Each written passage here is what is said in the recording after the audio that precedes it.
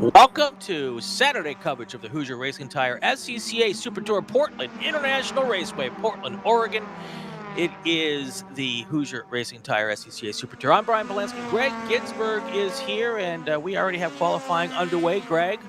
Yes, Brian, first off, good to be back on mic. Of course, just 2 weeks ago, I had to sit idly by at Hallett right beside Tom O'Gorman while he and you did a spectacular job there. But I am so happy to be back, if only virtually for me, at Portland International Raceway in the beautiful Delta Park. I love it. The geese that are right alongside the track love it. And it's great to see this very first qualifying session. Let's do this. Let's give everybody, because I'm sure a lot of people watching here this morning have not either been to or experienced Portland International Raceway, although it's just been added to the iRacing platform in the last couple of days. Let's see if we can get an overhead look of the track here as we do our fly-in. And this is beautiful Portland International Raceway, 1.97 miles, 12 turns, natural terrain, asphalt, and concrete, mostly asphalt. And we've got the first race all the way back in 1961, Greg. That's right. Of course, this track, it came out of, I would call it not despair, but was built on the Delta Park complexes over in what used to be known as Vanport, right alongside a river. I think it's the Missouri River, and they had a dam break and actually flooded out this entire region back, I believe, in the late 40s.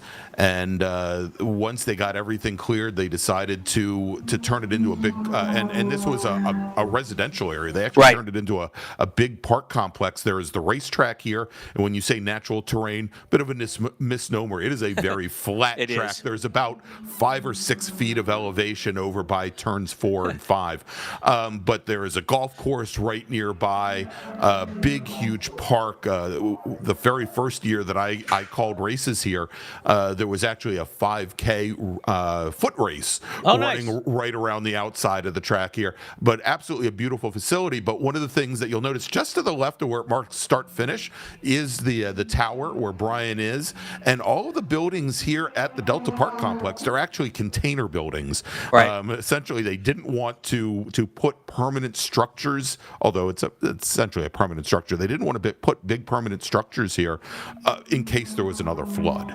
So that's kind of the thing. So let's go to live action now as we've got, again, qualifying underway. And Brian, a big disparate number of classes and types of classes that we have here. We've got Spec Miata, we've got Spec MX-5, we've got our production car classes, and we also have B-Spec, 23 cars strong currently out on track in these qualifying sessions. All of our qualifying sessions this morning are going to be 20 minutes in length.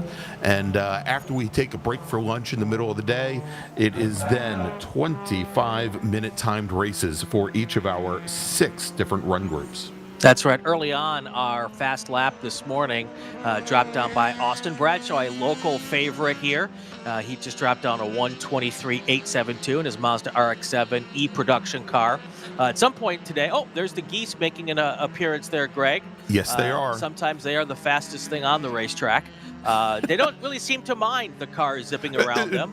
No, Brian, and as we saw last year, do not be surprised if one of them walks out into the onto the track surface and makes its presence known here. As we've got one of our B-Spec Mazda 2s coming down the pit lane somewhat early. We'll try and get the number on that car, and well, we'll see if I'm only showing a single B-Spec car out on track, Brian, and that was the Mazda 2 of Derek Ambrose, and I have a feeling that may be the Ambrose car, as I don't believe we have any H production Mazda 2s on course. No, only midgets.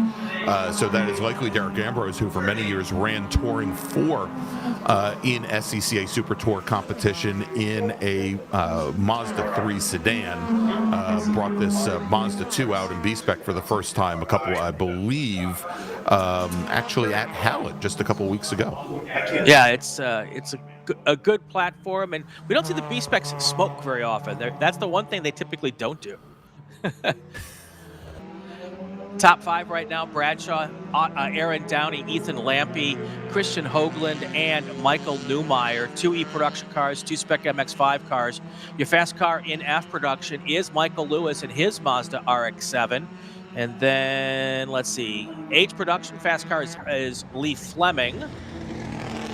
And yeah, and Lee Fleming will only have 2 H production cars here this weekend, Brian. They're going to be pretty easy to pick out.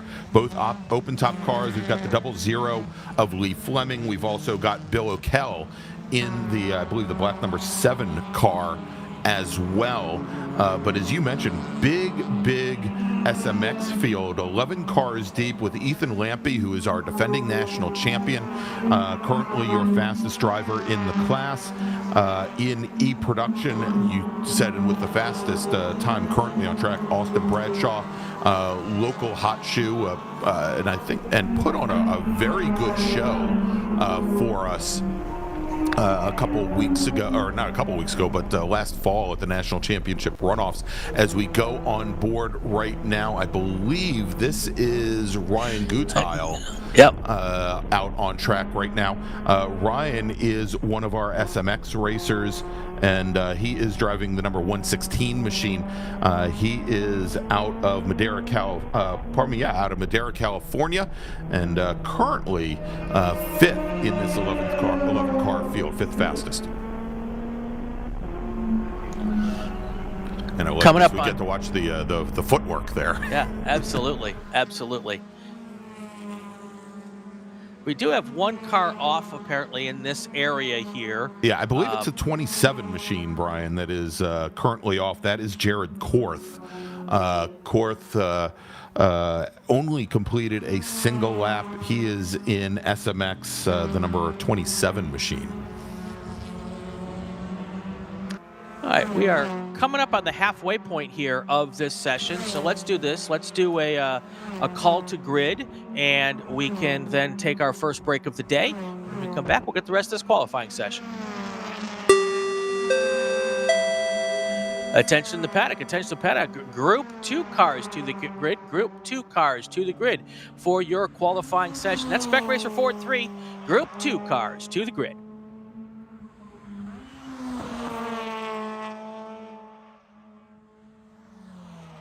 Hoosier Racing Tire is proud to be the presenting sponsor of this year's Hoosier Racing Tire SCCA Super Tour. As the world's largest race tire manufacturer, Hoosier has been at the forefront of motorsports innovation for more than 65 years. From local tracks to the global stage, Hoosier is dedicated to delivering high-performance tires that meet the demands of champions. Whether you're a seasoned competitor or an aspiring racer, Hoosier tires are engineered to help you push the limits. For more information, visit us online at HoosierTire.com or visit us trackside, and remember to connect with us on social media. Hagerty is the official and exclusive insurance partner for SCCA. Hagerty provides affordable off-track insurance protection for motorsports vehicles while in the paddock, in transit, in storage, and at the shop. They provide guaranteed value coverage and even have protection for your trailers. SCCA members can save 5% on insurance through Hagerty. Hagerty, let's drive together.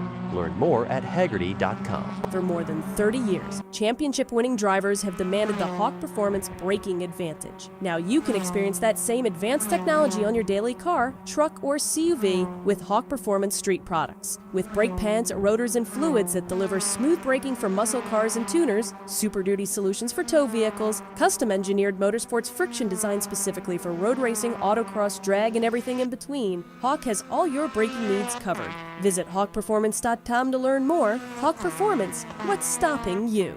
Ready for a new race trailer? Bravo Trailers is the exclusive partner of the SCCA. Owned by longtime SCCA racers, Bravo Trailers work better, load easier, and tow better because they build them with the racers in mind. Visit bravotrailers.com to see your new trailer in aluminum or steel. Tire Rack was established over 40 years ago by an SCCA member with a passion to find the right tires, wheels, and now brakes and suspension products for racers and enthusiasts on both street and track. As official tire retailer of the SCCA since 1995 and sponsor the Runoffs Pole Award, along with the National Solo Program, National Time Trials Program, and Track Might in America, Tire Rack is proud to support the SCCA and its members as they go have fun with cars. If you like what you see today, become part of the action by joining the Sports Car Club of America. Whether you want to drive, flag, organize, officiate, have fun with cars, or meet 65,000 enthusiast friends, SCCA offers plenty to feed your motorsports obsession. Ask someone trackside how to get involved or visit scca.com for more information.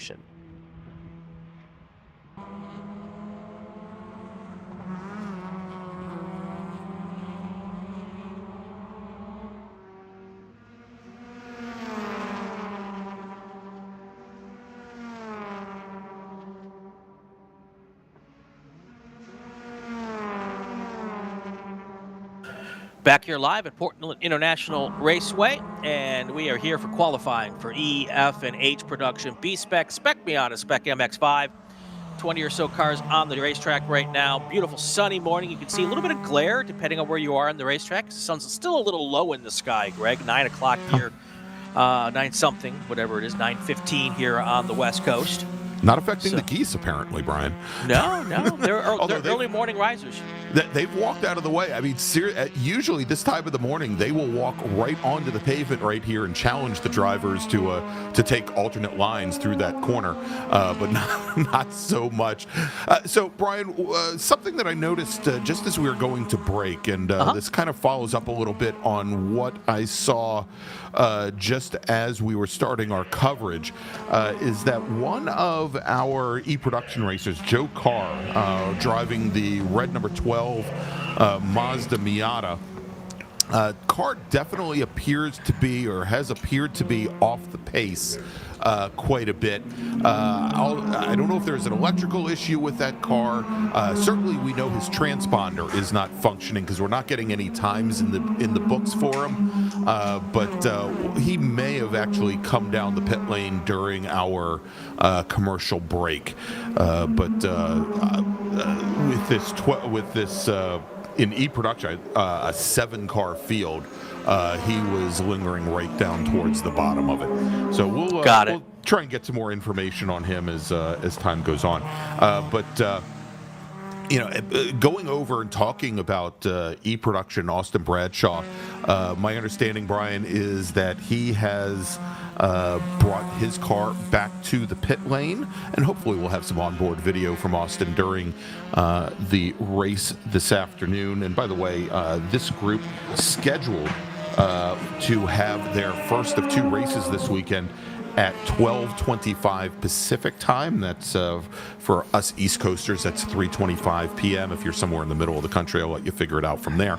Yep. But I'm so happy to see Aaron Downey in his Mazda RX-3 out on track. That's the blue with white early 70s.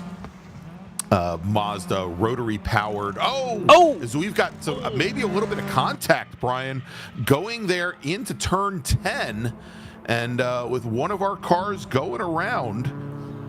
And around. Now it's pointed itself kind of in the right direction. Yeah, was that I think the 35 of Kirk Hogg that went around. Kirk out of Lodi, California, and he's still trying to get that car underway. There was definitely some brake smoke there, but I don't know if that was brake lockup and he just got tapped. But obviously the trailing car, I don't think was expecting the sudden deceleration there as they came in that corner.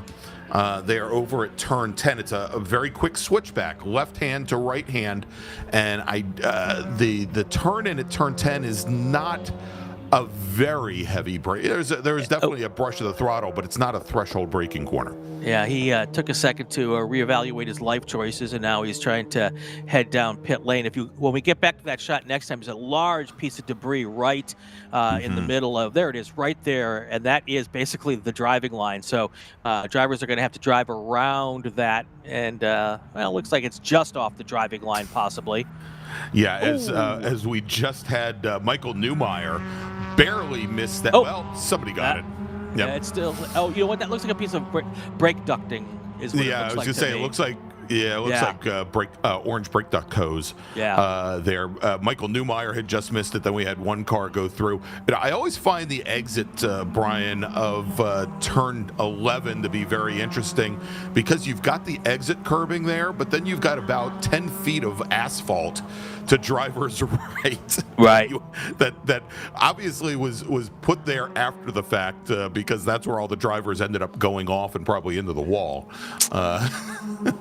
Yeah, I think that might be useful for the Indy cars when they come through that turn corner there. It was certainly put there because somebody was driving there on a regular basis. So very interesting how that little piece of. I always wonder how stuff like that happens. Usually it's because somebody's chosen to make that part of the racetrack. So looking at our top 5 still right now, Austin Bradshaw laid down a couple good laps, and he's got 5 laps in now. Some other drivers have 9, 10 laps in, so he's definitely in the pits. But he put down a good lap and then came in. Aaron Downey, Ethan Lampy, Kurt Fritchie, and Christian Hoagland, your top 5 right now. Michael Lewis in 6th. Yeah, and I'm fairly certain that we've got Ethan Lampy in the pits as well, Brian, the number 9 machine. Again, our defending national champion in SMX. He did 3 laps to start off the session and then brought the car back. Yep.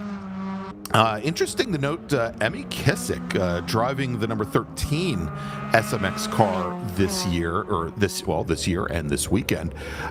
She won, is one of the winners of the 2024 Mazda Spec MX-5 shootout. So she's one of the scholarship winners from Mazda, getting assistance with her race program this year. But I just noticed the big SCCA, I think it's Texas Land Targa, that just ran last week. She was sharing a seat with Abby Shear from the SCCA club office, as well as another driver, and pretty neat information there. If you want to find out more about the Targa, you can go to SCCA.com. I believe there are a couple stories about it on the website, and we're going to have a couple more coming up soon. One on the East Coast here, actually going through the Southeast this year, as well as one in the Midwest around the Chicago area. Essentially combines road rally with autocross, with time trials,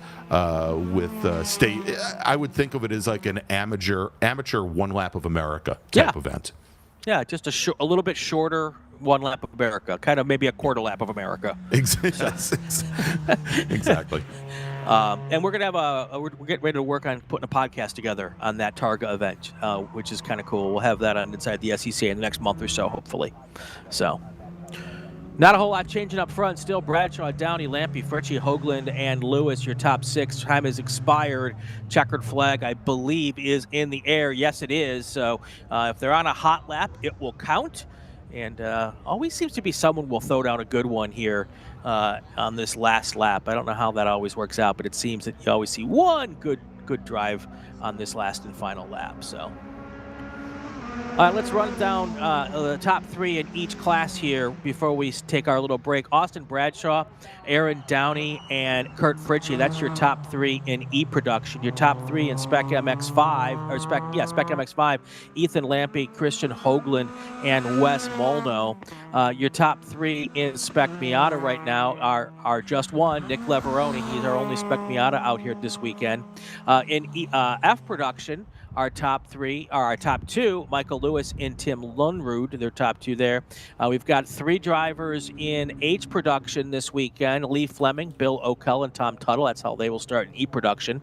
And B-Spec, there's just one lonely B-Spec here this weekend, and that will be Derek Ambrose. Let's take our break. When we come back, we will have Spec Racer Ford qualifying.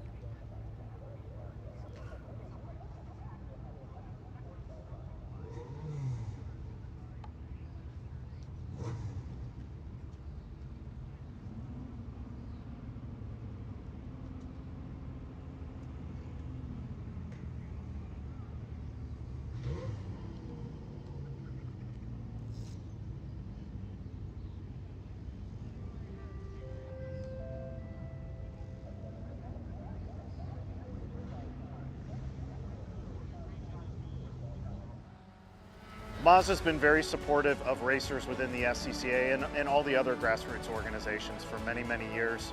Really, their support for racing and our type of racing is unmatched from any other manufacturer. They've been a great partner for many, many years. Mazda, hands down, is the best company to work with for sports car racing. Factory support is second to none. It just feels right. You feel connected.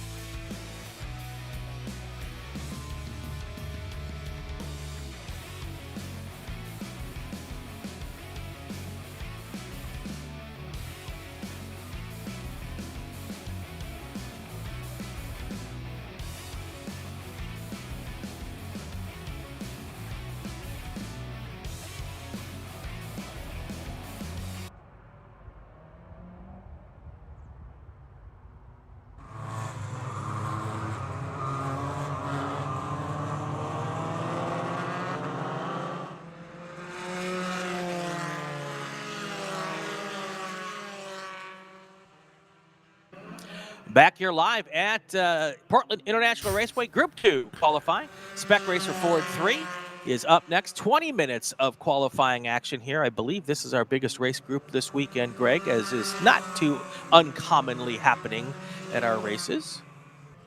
No, not at all here, Brian, but nice field heading out. I think obviously here some of the folks who are going to want to look for, certainly Caleb Schrader out of Tigard, Oregon, and we've seen how strong he has been in other stops on the Super Tour, Butwell in particular, but this is his home track.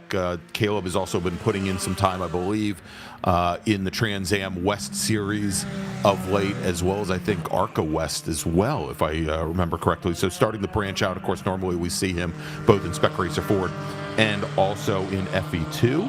I know you just had on your podcast another one of our competitors here this weekend. That is Tom Burt, who is in the blue with yellow number 45 machine.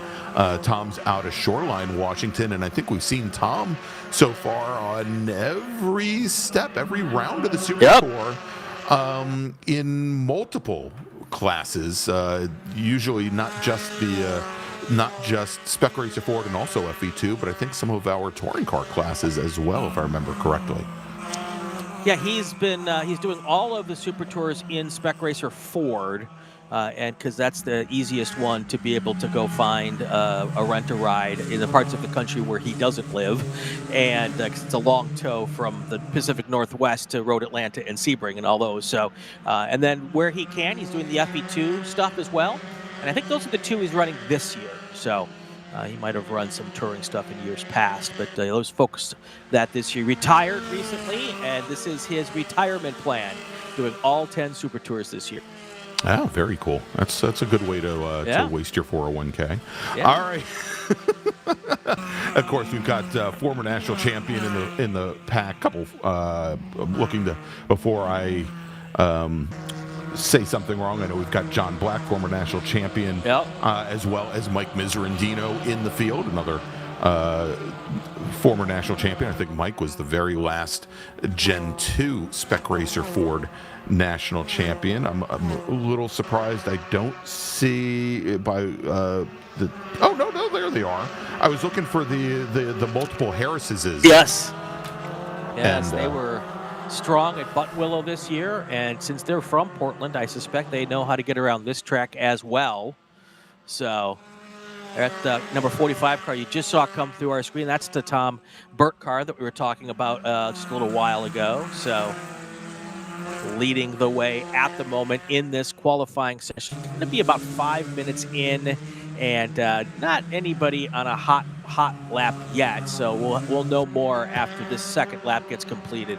Yeah, so of course all of the Hoosiers on a spec, or all the Hoosiers, well that gives away what I was going to say. All the Spec Hoosiers on a Spec Racer Ford? Yes, exactly. All on a Spec Hoosier tire, and I do not believe they are technically DOT approved, but I think they have very similar characteristics to the DOT Hoosier R7s and the Spec Miata SM 7.5s that are run. So it usually takes about a lap or so, lap and a half to get them fully up to temp here. And you're going to see, I think probably one of the biggest helps will be like the big sweeper here coming through 12, where drivers can really just accelerate and lean on those outside wheels. The problem that you run into, Brian, of course, is that here at Portland, the majority of the corners, they are right-hand turns. You don't have much to the left. And so when you come through the carousel section here, which is turn 6, you may find that right rear tire maybe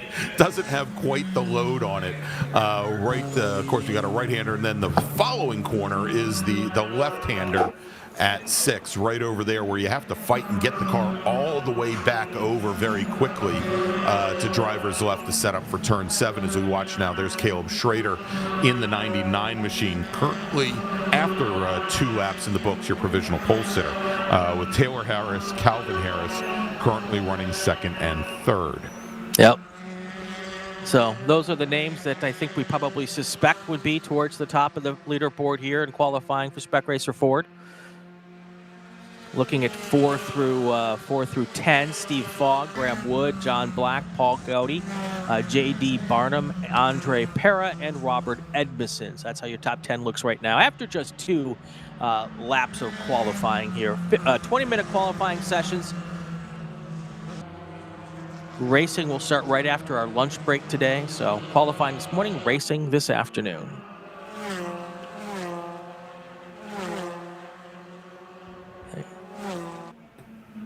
This section of the track that they're heading down, this is actually a drag strip. So last night, after the qualifying or the practice session, they cleared everybody out, and Friday night drags happened. So there's some very interesting rubber that's laid down at the exit of turn 12 this morning. Yeah, so it's an 1/8 mile drag strip, and that is, I think, a constant and to see every time we show up here for this event, to have them there on Friday night. Yeah. And then, but earlier than that, during the day, there's a test day. We have also seen on Thursday evening where SCCA's Track Night in America commonly has an event at Portland International Raceway as well. So the track itself gets a lot of usage here during the spring and summer months. Yeah, I believe I saw on their website that they have 500 race dates, which means with multiple things happening on the same day, they're doing more than 500 events here every year. So very cool. There's actually an autocross going on this weekend, North Oregon Region SCCA autocross going on the other side of the racetrack this weekend. So lots of stuff going on here. If I leave for a couple of hours, Greg, and you just don't hear me, I'll be at the autocross course. Ooh, in the new pickup truck?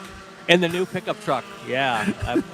I still try to figure out how I can autocross that thing, but that would be fun. That would absolutely be fun. Just load a bunch of weight into the bed, and you'll be fine. Yes. Although it probably rotates awfully well. Yeah. It's a front drive though. It's front wheel drive. Well, then yeah, well, then don't put any weight in the front, in the back. Yeah. No, it's a hybrid. So. Caleb Schrader just put down another fast lap here, about 1:22.342. Yeah, and Brian, I'm a little surprised here, still seeing Mike Miserandino lingering down in 17th position, as that was Robert Edmondson. We just saw run a little bit wide through the Shelton chicane on exit there, and took up a little bit of dirt. Edmondson currently running 18th. Just behind Mike Miserandino on the clock. As we check in, EJ Abbott in the number 27 machine now, moving up a couple of positions, actually moved up from 16th up to 9th. We saw Abbott, I believe, 2 weeks ago at Hallett Motor Racing Circuit, where he put on a nice run. He's out of Palo Alto, California, and finished 4th in the San Francisco region's regional series last year. Yeah.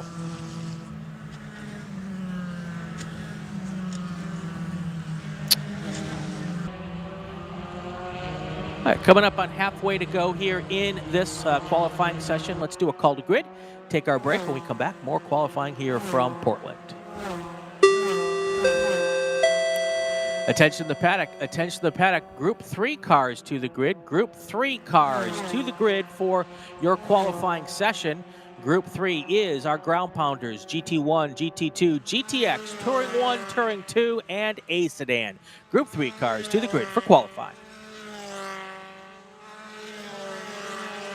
For more than 30 years, championship-winning drivers and teams have demanded the Hawk Performance braking advantage. Now you can experience that same advantage technology on your daily car, truck, or CUV. With brake pads, rotors, and fluids that deliver smooth braking for muscle cars and tuners, Super Duty solutions for tow vehicles, custom-engineered motorsports friction, designed specifically for road racing, autocross, drag, and everything in between. Hawk has all your braking needs covered.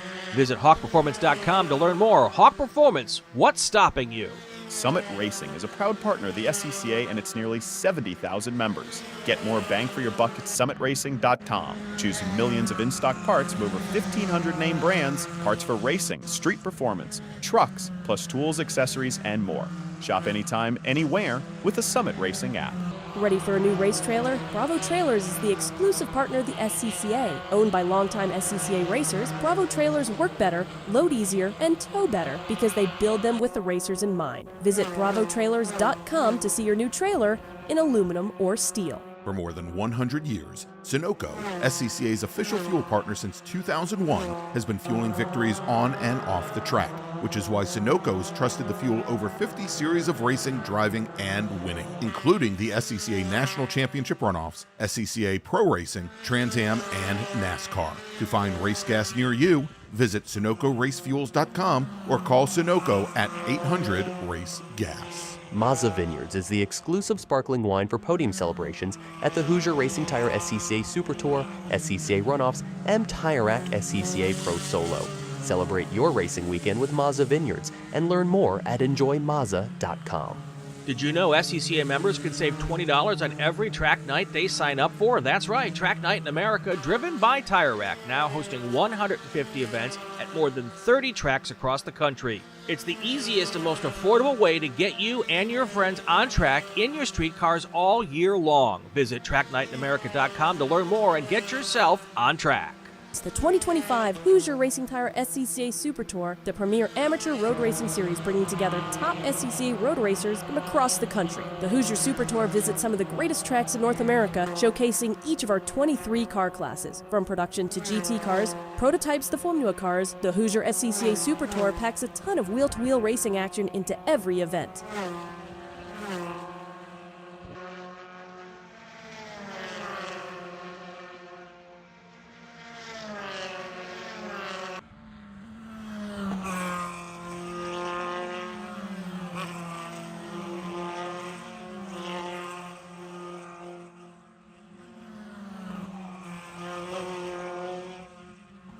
Back here live at Portland International Raceway, Brian Bielanski, Gregg Ginsberg, Jordan Worth is a guy pressing the buttons, and of course, Brendan Kazmarek is here making all those pictures looking beautiful like always. And we appreciate everybody who's involved here. Racing action this afternoon, qualifying right now. Right now, your fast car, Caleb Schrader, John Black, Calvin Harris. That's your top three. Taylor Harris and Steve Fogg round out the top five, Greg. Yeah, and I think that was one of the Harrises. I think that was Calvin Harris, actually, Brian, who was going not the fast way. There he is, right at the lead of that shot there, as he came out of turn 6 with the rear end of that car. All kinds of sideways, throwing up a lot of tire smoke there as he lost traction. Like I said, that is definitely a challenge. Yeah, indeed, that was the 42. You know, always a challenge here, that turn 6, because that right rear tire is leaned on so infrequently over a course of a lap here, and it's really, once we get to race time, a key corner, because it's actually going into turn 7 is one of the, I wouldn't call it prime passing areas, but it's one of the areas that you absolutely do try to make take advantage on a slower or perhaps driver that may be unawares. So we'll certainly be watching that corner when the races come around after lunch today. Cool. Carl L10 in the chat. Also, Sublogix. Infield Ike asks, are there any Formula Fords today? Yes, Formula Fords are running in Group 4. I don't know if we have any Formula Fords registered, but if they do, they'll be That's in Group where they'll 4. be. That's where they'll Exactly. be. Let's see what else we've got. Sir Mackey is here. LPR Pan High Ride is here as well. Welcome to all of you in the chat. Great to have you here.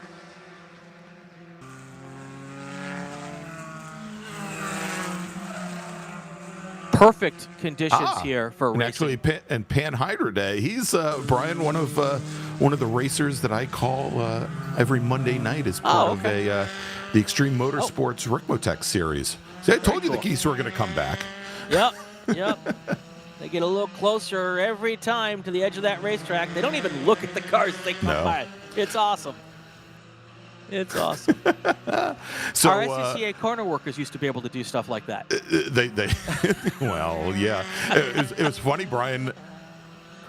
Brian, as I was at Virginia International Raceway for the Sark Mars Challenge with my other Brian Donati, last weekend, we had a couple of geese come out, as they very often do, coming through the area called Snake there. And the corner workers were covering the one goose with a waving yellow flag. And I was told that it isn't until it gets hit that they use a debris flag, apparently. Oh, boy. For all of the environmentalists and animal lovers out there, it's GREGG at 2 G's, yes, exactly. And they were actually, the geese there were herding a couple of, are they geeslings? Is that what baby geese are called? I don't know. Yeah, well, they start in Barbie. It's goslings. Ryan, they're Ryan Goslings. Sorry. Boo. All right, we just saw Clayton Powers, the number 70 machine, getting a little loose coming into turn 7. Loose like a goose. Yes, exactly. Although they all look very firmly planted in terra firma over there, Brian. There we go. There we go. All right, so we've got about what now? How much time? It's actually sitting right up at the top of the screen. 3.5 minutes, yeah. About 3.5 minutes remaining in this 20-minute qualifying session again this afternoon, right after lunch. 25-minute sprint races, and was that the 11? I believe that was the 11 of Mike Miserandino choosing to catch on to the back of that pack, the white with red machine. Miserandino, yep, that indeed, is. that's the 11. He is now moved up into 11th position, as he continues to try and nibble away here at the front of the field. E.J. Abbott, who I just talked about a few moments ago, he's now up to 7th in the 27 machine, with Black now your provisional pole sitter. John Black out of Olympic Valley, California, in the blue with red number 17 machine. Caleb Schrader in the number 99 now falls to second, and Brian, the differential 0.12 of a second separating those two racers. This is a mentor-student relationship. John Black, the mentor, Caleb Schrader, the student. Obviously, Caleb Schrader's done a great job of learning because he is one of the best drivers out here on the West Coast. But it's always interesting to watch for me, Greg, to see the mentor-student relationship and how they are still really battling each other on the racetrack week in and week out. Ooh, that looks like smoke, dust. As we wait for the Steve Fogg to clear. Very well done. Very well done. Yeah, and that was, as we can see, the number 4 machine having some issues there. Paul Robson out of Tacoma, Washington in that black number 4. Looking to see if I have, I do have some information on him. He hasn't given me much info here, Brian, but he does say he's never been disqualified. Well, that's a good sign. That was actually one of his accomplishments. He does work as an administrative law judge, so if I'm sure that if someone were to protest him, he would probably be in as good a position as any to defend himself. There you go. Coming up on a minute to go here in this Spec Racer Ford 3 qualifying. Right now, it's John Black, Caleb Schrader, the 2 Harrises, Calvin and Taylor, Steve Fogg. That is your top 5, running 6 through 10 right now. We've got Graham Wood, E.J. Abbott, trouble. Oh, yep, there is trouble. That is the 63 car. The 63 car is, scrolling down, that is Gary Knisevich. Yep. He is out of Bellevue, Washington, up near Seattle. Nice little spinner. He'll probably be able to throw it back in gear and get back. Yep, as a matter of fact, there he is right there, back and underway. You'll see that in that little turn 1-2 chicane on a semi-regular basis. That is not an easy set of corners right here, Greg. No, it isn't, and it's almost a 90-degree right-hander to get into the chicane. It then opens up a little bit up at the top of the chicane right there, but then it is a decreasing radius corner to come back down out of essentially what turn 2, which is the top of the chicane over here. And we've already seen where a number of drivers have been forced wide into the dirt. There's a big reason why there's a tire wall over there on that section on the right-hand side of the screen. I wouldn't be surprised if we don't see at least one car over there later today. Hey, we've got Noah Hambai in the chat. He says that his car is the 02. I'm wondering if that's actually the number 2 of Lee Douglas that is out there. Oh, 63 car having more problems. The session's over. Let's go through the top 10. We'll then do a call to grid here. Caleb Schrader, John Black, Calvin Harris, Taylor Harris, Steve Fogg's your top 5. Then Graham Wood, E.J. Abed, Phil Fogg Jr., Robert Edmondson, and J.D. Barnum. That is your top 10 right now. Tom Burt, we've talked about him earlier. He will start 11th if nothing changes. All right, let's take our break, and I will do a call to grid here, and then we'll be back for Group 3 in just a minute. Attention in the paddock, attention in the paddock. GT1 and 2 and GTX, Touring 1 and Touring 2, and A sedan. If you drive one of those cars and you're not on the grid, you ought to be there now. Group 3 cars to the grid for your qualifying session.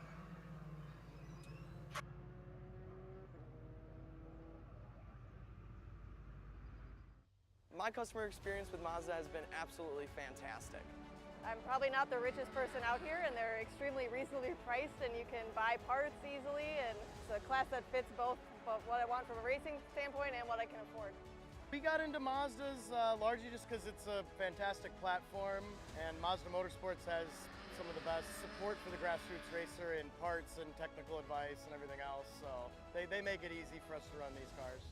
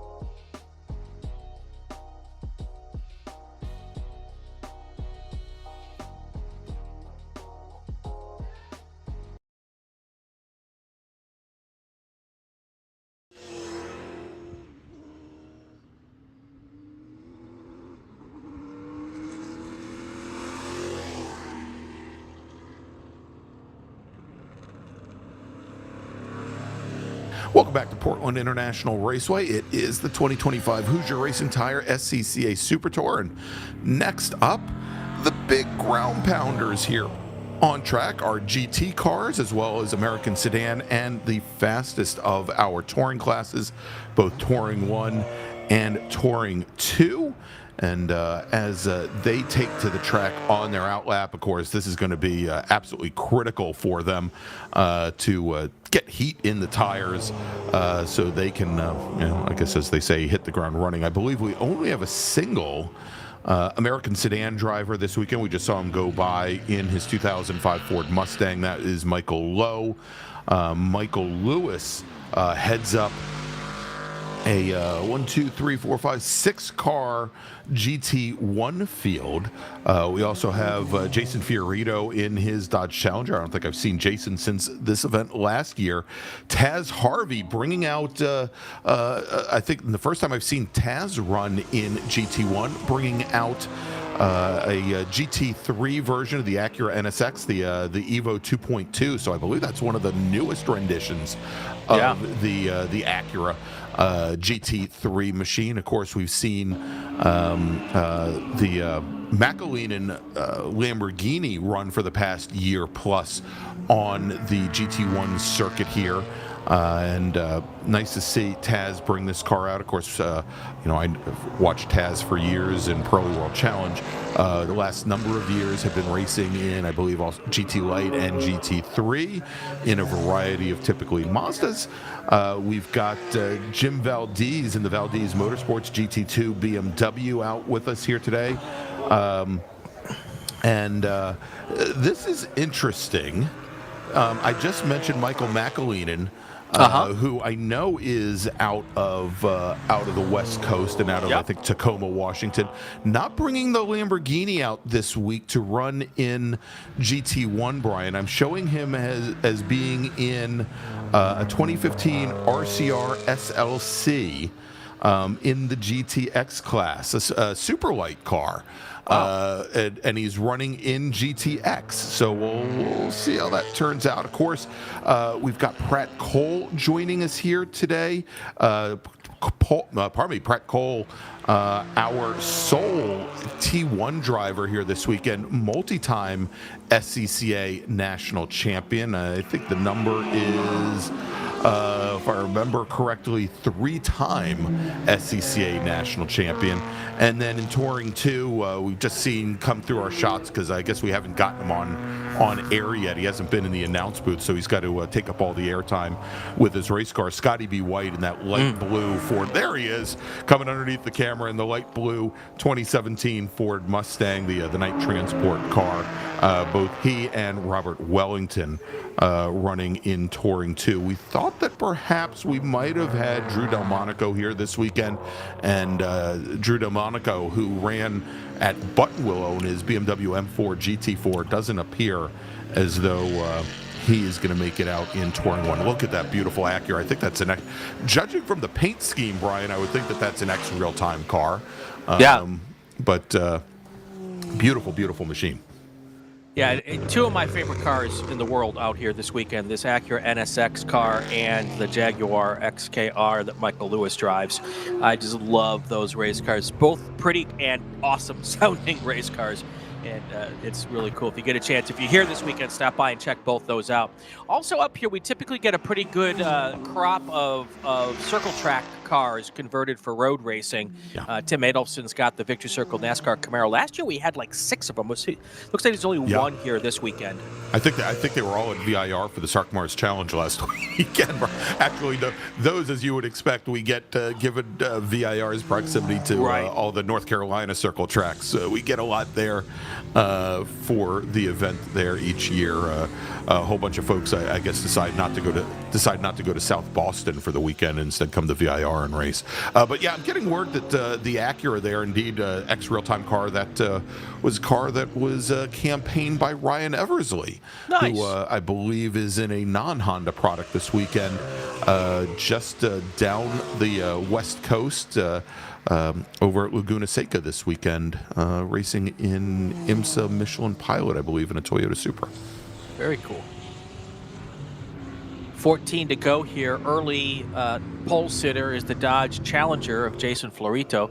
He's out of Lake Tapps, Washington. Taz Harvey is in second at the moment. Tim Adelson is in third. Brad McAllister just jumped up to fourth place on the leaderboard. And Michael Lewis now pops into P2 with a good lap of 1:15.340. And of course, he's immediately replaced in P2 by Taz Harvey, who just went up with a 1:15.340. So yeah, it is. Yeah, and Brian, there are a couple of things here. It looks like Jim Valdez has pulled the number 27 BMW off driver's right, just past the pit out area before they get to the Shelton chicane. We'll see that obviously is going to bring out a local caution on the start-finish stand. Also, Michael Lewis on that last lap looked like he got held up pretty mightily coming through the last corner. Tim Adelson's number 88 NASCAR machine was just ahead of him, and it was pretty clear that Michael had to get out of the throttle just a bit there, as we see him come through quite a bit more quickly this time around, getting around the number 10 of the American sedan of Michael Lowe.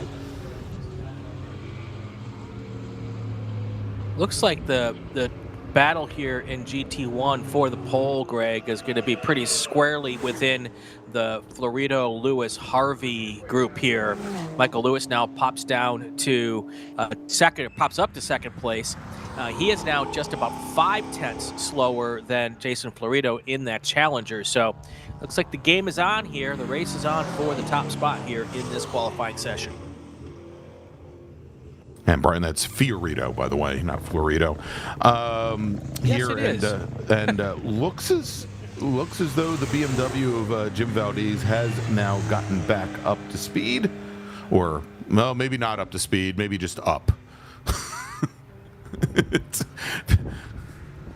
that would be low speed. All right, I have made my timing monitor larger. So you know what, Greg? You are 100% correct. Not that I ever doubted you, but it is Jason Fiorito. That's hilarious. Folks, don't get old. That's the first thing I'm going to tell you. Or if you do, use that health insurance and get glasses once a year. Get better glasses. Yeah, get better glasses. All right. I apologize to Jason. As Ernie Spada in the GT3 Cup Porsche, that is also a GT1 machine, coming up onto the back of Taz Harvey's Acura, and certainly carrying a little bit more speed. Looks as though Harvey might be on a cool-down lap, Brian, and maybe Ernie Spada was not on a cool-down lap. Yep, that's exactly what it was.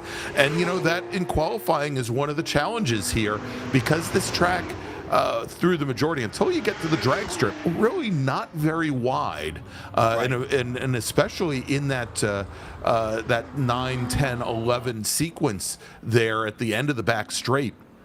Very, very tight.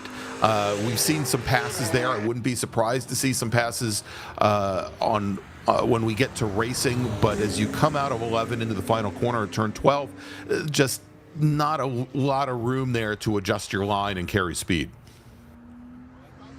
Definitely the case, and there's not a lot of, there's some really places where you can get jammed up to because of their narrowness of this racetrack. That is exactly one of them. So coming up on halfway here, let's do what we do. We're going to do a call to grid for our next race group, and then we will take our break. Attention in the paddock, attention to the paddock. Formula V, Formula F, Formula 6. Formula V, Formula F, Formula 6 to the grid for your qualifying session. Group 4 to the grid.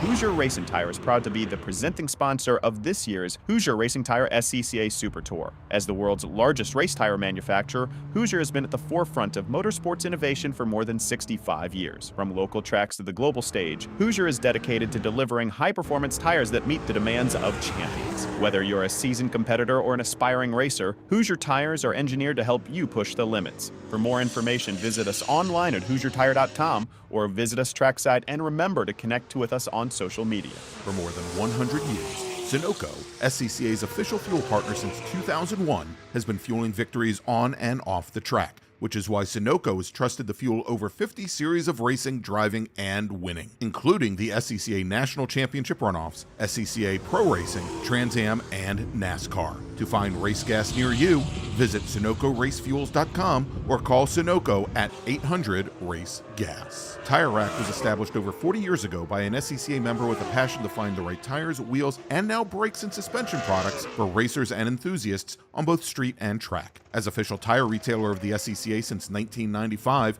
and sponsor of the Runoffs Pole Award, along with the National Solo Program, National Time Trials Program, and Track Night in America, Tire Rack is proud to support the SCCA and its members as they go have fun with cars. Maza Vineyards is the exclusive sparkling wine for podium celebrations at the Hoosier Race and Tire SCCA Super Tour, SCCA Runoffs, and Tire Rack SCCA Pro Solo. Celebrate your racing weekend with Maza Vineyards and learn more at enjoymaza.com. Hagerty is the official and exclusive insurance partner for SCCA. Hagerty provides affordable off-track insurance protection for motorsports vehicles while in the paddock, in transit, in storage, and at the shop.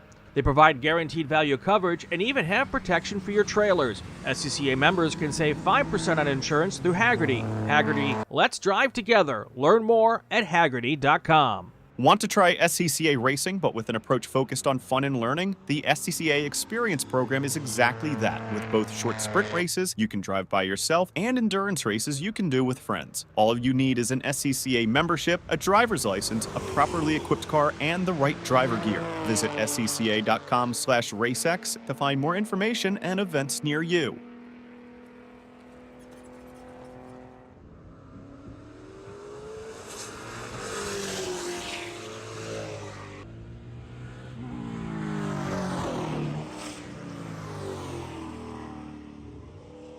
Back here live at PIR, and we've got changes at the top of the leaderboard. Michael Lewis is now your fast guy. He's gone purple with a 112.914, and he just went purple again. Oh, no, actually, he just crossed the line again. Still 112.914. Jason Florito is now in second. Taz Harvey third. Brad McAllister is fourth. Yeah, and Brian, he did it by putting in overall bests in Sector 1, which is going down the front straight and through the Shelton chicane. He also did it in Sector 3, which is a good portion of the back straight and coming up into the final corner here and, well, onto the front straight as well.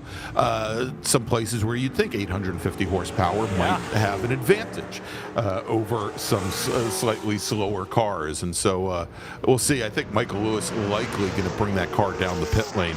Also, I think I said earlier that it was Jim Valdez in the number 27 machine who was encountering mechanical issues in that red and white BMW. I don't think that was Jim Valdez. Valdez in, I think, the black number 27 machine.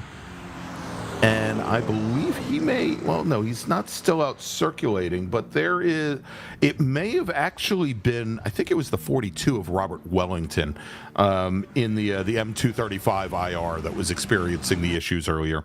Yeah, and only completed a single lap, brought the car in. So I want to apologize for that. Apologize to Jim for wrongly picking out his car limping home. Scotty B. White is your fast car right now in T2. His fast lap, a 125.285. GT2, your fast car, is Brad McAllister. His fast lap, a 114.727. And then we've got our lonely T1 and A sedan cars. Pratt Cole, your fast car there in T1, a 127.329. And Michael Lowe is the fast car, partly because it's the only car in a sedan, a 132.574. That's what we're looking at for those different classes here. You know, you mentioned Michael Lewis and his 850 horsepower, Greg. My good friend G-Dub Henderson would say, you don't need 850 horsepower, but you want 850 horsepower. I love that. And you know, and at Portland, I don't think I don't know how much you can make use of it, but certainly there are enough people who have over the years. I mean, we've got, I was just looking back through some of the history of Portland, Brian, here, as I'm fairly certain that Suburban is not going to put in a lap time. Back when, before before we had before we had Indy. Well, I guess now it is IndyCar again, but back before karts. The PPG IndyCar World Series started running here in 19. Big off! I think that was Scotty B. White in that Mustang. Yeah, was that the? Yeah, I think that was. That was the number 8. That was actually Pratt Cole, Brian. Oh, okay, yeah. In the Touring 1 Mustang. Yep, there you go with the number 8, because Scotty B. White would have. Is it the blue one? Yeah, and he would have waved to us when he did it. Yeah, he would have. But he just pulled into pits, so. But I was looking here, and back when IndyCar started running here, in 1986, one of the closest finishes ever in IndyCar history was here at Portland, where Michael Andretti lost to Mario on the very last lap by 7/100ths of a second. And then, of course, back when I'd say when I was starting to get into IndyCar and kart at the time, 3-wide finish, Gil DeFerrin losing out to Mark Blundell by 27/1000ths of a second. Yeah. And then Raul Bossel, if I remember correctly, was only like 500ths back from there. I mean, it was like 3 wide coming down the straightaway, down the drag strip, and that was certainly by 3 cars the closest finish in IndyCar history. Obviously we've had in SCCA Spec Racer Ford finishes that have finished within, I think, 4/1000ths of a second. I mean, obviously at the runoffs back in 2023 in Spec Miata, we had a tie. Yep. Yeah. So, yeah, I wonder who bought dinner that night between Michael and Mario. My guess is that Michael bought dinner and Mario bought the wine. Probably, yes. And we've got Carl T10, who's been in the chat all day, and he said that he did flagging communications here for American Le Mans Series back in the day as well. And judging by that there was a Panos GTR in the field at the time, I would suspect that, and an Audi R8R, so it was probably in the early 2000s, like 2001, 2000. He did say 2000, so there you go. Yeah, I thought it was going to be the early 2000s. We're tap dancing here a little bit, because I don't believe there's a single car on a racetrack at the moment. We got 2 minutes left in the session. Everyone's put down what they're going to put down. And I think we've pretty much just ended this. So let's go through the top 10 here. Let's do a call to grid real quick. We can do that, Brian. Attention to the paddock. Attention to the paddock. Group number 4 to the grid. Group 4, that is your Formula V, Formula F, and Formula 6 cars to the grid. Group 4 to the grid for your qualifying session. So let's take a look at our times right now, Greg. I don't think they're going to change. No, probably not. So in GT1, again, a 5-car field. Michael Lewis with your provisional pole, and Michael Lewis, your fastest driver out on track today. 1300ths of a second faster than Michael Florido, with Taz Harvey running 3rd fast, Tim Adelson, and then Ernie Spada rounding out that field. Michael Lowe, in, again, your only American sedan racer. Michael was 10th fastest overall. In GT2, Brad McAllister in his Ford Mustang, the fastest driver of the field, over Jim Valdez in his E46 BMW. McAllister was 3rd fastest overall. And then we've got Scotty B. White and Robert Wellington in Touring 2. Scotty B. White was 8th fastest overall, and of course Wellington really problems from the start in that number 42 BMW M235. Only completed a single lap. He was 11th fastest in the 11-car field. All right, that is going to do it here for our qualifying session here for group number 3. Group 4 is next. We'll take a break. We'll be back in just a few minutes.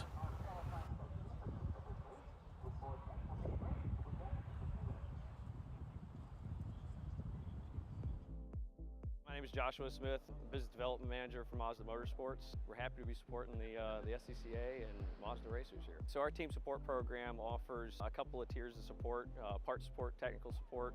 All of this is done through our MazdaMotorsports.com parts store website. It's basically like signing up for an Amazon account. Simple information, prove that you're a racer. It gets you access to our 800 hotline that you can call and speak to one of our parts representatives 5 days a week. Picture your perfect garage. How many cars are in there? Great, great. Now picture reality. How many cars can you actually have? Me too. With SCCA Club Spec, one car becomes your daily, your track car, your autocross car, even your time trials car. S197 Mustang if you like V8s and torque, NC Miata if you like compact and agile. SCCA Club Spec, spirited dailies, competitive race cars. Learn more at scca.com.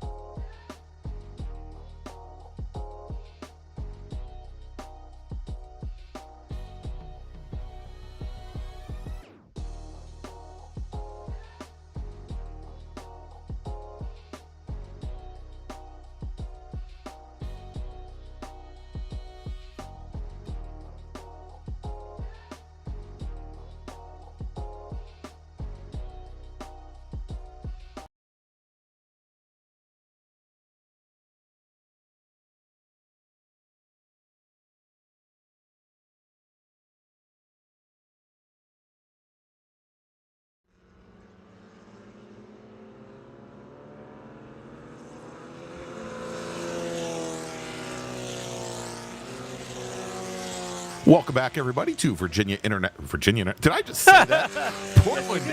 Too many internationals. Portland International Raceway, and I want to thank Jordan for staying on this camera, catching the entire field so we could see that spin. I'm Gregg Ginsberg. He's Brian Bielanski, and that is not. We'll get the driver of that car here momentarily. Want to thank you for joining us. Oh, that is actually.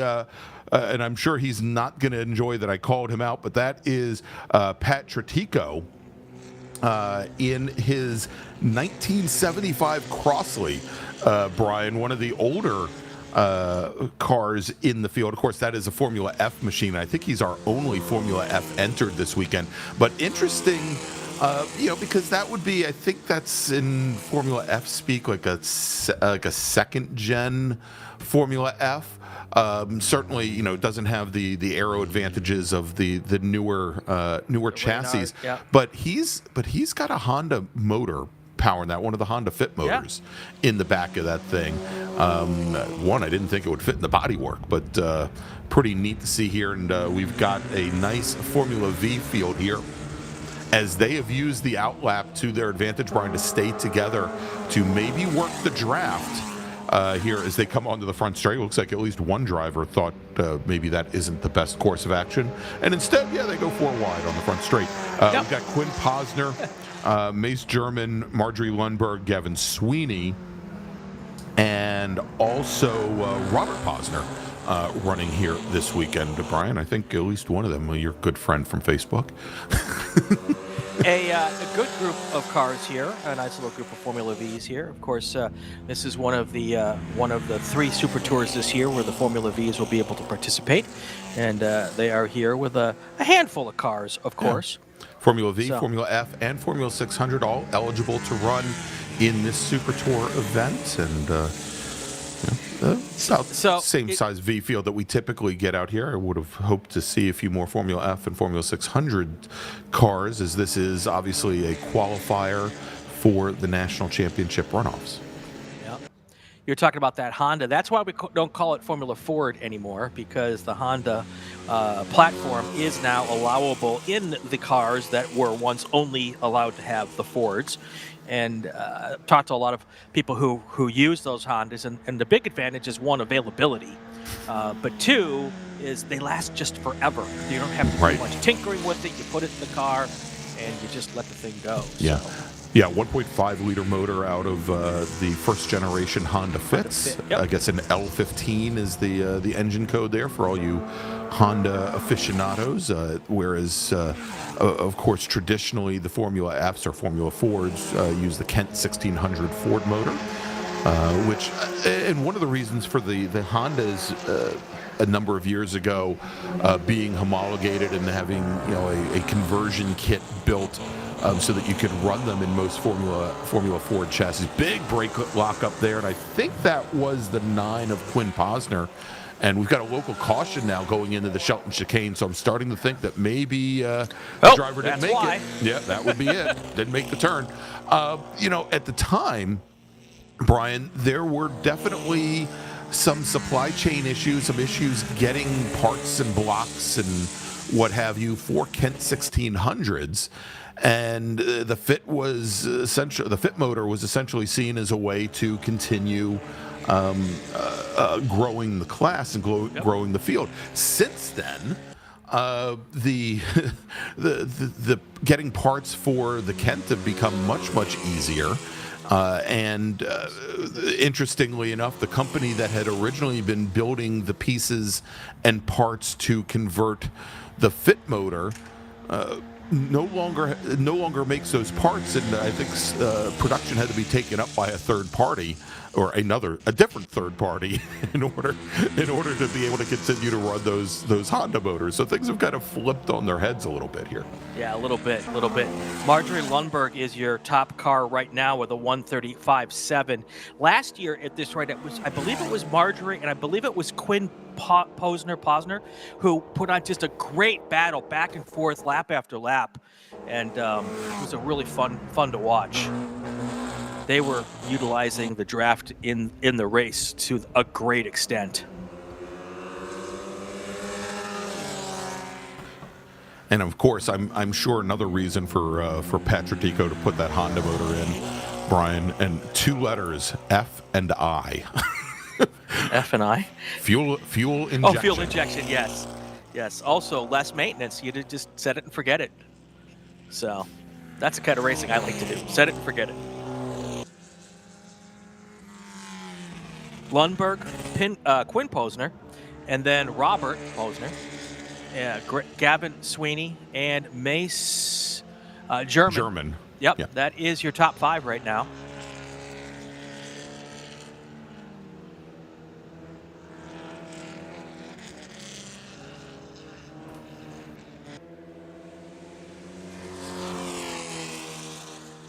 Formula V, of course, been around for decades in the SCCA.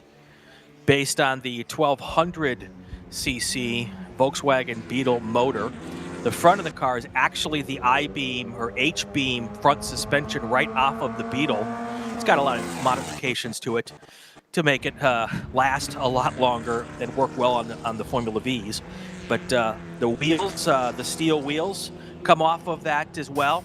The steel wheels keep on turning. That's right. Steel wheels keep on turning. Then you used to have all of the drum brakes off of the Beetle as well. Now they're allowed to convert to a disc brake system. And some of the old school Formula V guys still haven't done it because they feel that there's just a little bit of friction with the disc brakes, and they don't want any friction at all as much as possible. Exactly. Yeah, And I mean, that was always and Stephen Davis, who Yes.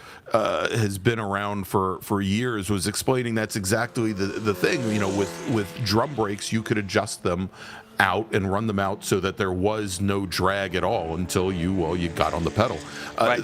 Disc brakes work and need to have that friction at all times in order to have the pads correctly placed for when the piston expands, and so you don't throw a brake pad, they're technically self-adjusting, but they create more drag. But I think even at this point, Brian, it wasn't Steven who told me this, but one of the other drivers down the Southeast told me that even Stephen Davis has now gone to disc brakes. Right. so Well, there may not be any running at this level that are still on the drums. I ran futilely, by the way, Formula V for a season or two, and if you want to be fast, you're adjusting those drum brakes every single session. Sure. And it was a royal pain in the tuchus. So just for that alone would be a reason to switch to the disc brakes, as far as I'm concerned. But yeah. Yeah, I mean, because it's a question of, you don't want regardless of whether it's drum or disc brakes, you don't want a lot of pedal travel. Right. But in Formula V, most of your braking are these very minute, very precise braking moments that typically they're not threshold braking. No. That you would see, with pedal to the, as much pressure as possible on the brake pedal. You just want this light engagement of the brakes. And so you need to be able to make it so that you don't have a lot of free travel of the pedal first. So, again, interesting how things change here, and I think a lot of that also was done in the name of parts availability and Sure. modernity as well. Yes. All right, coming up on 10.5 to go right now, your top 5, Gavin Sweeney, Quinn Posner, Marjorie Lundberg, Robert Posner. That's your top 4, and Mace German is in 5th. Let's do a call to grid and take our break, and then when we come back, we'll get some more qualifying here.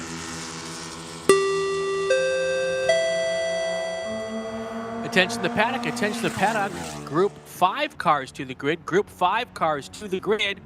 This is your STU, GT3U, Touring 3, Touring 4, and STL. Group 5 cars to the grid for your race.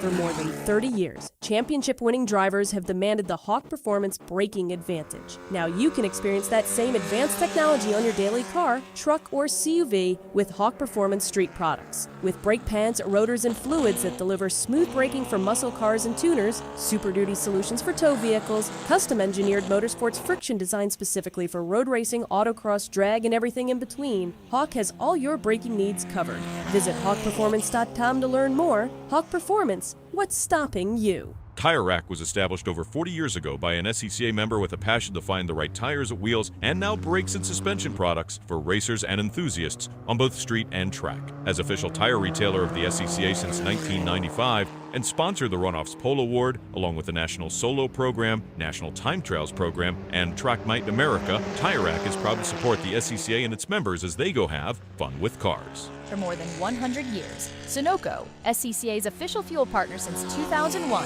has been fueling victories on and off the track, which is why Sunoco has trusted the fuel over 50 series of racing, driving, and winning, including the SCCA National Championship Runoffs, SCCA Pro Racing, Trans Am, and NASCAR. To find race gas near you, visit SunocoRaceFuels.com or call Sunoco at 800-RACE-GAS. Hoosier Racing Tire is proud to be the presenting sponsor of this year's Hoosier Racing Tire SCCA Super Tour. As the world's largest race tire manufacturer, Hoosier has been at the forefront of motorsports innovation for more than 65 years. From local tracks to the global stage, Hoosier is dedicated to delivering high-performance tires that meet the demands of champions. Whether you're a seasoned competitor or an aspiring racer, Hoosier tires are engineered to help you push the limits. For more information, visit us online at HoosierTire.com or visit us trackside, and remember to connect with us on social media. If you like what you see today, become part of the action by joining the Sports Car Club of America. Whether you want to drive, flag, organize, officiate, have fun with cars, or meet 65,000 enthusiast friends, SCCA offers plenty to feed your motorsports obsession. Ask someone trackside about how to get involved or visit SCCA.com for more information. It's the 2025 Hoosier Racing Tire SCCA Super Tour, the premier amateur road racing series bringing together top SCCA road racers from across the country. The Hoosier Super Tour visits some of the greatest tracks in North America, showcasing each of our 23 car classes. From production to GT cars,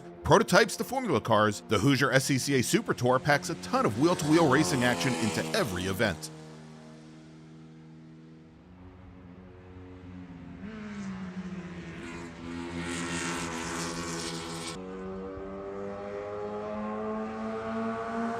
Back here live, Portland International Raceway, Portland, Oregon.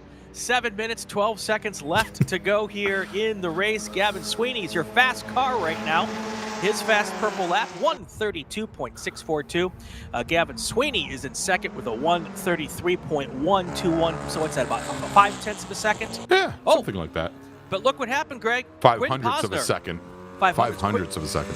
Yeah, Quinn Posner is now your fast car with a 132.607. Wow, things changing fast. Yeah, very, very quickly here. Yeah, with Sweeney putting Sweeney now with a 35/1000th of a second advantage on the rest of the V field, and Posner's only, like you said, about 500ths, 58,000ths up on Marjorie Lundberg. Robert Posner, Mace German, a little bit further behind at this point, and turning this into, I think, what should be a 3-car barn burner when they go out and race a little bit later today. This is, of course, Group 4, of course. I say it is. They will be on track right around 2:25, scheduled for 2:25 this afternoon. That's Pacific time. So that is what, Brian, 5:25 Eastern time. You do time zone hell for me, okay? Okay. Well, that's why I'm only picking East Coast, because if I did Mountain or Central, I'd be lost. So just as quickly as Quinn Posner goes to the top of the speed chart, Gavin Sweeney says, "Oh no, you don't," and drops a 132. And then right after that, Quinn Posner does it again. He's now fast with a purple lap of 131.763. Things changing at the top as quickly as I can say it, Greg. Well, maybe speak more slowly then. And then That's no fun. That's no fun. All right. Should also mention Patrick Tretico just turned in his fastest lap just a moment ago with a 137.843. And that, I believe, is good enough for 6th on the session. Though we likely will not be seeing a split start for this afternoon's race, Brian. Probably not. Quinn Posner now with a 131.763. So he is 2/10 of a second faster right now than Gavin Sweeney, with about 4.5 minutes to go in this session as they keep swapping fast laps here. I don't think we're going to see what we saw last session, where the whole field came in with 3 minutes to go. They keep putting on a little faster lap here, one after another. Your top 5 right. Go ahead. I was going to say, Brian, if they come in with 3 minutes to go, they would have had to start that thought about a minute ago. 3 minutes ago? Yeah. Your top 5 right now: Quinn Posner, Gavin Sweeney, Marjorie Lundberg, Patrick Tretico. I'm too far away from my monitor to see it. That's the problem. Robert Posner, and then Mace German. That's your top 6 right now. All right, Slow car here. Yeah, and that is. That was not Marjorie Lundberg that went around. I think that was Mace German in the 89 machine we just saw go around. 3.5 left in this session.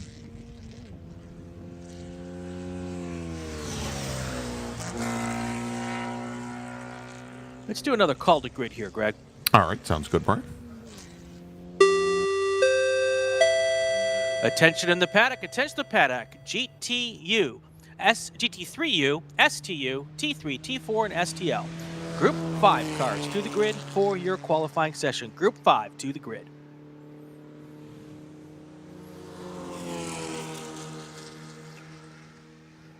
All right, now things seem to have settled just a little bit here, Greg.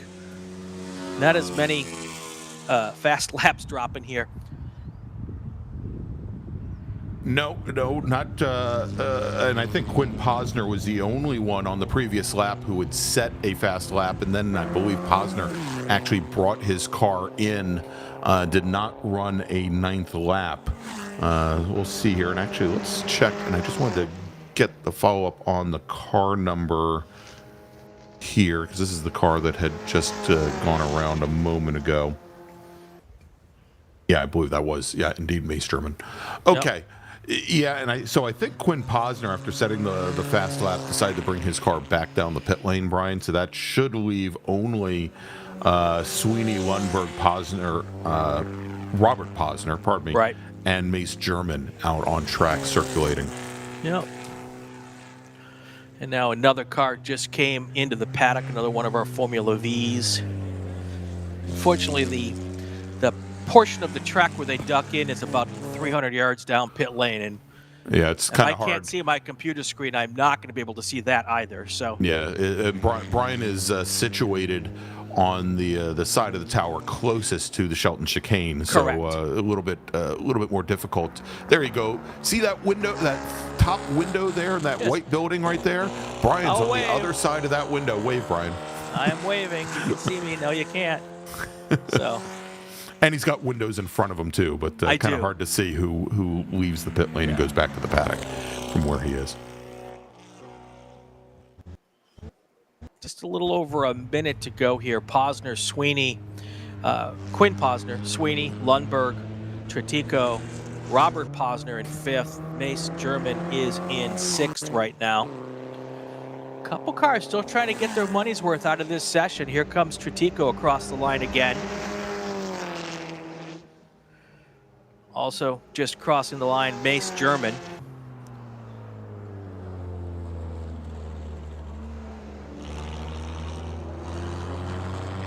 It was Posner, Quinn Posner, and Marjorie Lundberg who put on the great show last year. So, yeah. And if it stands the way it is, Marjorie Lundberg will follow Quinn Posner into the Shelton chicane on turn 1, so they could hook back up again and do it again. Actually, Brian, I'm fairly certain that the car that you just saw go back to the pits was Marjorie Lundberg. Okay. As she only completed 9 laps. Yeah. And that last lap when she crossed the stripe was when she was coming down the pit lane. So we had Posner technically completing 8. That would be 7 laps total, frankly. Marjorie Lundberg completing 9, which is really 8 laps because the last lap is completed on the pit lane. And then still out on track, Gavin Sweeney, Robert Posner, and we believe Mace German may still be out on track as well. And again, the number, this is, I believe, this is Robert Posner in the 4 car. All right, checkered flag is in the air. Unfortunately, there's nobody on pit lane to see it. Pit straight to see it. Well, they'll see in a second because Patrick Tretico comes through the final corner in his Formula F Crossley, and looks as though he's going to be the first driver to take it. There you go.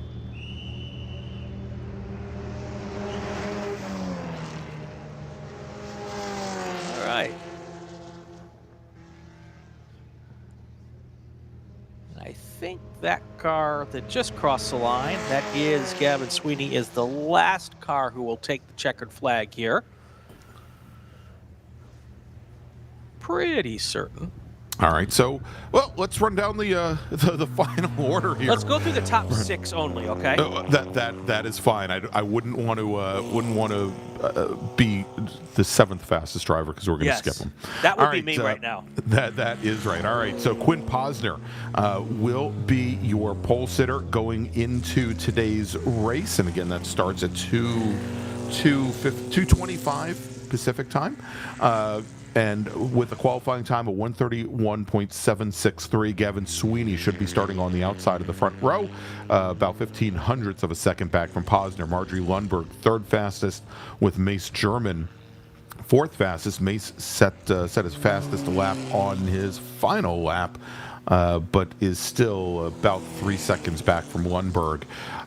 Patrick Tretico moves up to 5th fastest in his Formula F Crossley with a qualifying time of 1:36.222, and then Robert Posner rounds out the 6-car field in his Formula V Protoform P2. All right, that's going to do it for race group number 4, or qualifying group number 4. Group number 5 is us. Let's hit the tones one more time, Greg, and then we'll take a break. Attention in the paddock, attention to the paddock. Group 5 to the grid. STU, GT3U, Touring 3, Touring 4, and STL. Group 5 to the grid for your qualifying session.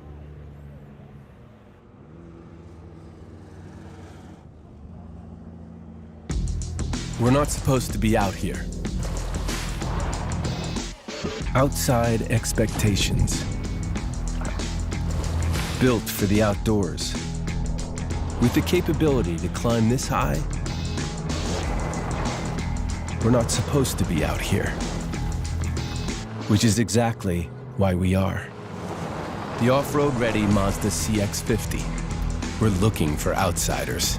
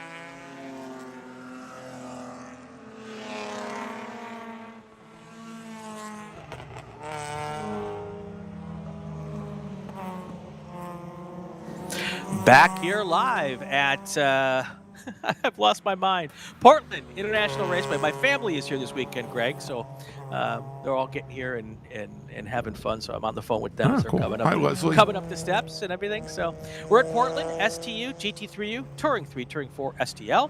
20-minute qualifying session is underway. You know, I said earlier I thought that the Spec Racer Ford race was going to be our bigger group. I think I'm wrong, Greg. I think there's more cars in this group. Yeah, as a matter of fact, Brian, don't pin me as the person who always has to correct you. But yes, we have 30 drivers. 30 drivers scheduled to race in this group versus only 28 Spec Racer Ford Gen 3s. So yes, indeed. And we've got, I think, some notables here. Tom Van Veen brings his Honda Civic back out, the number 69 Civic SI. I believe that is the hatchback, blue and white car that had just gone by us on the front straight. Rylan Hazelton, who ran so well at the runoffs this year, and also I believe took the STU win both days. I think he took it both days. There, yep, there's the Civic. And there is Rylan Hazelton in his S2000. I think took the win both days at Buttonwillow, as he likes to remind me, and not a forced induction, but a naturally aspirated Honda S2000. F-Series motor. I think it's got an F22 in there. And of course, we're going to see Ryan Gutile again. We saw him in SMX a little bit earlier today, so we hopefully will have some onboard video from him in this group. He's racing in Super Touring Light. I'm looking at all of the guests that you have had on, Brian, on the Inside the SCCA podcast that are in this group. We've got Amy Mills in her STL Mazda. She's out of Manson, Washington. Believe you've spoken to, well, we know you've spoken to Mr. Gutile. Yep. Have you spoken with Wes Molno as well? No, we I don't have think not yet. You have not. With Wes, but we have had Michael Lewis, Scotty B. White, and yeah, Christina that's absolutely Appleton. right. That's right. We just did our Mother's Day special is on the air today with a solo trio, 3 generations. But the Etheringtons were my Mother's Day special last year, Christina and Kayla. That's right. I remember that episode. Yeah. So there you go. So Brian, you've got like half the field all to yourself here. Pretty much. Yeah. So. All right. As we've got our drivers now coming in and completing their first flying laps, and the fastest driver out is going to be Rylan Hazelton in his STU Honda S2000. We've got Chris Hart. This is another one in his Touring 3. Probably not BMW. It's a Nissan 370Z. I believe he took the Touring 3 wins last year as well. That car is always very, very quick here. He's out of Yakima, Washington. Just let Brian work. We're just gonna. We've got our first car starting to make their second time past here. Really, the first hot laps now. First lap doesn't completely count here, as we, because of course they're on cold tires. We're starting to warm up everything and get out there, and the second lap will be where we start to get some real telling times here.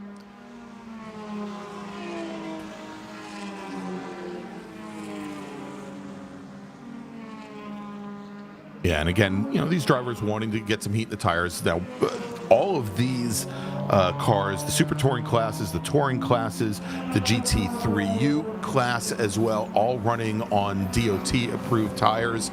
We're typically talking tread wear rating under 100, and maybe 100, certainly under 200. But it still takes about 3/4 of a lap. Did we just see a car go around there on coming through turn 11, going into 12? Yes. Oh, yep. There it is, right there, starting to get back in motion here. And that is one of, I think that's Amy Mills, Brian, judging by the color of the car. We'll try and get the number on that as it comes around.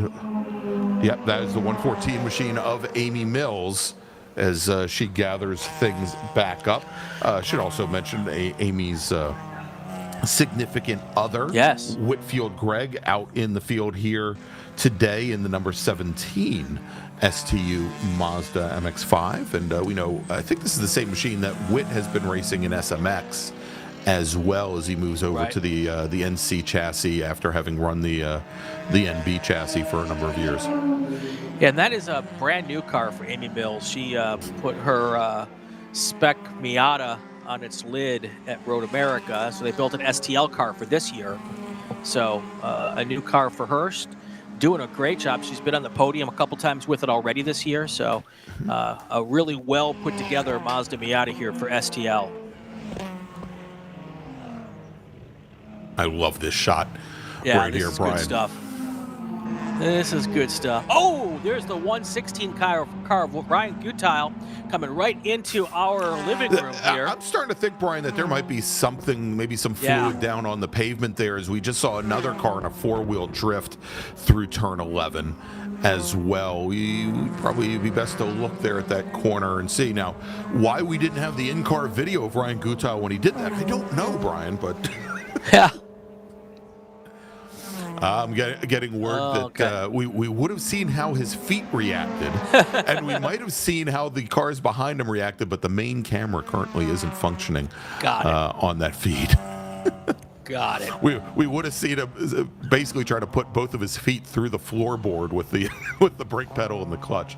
There as they come out of these cars come out of the Shelton chicane. That is one of, I think that was Colin Kohler in the number 10 STL Scion FRS. Colin currently running 16th overall. This race will happen today for these cars at 3:05 this afternoon approximately. So if you're interested in tuning back in, we'd love to have you watch the whole day. But if you just want to come back for these guys, 3:05 this afternoon for this race number 5. All right, Brian, and so here's something for us to watch here. You know, we've talked about each round of the Super Tour already. As the SCCA's Club Racing Board tries to balance the performance between the former GT3 cars, who are known as, we've got another car off over at 11, that are trying to balance the performance between the former GT3 cars and the STU classes. We now have the 370Z of Chris Hart come down, go to the pit lane. So this weekend, I think the only GT3U car that we have out in the field, actually no, there are two. There's Michael Lewis in his Mazda RX-7, the light blue number 32, but Taz Harvey, who we saw earlier today in the former real-time Acura NSX GT3 car, is here in a Honda Civic TCR machine as well. And we'll see if we can pick that up, and I'm wondering if that is also a real-time car. I don't think it is. I know that some of the old LA Honda World Hondas were up for sale recently. And the reason I bring this up is because there was another little brouhaha on Facebook in the past week from some of the STU drivers because P.D. Cunningham brought his real-time Honda Civic TCR out to Black Hawk Farms last weekend, and he actually ran it in STU, not GT3U, and it was quite a bit off the pace of the STU track record. But PD had actually run that car at the June Sprints last year in GT3 guys, and so this might be, I think, a much better tell of where, since Taz is running this under the GT3U spec, which means it has to run on the DOT rubber, which means it's running now, I think, 250 pounds heavier than it would have had to run under GT3 as P.D. Cunningham ran it last year. Might give us a good feel for where it belongs compared to the Ryland Hazeltons of the world, or the Tom Veens. And right now, Taz Harvey, with a time in the books of 125.616, is almost a full second off of Ryland Hazelton's provisional pole time. There's the Honda Civic TCR car, just came underneath our camera, with Michael Lewis somewhat close behind. Yeah. And just like that. And as he does that, Brian, Taz Harvey goes to the top of the leaderboard. So Taz Harvey is now your fastest car out on track at a 124.602. That is 41/1000th of a second up on Ryland Hazelton's Honda S2000, and it looks like Harvey now taking a cool-down lap. Again, as it stands right now, Harvey running the GT3U class, Hazelton running the STU class. All right, 9 minutes to go in this session. Let's do a call to grid, take our break. When we come back, we'll get the rest of qualifying.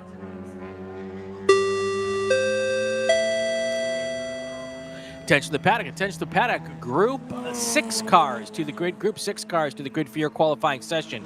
Formulas Atlantic, Continental, and FE2. Prototype and Prototype 2 to the grid for your qualifying session. Group 6 to the grid.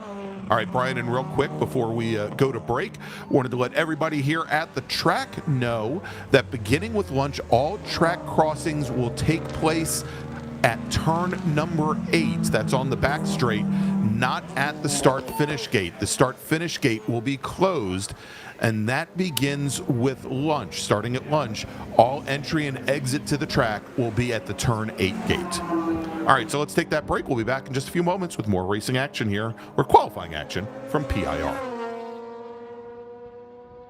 Hoosier Racing Tire is proud to be the presenting sponsor of this year's Hoosier Racing Tire SCCA Super Tour. As the world's largest race tire manufacturer, Hoosier has been at the forefront of motorsports innovation for more than 65 years. From local tracks to the global stage, Hoosier is dedicated to delivering high-performance tires that meet the demands of champions. Whether you're a seasoned competitor or an aspiring racer, Hoosier tires are engineered to help you push the limits. For more information, visit us online at HoosierTire.com or visit us trackside, and remember to connect with us on social media. Mazza Vineyards is the exclusive sparkling wine for podium celebrations at the Hoosier Racing Tire SCCA Super Tour, SCCA Runoffs, and Tire Rack SCCA Pro Solo. Celebrate your racing weekend with Mazza Vineyards and learn more at enjoymazza.com.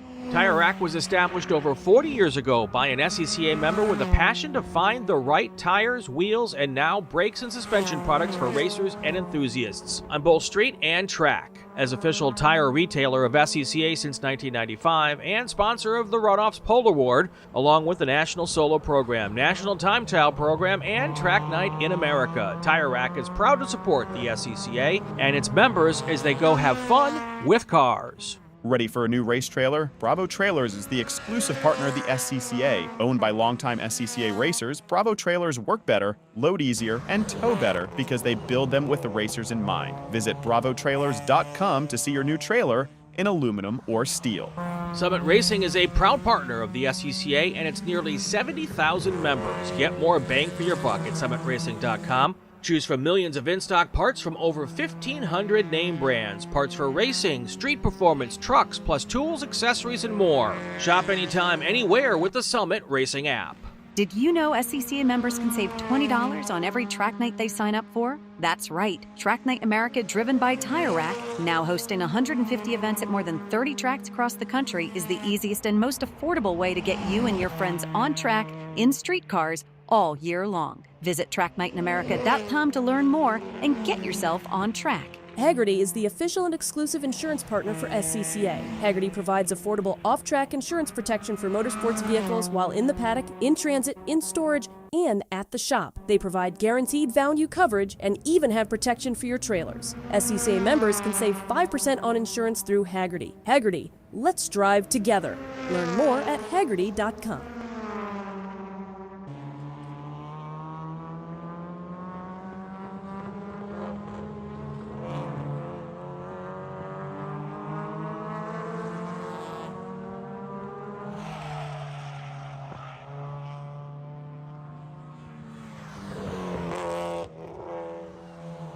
Five minutes to go here in qualifying for group number 5. We've got a barn burner here at the top. Ryan Hazelton's retaken the top spot from Taz Harvey, a 123.989 for Hazelton. But we have Harvey with the last time of 345. I don't know that those are right, Greg. Unless he spun. Yes, he was on a cooldown. He was on a cooldown lap, and remember, he crossed the timing stripe while on the pit lane. So if he had crew checking out tires or whatever, that definitely is logical there. Should also note that if the session were to end, Harvey back out on track, by the way, that if the session were to end now, and we still have about 4.5 minutes, Tom Van Veen, who's running third fastest, he'd have to start the race directly behind Ryland Hazelton, certainly making his run down into the Shelton chicane much more difficult there if he's looking for the lead in STU. Of course, we always say you can't win a race on the first turn. That's true. Yeah, but it is. So let's take a look at some of the other classes, Brian. So in STU, it's Hazelton and Van Veen. In Super Touring Light, John Davies is currently your fastest driver on track.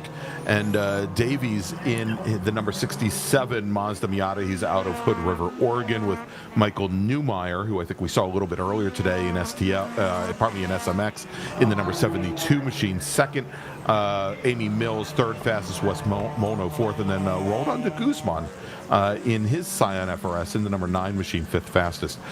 In Touring 4, Oscar Jackson. Seen him for a number of years in a twin in Scion or Subaru. I think it was in a Scion FRS. He's out in his Mazda Miata in the number 96 machine. Actually, I think he had that out at Buttonwillow as well. He's got 1.8 seconds right now on Tony Karatsus's Scion FRS. Actually, as I say that, Stephen Karatsus in the number 77 Mazda RX-8. Now your fastest Karatsus in the field. He's second fastest in the class. Tony Karatsus now third fastest. Christina Etherington fourth fastest. Izzy Sanchez, who I believe Izzy celebrated a birthday yesterday. I think it was the big 7-0. There you go. On either Thursday or yesterday. He's driving the number 78 Scion FRS. He's fifth fastest. In Touring 3, Scotty B. White. He's got 1600s right now on Chris Hart's Nissan 370Z. That's going to be a fight, Brian, a little bit later today. Battle of the heavyweights, not the drivers, the cars. Chris Johnson, third fastest. And by the way, right now, Scotty B. White in the overall. Right now, Scotty B. White is fourth fastest. Chris Hart, fifth fastest. So they'd be starting right outside of row 2, inside of row 3. And in touring, GT3U, Taz Harvey with 5 seconds on Michael, actually almost 5.8 seconds on Michael Lewis. So Michael Lewis definitely off the pace right now in his light blue Mazda RX-7 when it's running in the GT3U spec.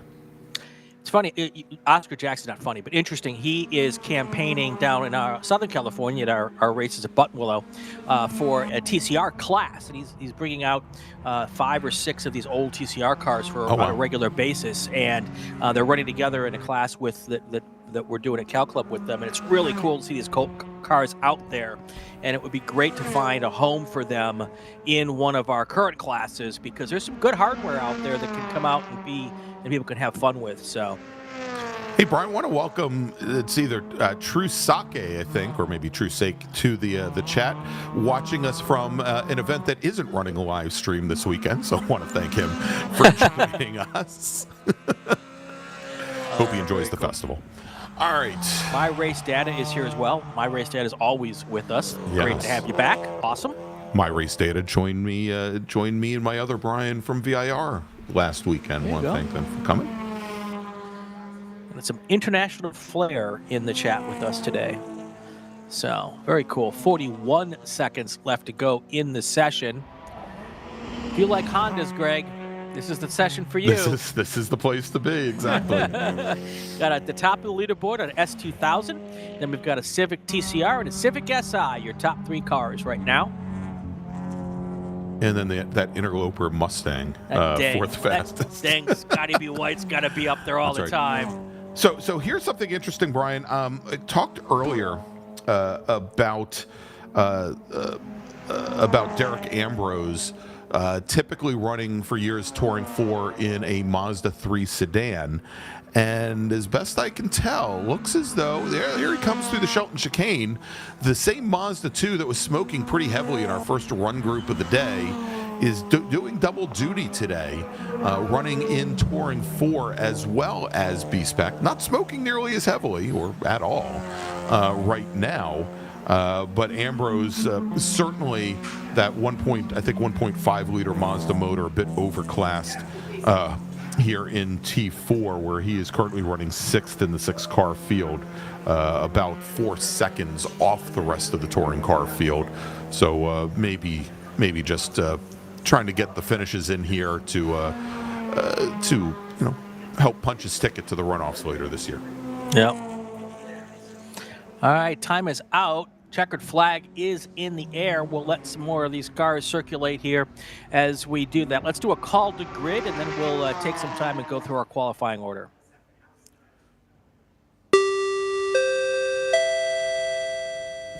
Attention to the paddock. Attention to the paddock. Group 6 cars, Formula Atlantic Continental, FE2, Prototype, and Prototype 2. Group 6 cars do the grid for your qualifying session.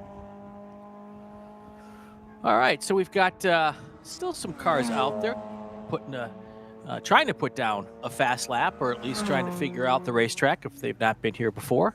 Get as much of that lap time as you can in, Greg, and do the best that they can to get a little bit more out of their car in this final lap here. But up front, it doesn't look a whole lot has changed.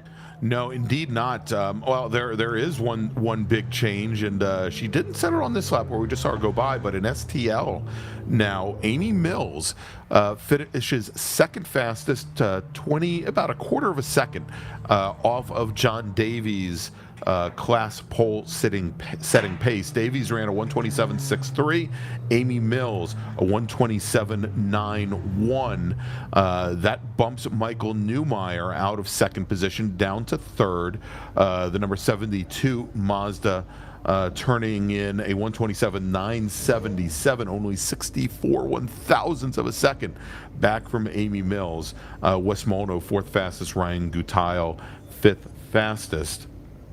And as we mentioned, STU, your pole sitter for the whole group, will come out of that class with Ryland Hazelton 1.5 seconds up on the EF, the late 80s Honda Civic of Tom Van Veen. Cameron Wagner in his Porsche Boxster, the number 99 machine, third fastest. Whitfield Gregg, fourth fastest.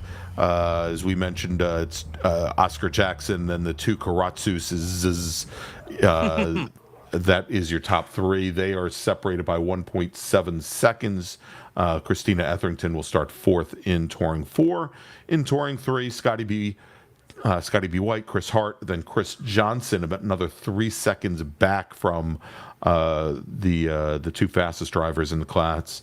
J. David Oram in his BMW Z4 will start fourth in class, and then Taz Harvey and Michael Lewis 1 and 2 in GT3U. Of course, Harvey, and this is where things are going to be difficult, I think, for Michael Lewis, as Harvey's going to be starting provisionally, start second in the field. Michael Lewis, as I go through the order, scheduled to start 18th. Yep. All right, that's how they're going to start. Let's take a break. When we come back, we'll have our final qualifying session of the day. So don't go away, folks. And if you're enjoying the show, smash the like button, subscribe to the channel. That would help us out a ton. See you in a bit.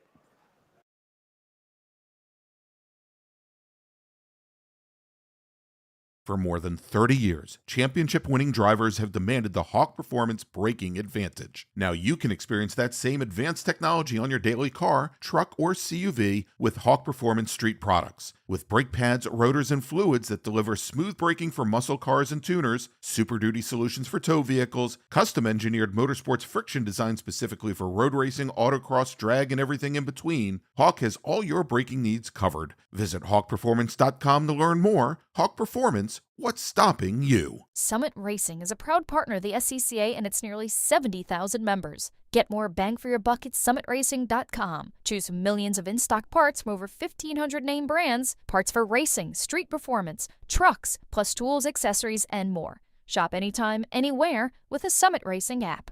Ready for a new race trailer? Bravo Trailers is the exclusive trailer partner of the SCCA. Owned by longtime SCCA racers, Bravo Trailers work better, load easier, and tow better because we build them with racers in mind. Visit bravotrailers.com to see your new trailer in aluminum or steel. For more than 100 years, Sunoco, SCCA's official fuel partner since 2001, has been fueling victories on and off the track which is why Sunoco has trusted the fuel over 50 series of racing, driving, and winning, including the SCCA National Championship runoffs, SCCA Pro Racing, Trans Am, and NASCAR. To find race gas near you, visit SunocoRacefuels.com or call Sunoco at 800-RACE-GAS. Want to try SCCA racing, but with an appropriate focus on fun and learning? The SCCA Race Experience program is exactly that. With both short sprint races you can drive by yourself and endurance races you can do with friends.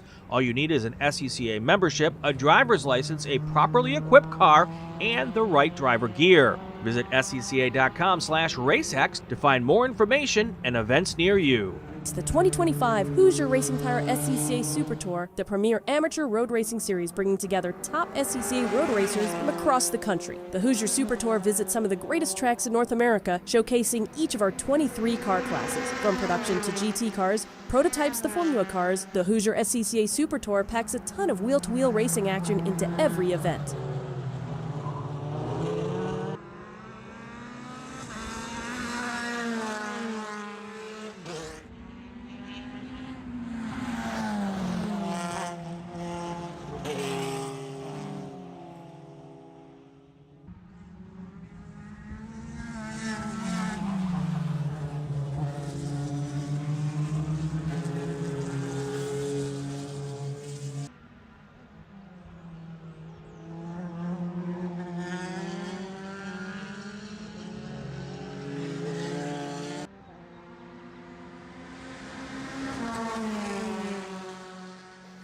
We are live here. Final qualifying session of the day here. This is our Wings and Things group. Formula cars, prototypes. Got 7 cars on the racetrack. 17 minutes to go in the session. And Paul Marino, Caleb Schrader, those are your probably going to be in the top of your leaderboard is my guess. But we'll have to wait and see. First laps in the books, but that doesn't really count for much, Greg. No, it definitely does not. And so 7 cars out. Majority of the field, Formula Enterprise is 2. And congratulations to our outlap champion. Whoa! Outlap champion Caleb Schrader in the number 99 machine. Yeah. Who negotiated his outlap a full 1.2 seconds faster than anybody else. We'll remember that as time goes on. So I believe, and I'm looking to see who this is. It Jason? No, we got Jason Perkins. I'm looking to see who's missing. Tom Hope, Paul Marino. Tom Hope is the driver that we are showing with the question marks. Tom Hope racing the number 18 Formula Enterprise 2 machine. He's out of Downey, California.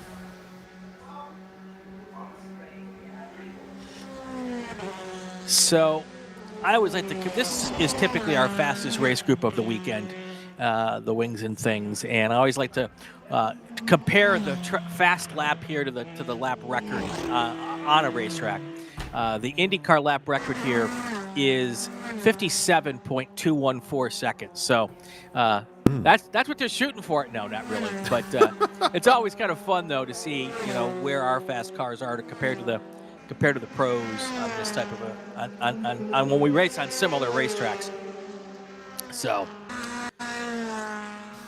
boy from New York is in the chat. Irvin is here. Hey there, Irwin. How are you? Some of our regulars. Frank Rizzo is here as well. Paul Emil Oliver II, who is smarter than me, a Rhodes Scholar graduate. Wow. That's a low bar. Being smarter than me doesn't really say much, but Paul is significantly smarter than me. So, Tim Adolfson. Yeah, and Tim Adolfson, I think we had in our Big Board group a little bit earlier today. So almost as quick on track is now as he got over to the chat. Absolutely. Phil Fogg. Go ahead. Oh, no. I was going to say, and Erwin says he's recovering from mouth surgery. Lucky for him, he only has to type things out to us here today. That's right. Phil Fogg Jr. is at the top of the leaderboard right now in my favorite named race car of the weekend, the Norma M20 Formula Continental. But that's actually a prototype. I think that's a Continental that has been adapted into a prototype. Well, and I thought that Oh gosh, I'm one of being our other told I'm wrong. prototype racers had been racing. No, it's going to come to me in just a few moments here. But I remember another Norma being raced out here on the West Coast before moving over to an Elan chassis a few years ago, and it will come to me. Jim Davenport. Yep. Yeah. I want to thank Brendan Kazmarek, who remembered more quickly than I did. That's what 25 years will do for you. Has suggested that I'm a Road Scholar without the H, which might not be inaccurate. Roadkill Scholar. Yes. So. And there's the I believe that's the Norma right there coming into our view. Notable, the M20C. It's got. Not a normal roll bar-ish, but I think works the bodywork. But it also has a much lower rear cowling and engine cover than the Elan does. But a much higher nose.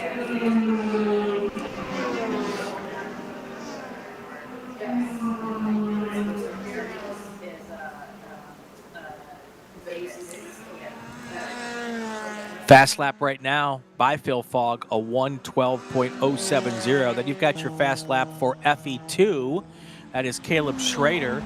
His fast lap, a 1:13.926, followed by Tom Hope with a 1:15.052. So almost a little more than a full second gap between first and second in FE2. Paul Marino, he's out of, both Tom Hope and Paul Marino out from my neck of the woods, Downey, California, and Westlake Village, California. They made the trek up here to Portland. Paul Marino is in third place in FE2 with a 1:15.088.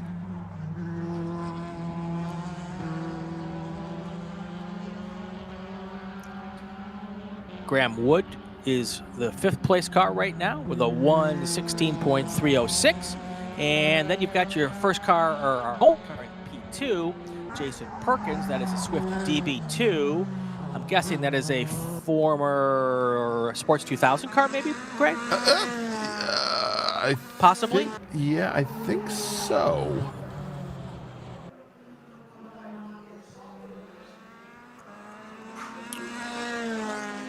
Coming up on 11 and a half minutes to go in this session. I heard it.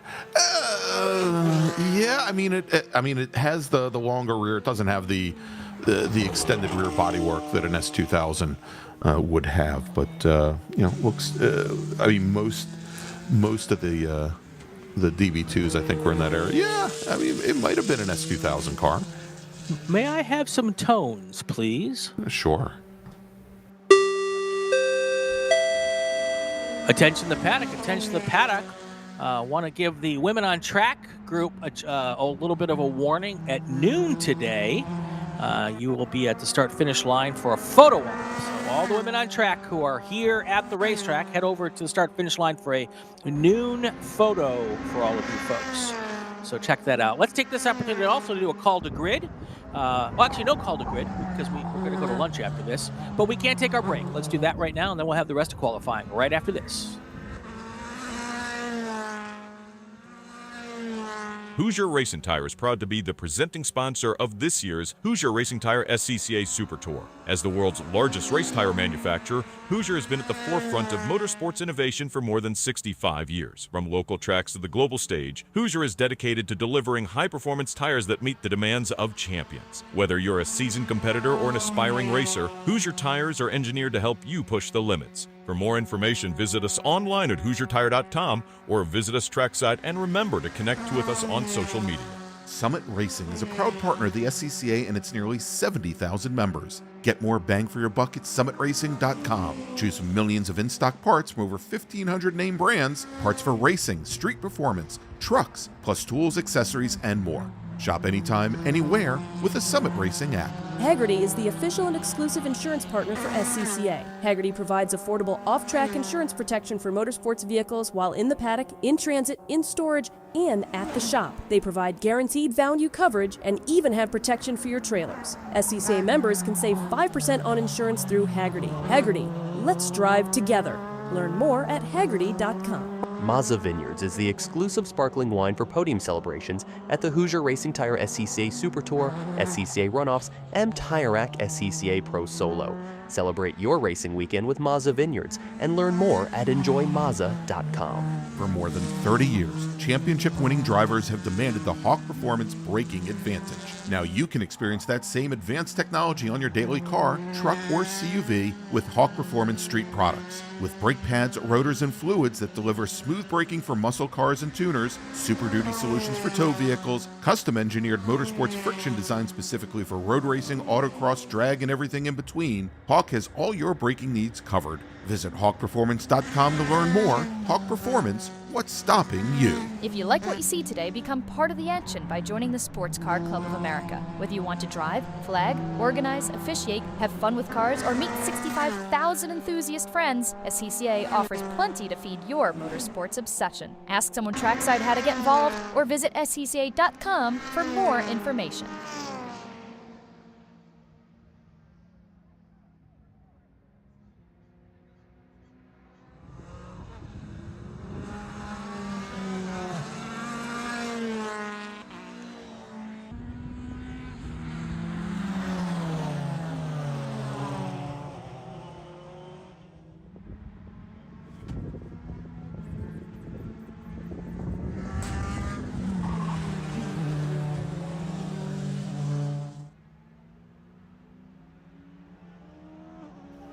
Back here for your moment of zen at Portland International Raceway. 7 minutes, 30 seconds left to go in our Wings and Things and prototype qualifying session. We talk about fast laps here at Portland. Interesting little note. Antonio Felix da Costa in the Formula E-Prix, the FIA E-Prix series, was here in 2024. And Antonio dropped a lap of 1:08.787. That is hauling the mail. Yeah, so about 4 seconds faster than Phil Fogg. Yeah. Running currently Fogg with a fast lap time of 1:11.403 to lead. Well, he's the only driver running in the P class here this weekend. And of course, the new prototype or P class, Brian, is a merging of what was known as Prototype 1 and also Prototype 2. We still do have the Prototype 2 class available and is part of the Super Tour this season. And of course, we've got Jason Perkins taking part this weekend. However, the Prototype 2 class will not be eligible to run at the National Championship runoffs this year. It'll be just the P class. Yeah. And I think, and we're seeing it most of the Super Tour events, 1 or 2 of the P2 cars, and you know, and I think the reasoning behind this primarily is because it takes a lot more to get the Prototype 2 cars up to the new prototype rule set versus bringing the P1 cars into that rule set. So they wanted to at least give them a place as an interim place to run at the national level. Right. Yeah. A 1:11.4, the fast lap right now. 5.5 minutes to go here at PIR. Phil Fogg with that time. Caleb Schrader, Tom Hope, Paul Marino. Your fast cars in FE2. That's your top 3 right now. And about a second, 1.2 seconds separate Schrader and Tom Hope. So Tom Hope's going to have to lay down a pretty significant lap to catch Caleb Schrader at this point. Yeah, and we did have a couple cars come down the pit lane, Brian. It looks like they may have called it a session. Earliest to do so was Caleb Schrader, your FE2 provisional pole sitter. Came in after completing, I think, 5 flying laps. It shows us 6 laps. That last lap would have been collected on the pit lane. And as I'm watching now, and not sure, trying to get the number on this FE2 machine that's making its way through. I don't think that's Tom Burt. That might be possibly, is it Graham Wood? Because I think Graham Wood is still out on track. Actually, I'm showing both Graham Wood and Tom Burt still out on track currently. That car getting very loose in a number of corners. And we'll see that here may as be it why comes to the he's line. still on the track trying to figure out how to get that thing to put the power down. Yeah, and a matter of fact, that was, I believe that was Graham Wood. Yes. And you know what they say, Brian, loose is fast. Because Graham Wood just leapfrogged Tom Ope and Paul Marino to move up to third fastest overall, second fastest in FE2. So good run there for Graham Wood. Imagine if he was actually able to get the power down instead of having the rear end step out on him. Well, and he's still a second, 1.2 seconds slower there. 1.1, 1.2 seconds slower with Caleb Schrader. So sure.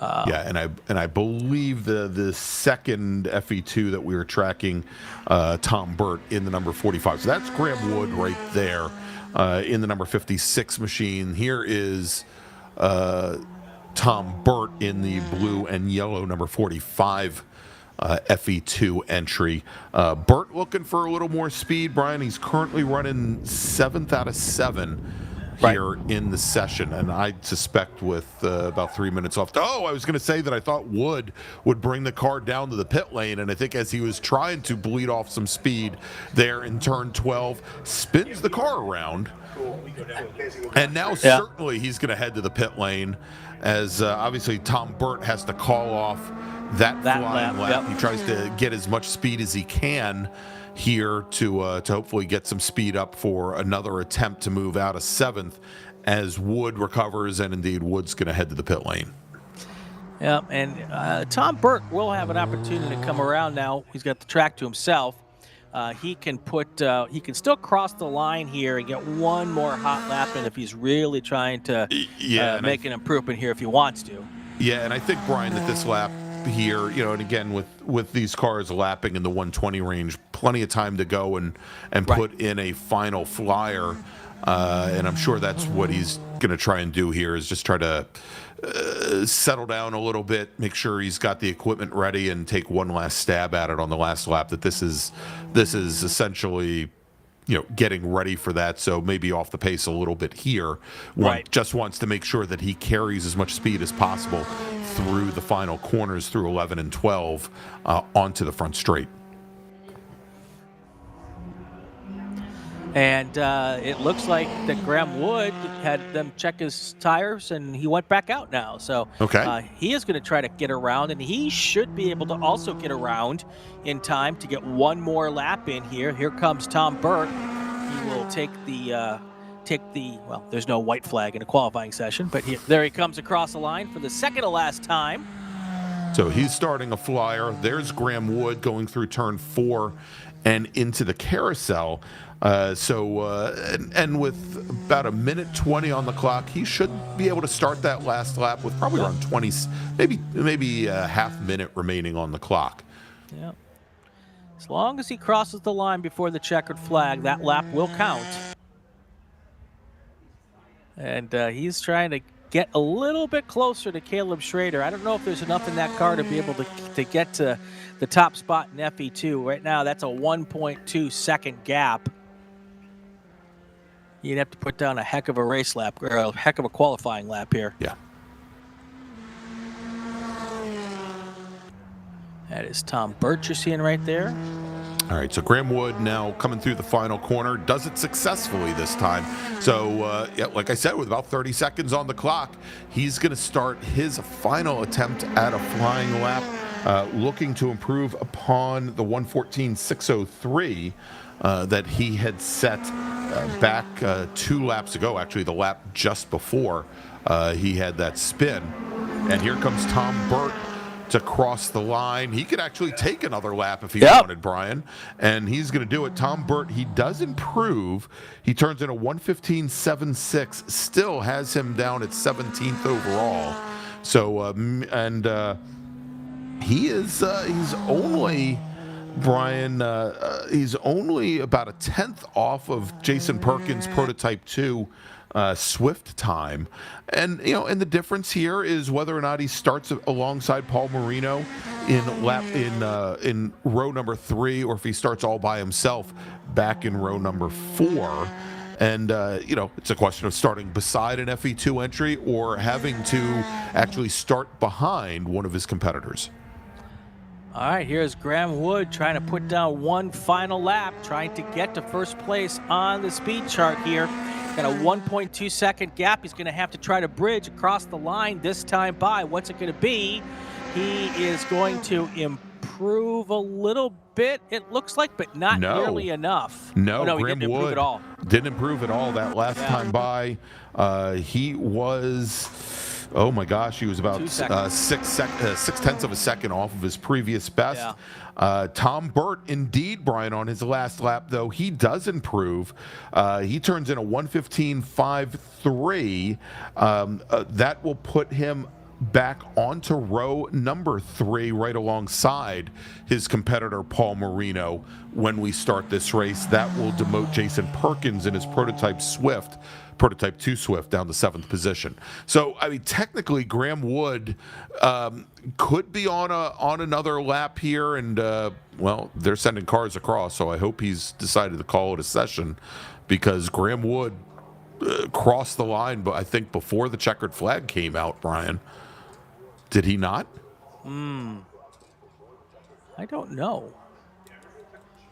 Okay, all right. So we're hearing that he did. I thought that he had crossed the line with a couple seconds off. Obviously, here he's off the pace. Right. So I don't think it really matters as he's coming into the final corner and coming onto the pit lane. All right. All right. So in this group, Brian, Phil Fogg Jr., your fastest driver with a time of 1:11.403. And he will start on the inside of row number 1. Caleb Schrader, your fastest FE2 racer, second fastest overall, with a 1:13.43, just about 1.1 seconds clear of Graham Wood, who will start third. Tom Hope 4th, Paul Marino 5th, both in FE2. Then Tom Burt, another FE2 racer, and then Jason Perkins will round out the 7-car field. Let's see. I'm going to make a quick announcement here before we go, so we'll do a call to grid, and then we'll take our break. We're going to be back around 1:25 after our lunch break to get going with our races. 12:25 to get back going with our races for this afternoon. God, you'd think it was Road Atlanta or something with a 2-hour lunch break. I know. Attention to the paddock. Women on Track is going to do a photo op at noon at the start-finish line. So if you are going to be part of that, please be at the start-finish line today at noon. That is for the Women on Track participants getting ready for a photo op. And, Brian, of course, a reminder to all of our racers that beginning with lunch, all track crossings will take place at turn 8. The start-finish gate will be closed for the rest of the day. So starting probably right after they close the gate here, starting with lunch, if you need to leave or enter the facility, it is going to be at turn 8. The start-finish gate, which this racer right now is using, will be closed.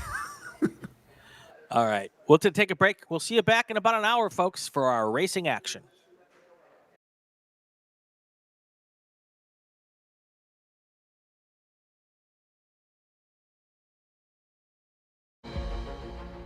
My customer experience with Mazda has been absolutely fantastic. I think they kind of cater to the whole crowd of people. They got the SUVs for the soccer moms and stuff like that, but then you got your Miatas and your Speed 3s for your car enthusiasts. So I think they cater to all crowds, and so I think that's something that everyone can get behind.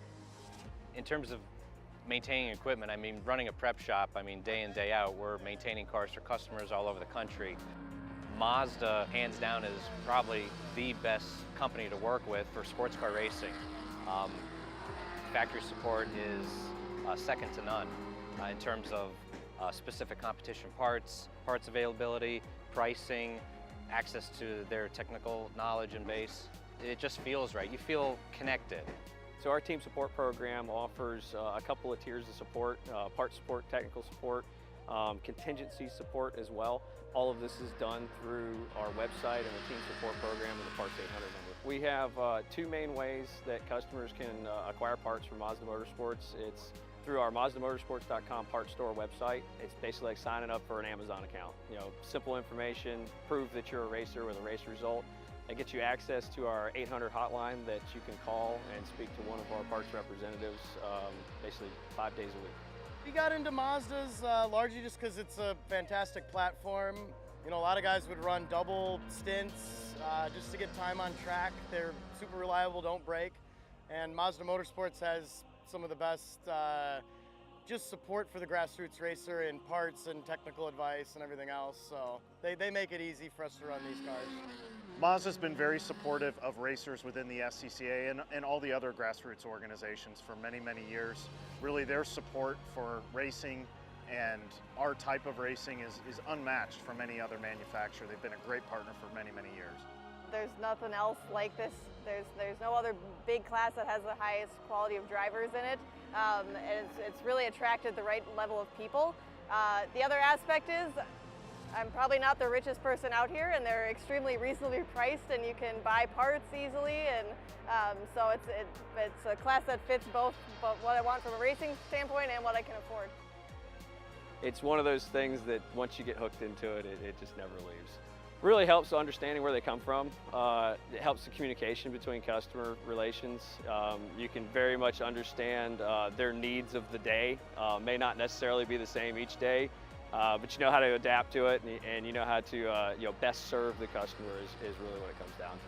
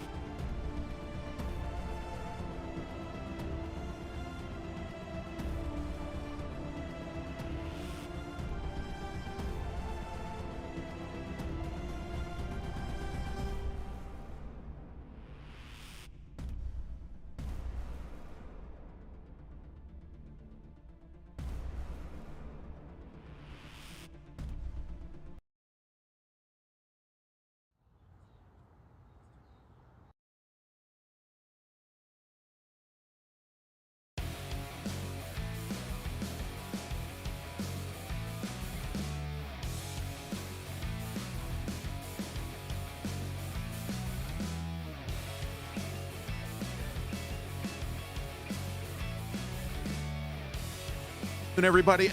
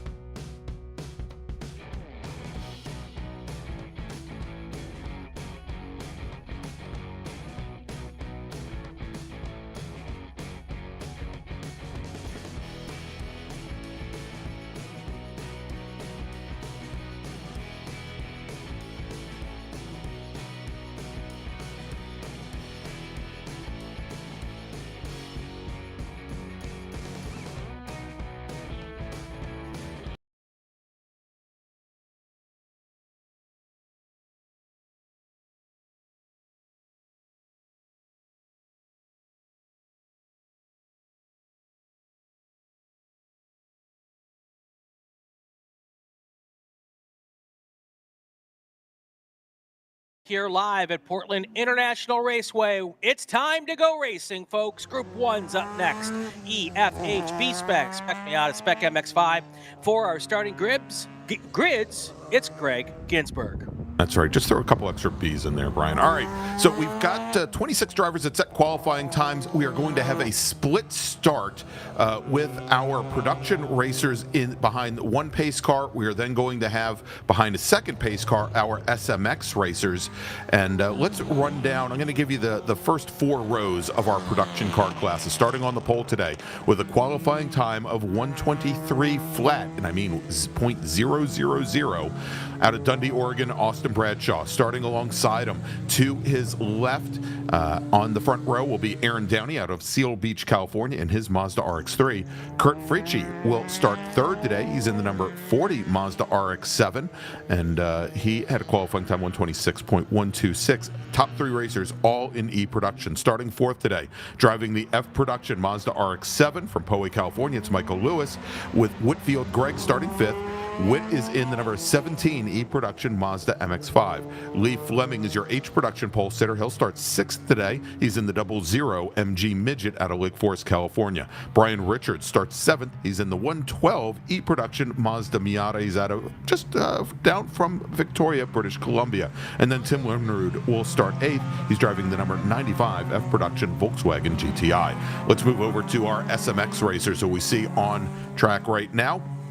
Your pole sitter today, driving the number 9 Mazda MX-5, your defending national champion from Hollister, California, qualifying time 126.112, Ethan Lampy. Kristen Hoagland will start 2nd. He's in the 01 machine. He's from Simi Valley, California, with Wes Molno starting on the inside of the 2nd row. He's in the 111 car. He's from Glendora, California. Then we got John Davies from Hood River, Oregon, starting 4th. He's in the number 64 Mazda, with Michael Newmeyer starting 5th. He's in the number 72 machine. He's from San Mateo, California. And then we got Patrick Drinkwine starting 6th. He's in the 151 car from San Jose, California. As Brian, green flag for our production racers is in the air.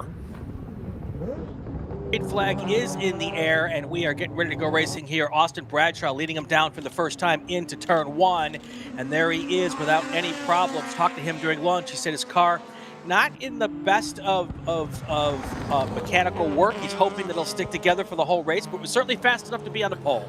Oh my. Brian, it's only a 25-minute timed race today. We're not going to give him a lot of time here, as we've got our front row of Bradshaw and Downey battling it out for the lead as they come through the carousel through turn 6. The 2 old school Mazda rotary motors nose to tail as they come through turn 7, already starting to open up a bit of a lead, as we should have our SMX racers ready to take the green, Brian. Yep, here they come down to the line, looking to see, and also, of course, the green flag is in the air for them as well. Already 3 wide in the back of the field. Here they come, Greg, down to the first corner for the first time. Yeah, and Brian, we saw jumping out to the inside there on that very first lap, Kirk Hogg, who started all the way back towards the back of the pack. I think, oh my gosh, started 10th. In SMX, I actually got a good little jump on the rest of the field trying to come down the inside.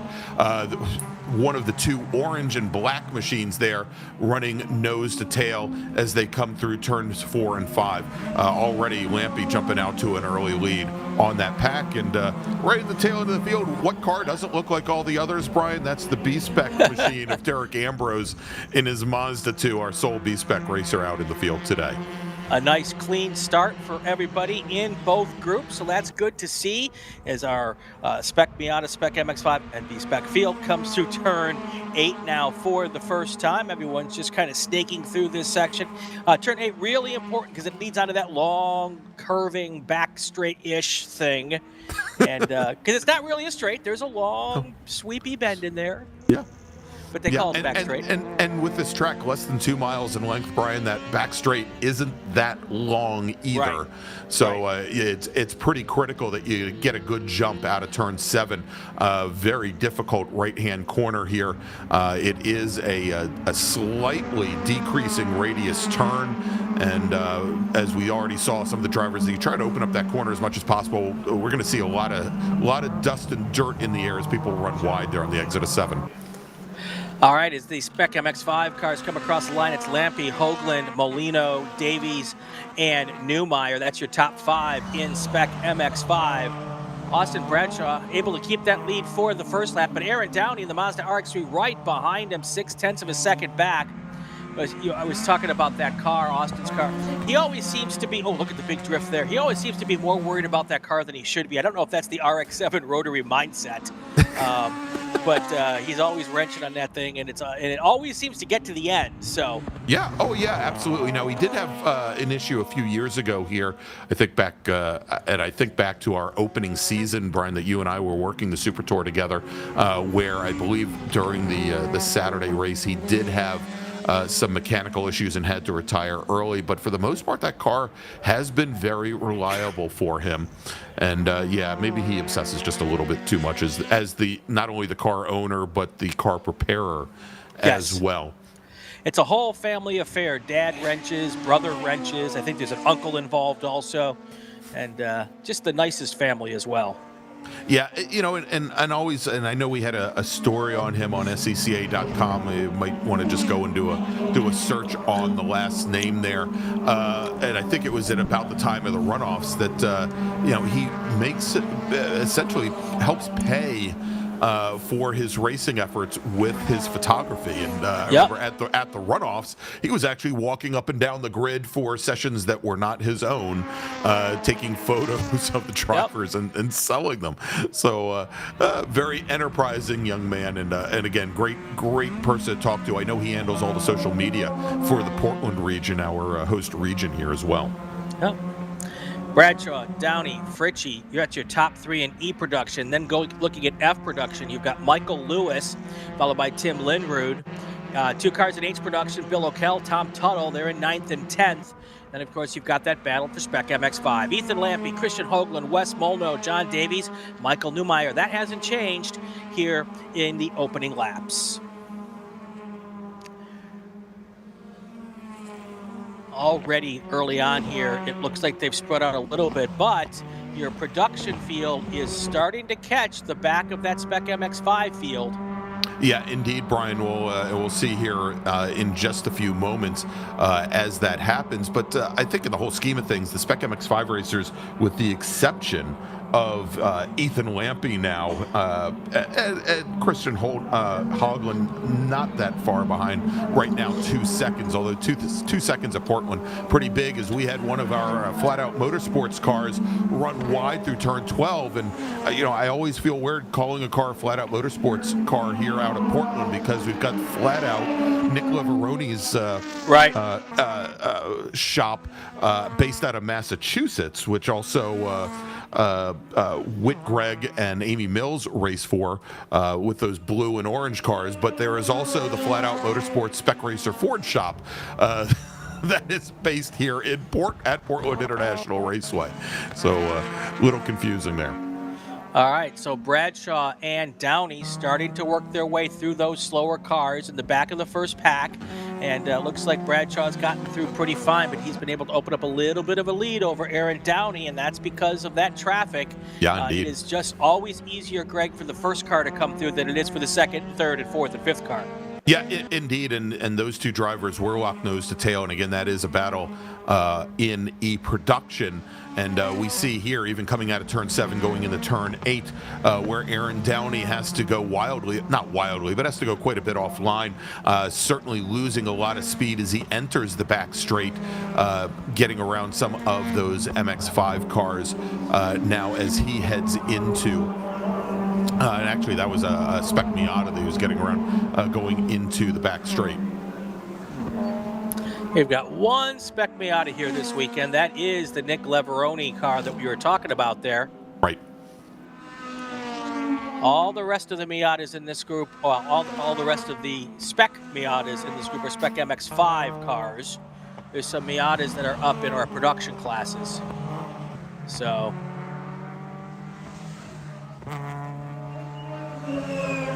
17 minutes to go in this 25-minute timed race.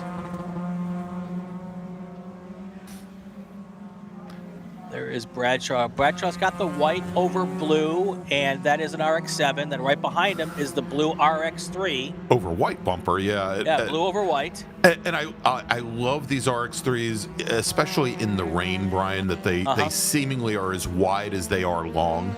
Or at least the track seems as wide as the wheelbase is long. Of course, we got Tom O'Gorman in the chat mentioning the RX-3. That is so cool.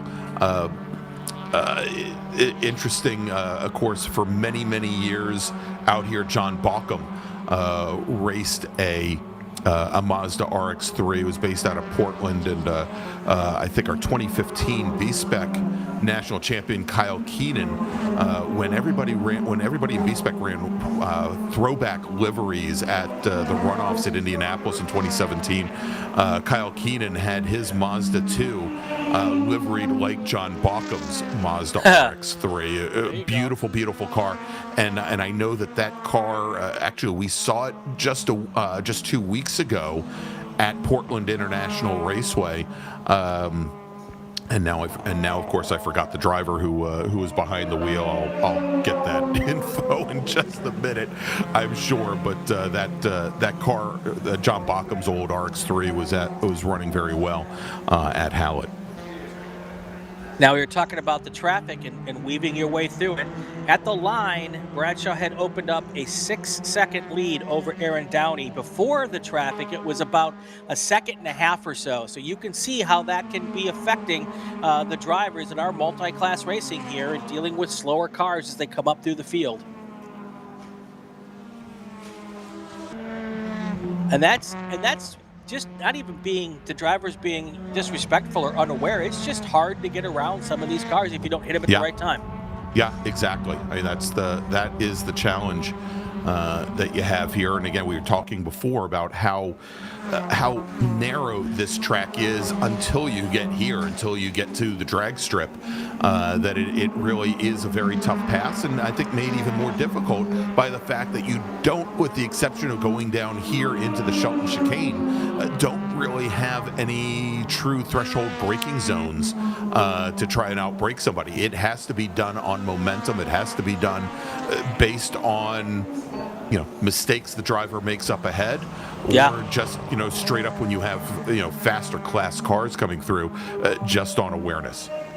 And it's a little odd for the Spec MX-5 drivers because this weekend they're paired up with a group that they're not normally paired up with. Many races they're all by themselves, or if they are paired up, it's with Spec Miata. But to have all these different production car classes, they're just not used to all these different cars as part of their deal. So that's going to add another layer to that onion of difficulty that they're dealing with in this particular race weekend. Oh, we'll see how many people that onion makes cry today, Brian. Oh, there you go. There you go. Played. Well played. You lay them out there for me. Exactly. I pulled my goalie and you shot and scored. Very nice. Very nice. Yeah, and so there was a question about Derek Ambrose and the B-Spec Mazda 2, although we haven't had him on camera. I believe that Mazda 2 is out and still circulating. I have down that he just completed lap number 6. Yep. So is there he is. Thank you, Jordan Worth, our very crack nice director. Now, he's our crack director, not our director on crack. So let's clear all that up, right? At least that I know of. That's right. And the that beautiful silver Volkswagen Rabbit GTI, that's Tim Linrud in the number 95 F production car. And I believe Tim is currently running second to Michael Lewis. Only 2 cars in F production here this weekend. Bit of a surprise coming off the big F production field that we had at Hallett just a couple weeks ago. Let's go through our top 5 in E-production. Our top 5 overall: Austin Bradshaw, Aaron Downey, and Kurt Fritchie. Those 3 cars are E-production cars. Then you've got Michael Lewis, your leader in F-production, followed by Joe Carr. That's the 4th place car in E-production. 5th in E-production is Greg Woodfield. Looking at H-production, Bill O'Kell is our race leader there. And then in Spec MX-5, the top 5, Ethan Lampe, Christian Hoagland, John Davies, Wesley Molno, and Michael Newmeyer. That's the same top 5 we've had for the entire race up to this point. All right, as we just saw there, I think that was that was our H production, one of our H production machines, getting past there on the front straight. I was going to mention, Brian, and a good run so far for him, Joe Carr, driver of the red number 12 open top Mazda Miata. Not this car coming through. That is very clearly an MG midget, but in a Miata. We talked about the issues that he had in qualifying this morning. He had spun on the outlap. He was off the pace through most of the session and finished qualifying 7th in a 7-car field. And he's worked his way up to 4th so far in E-production. Halfway here, actually just past halfway, so let's do this. Let's do a call to grid. We'll take our break, and we'll come back and get you all the way to the finish here at Portland. Attention in the paddock, attention in the paddock. Group 2 cars to the grid, Group 2 cars to the grid. Spec Racer Ford 3, Group 2 cars to the grid.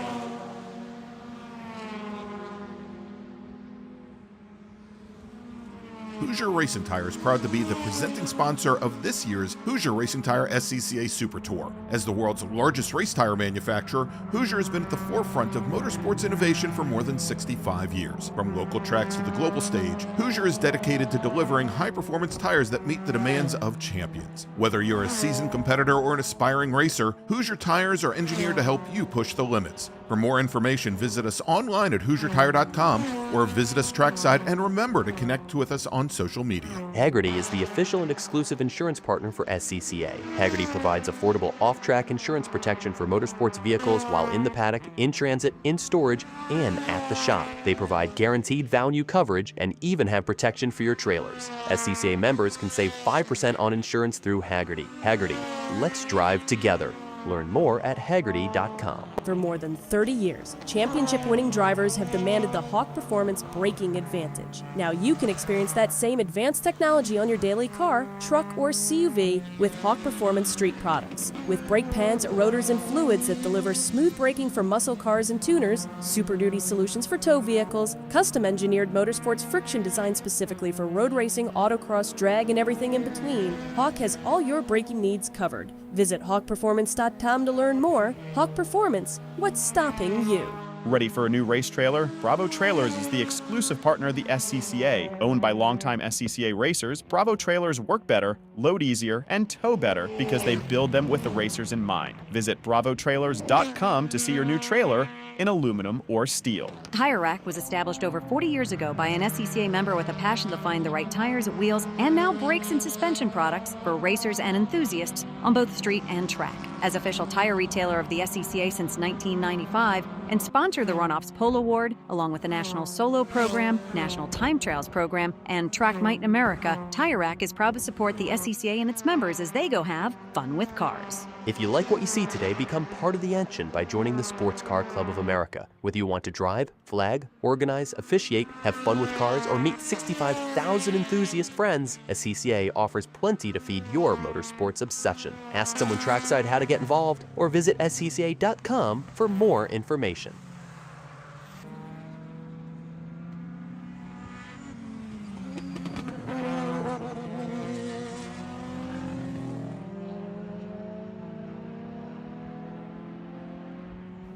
Back here at Portland, folks, if you could only hear Gregg's witty repartee during the breaks, it would be comic gold here. So back here at PIR, if only I could do it when the mic was open, Brian. No, please don't. Portland International Raceway, PIR. That's right. Yeah. That's right.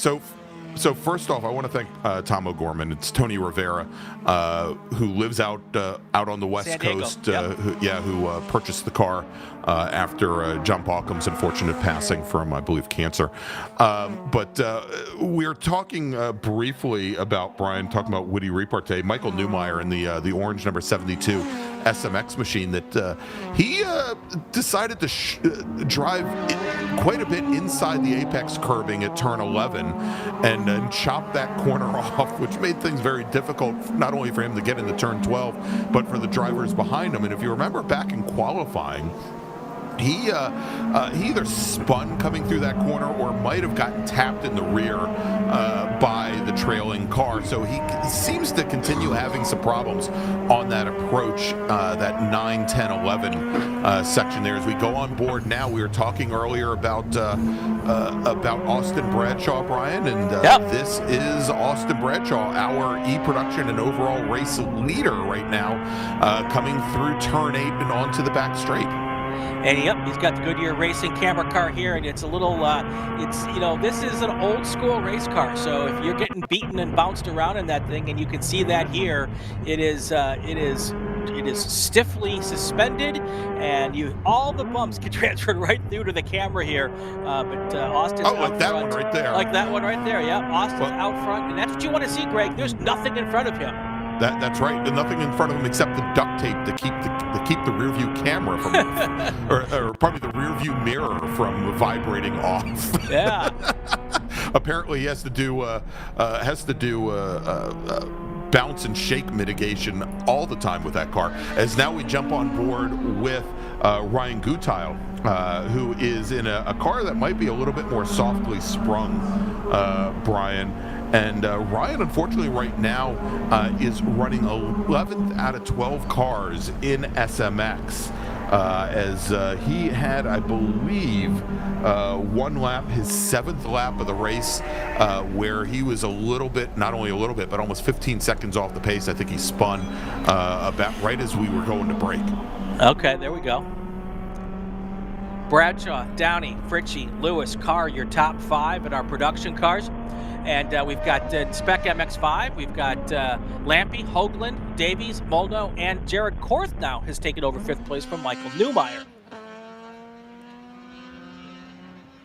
We're hearing that there might be an early checkered flag here.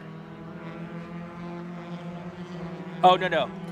I misread the message from race control. Sorry, everybody. No, don't worry. No early checkered flag needed. That's what I get for trying to think while I talk. It should not happen. Reading is fundamental. Exactly. All right. Anyway, 5.5 to go here. On the bright side, Brian, nobody at the track really heard what you said, so it's not that big. That big a deal. That said, though, let's do a quick call to grid. Yeah, absolutely. Maybe they'll hear it. Attention in the paddock, Group 2 cars to the grid, Group 2 cars to the grid for your race, Spec Racer Ford 3. If you are in Spec Racer Ford 3 and you are wanting to race, now would be a good time to go to the grid. All right, back here at Portland International Raceway, PIR. Austin Bradshaw is your race leader, 10.8 seconds in front of second place Aaron Downey, followed by Kurt Fritchie. That's your top 3 right now in E-Production. Michael Lewis, your leader in F-Production, and Ethan Lampy, Christian Hoagland, John Davies, your top 3 in Spec MX-5. All right, and we had that local caution out momentarily, Brian, going in the Shelton chicane as one of our drivers, speaking about shortcutting corners, got the turn in all kind of wrong and went through the infield there. Now, typically when a driver misses and they cannot turn in for the chicane, there is an area to their left, to the right of our camera, that they are supposed to take and to nicely blend back in line. By the way, in the chat here, got Ben Z, who said he'd be there flagging today. He said that he was street lugging. I'm assuming that was street luging. Either one sounds really just somewhat strange to me. Oh, that is a faster way through those corners, except Brian, that you have to make another corner. Brian, that's the same driver who cut the chicane. So I'm looking for a new track record from this driver. That's definitely the short way around. So. As he's just chopped off about a quarter of a mile on this 2-mile track. Street luging. My good friend Andy Lally is a very talented street luger, so I would love to try that someday. Yeah. Oh. Yeah, when he's not breaking out the karate chop. That's not, what does he do? Jiu-jitsu. Jiu-jitsu, that's right. Yep. Jiu-jitsu, karate, same thing, right? Oh, don't say that to a jiu-jitsu practitioner or a karate practitioner. That might get you karate chopped. I know. Oh my gosh. Not your E-production battles, no one's close enough to be battling at the moment. Same case in F-production as well. Michael Lewis has a big lead there. Ethan Lampy, he also has a pretty decent lead over Christian Hoagland. It is, we'll know in a second. Yeah, we'll see when they come by, but the last time by, he had almost 11 seconds on Hoagland.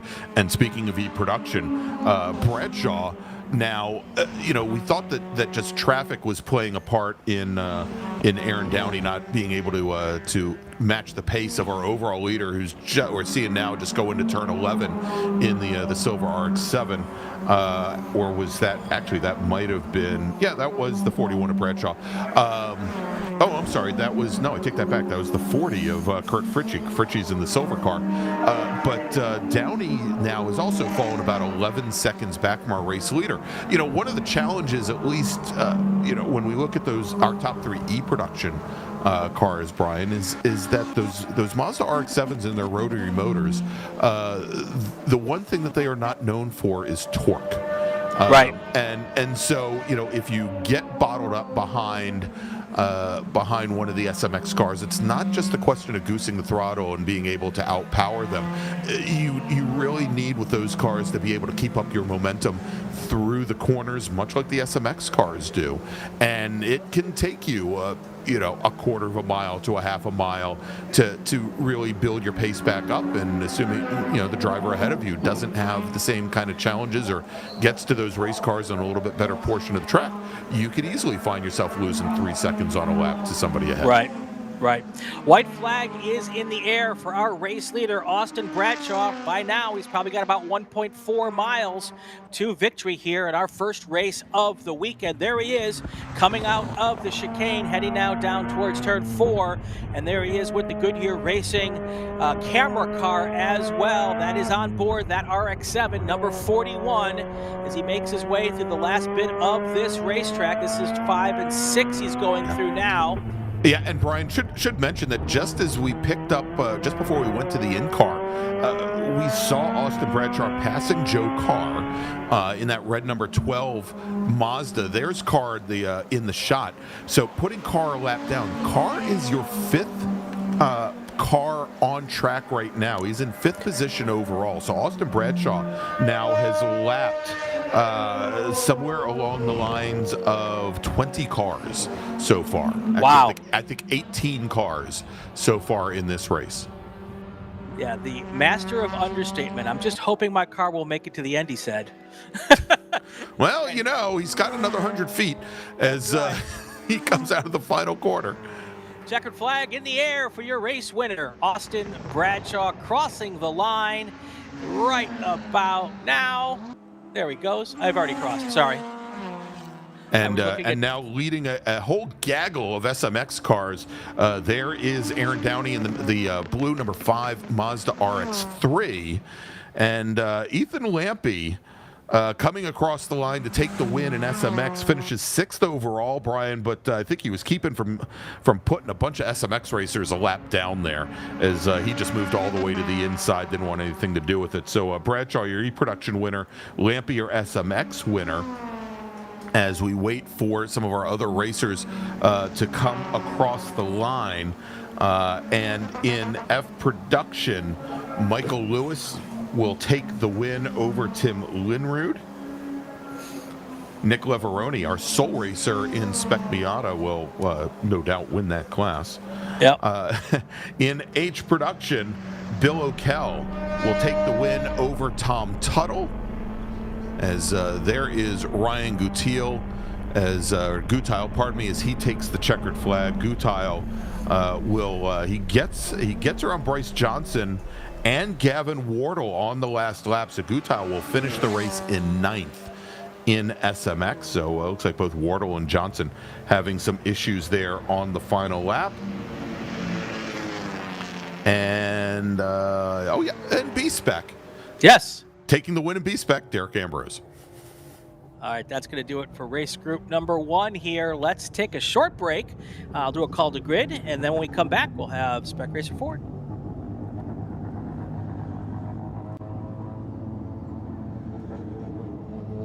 Can I get a tone?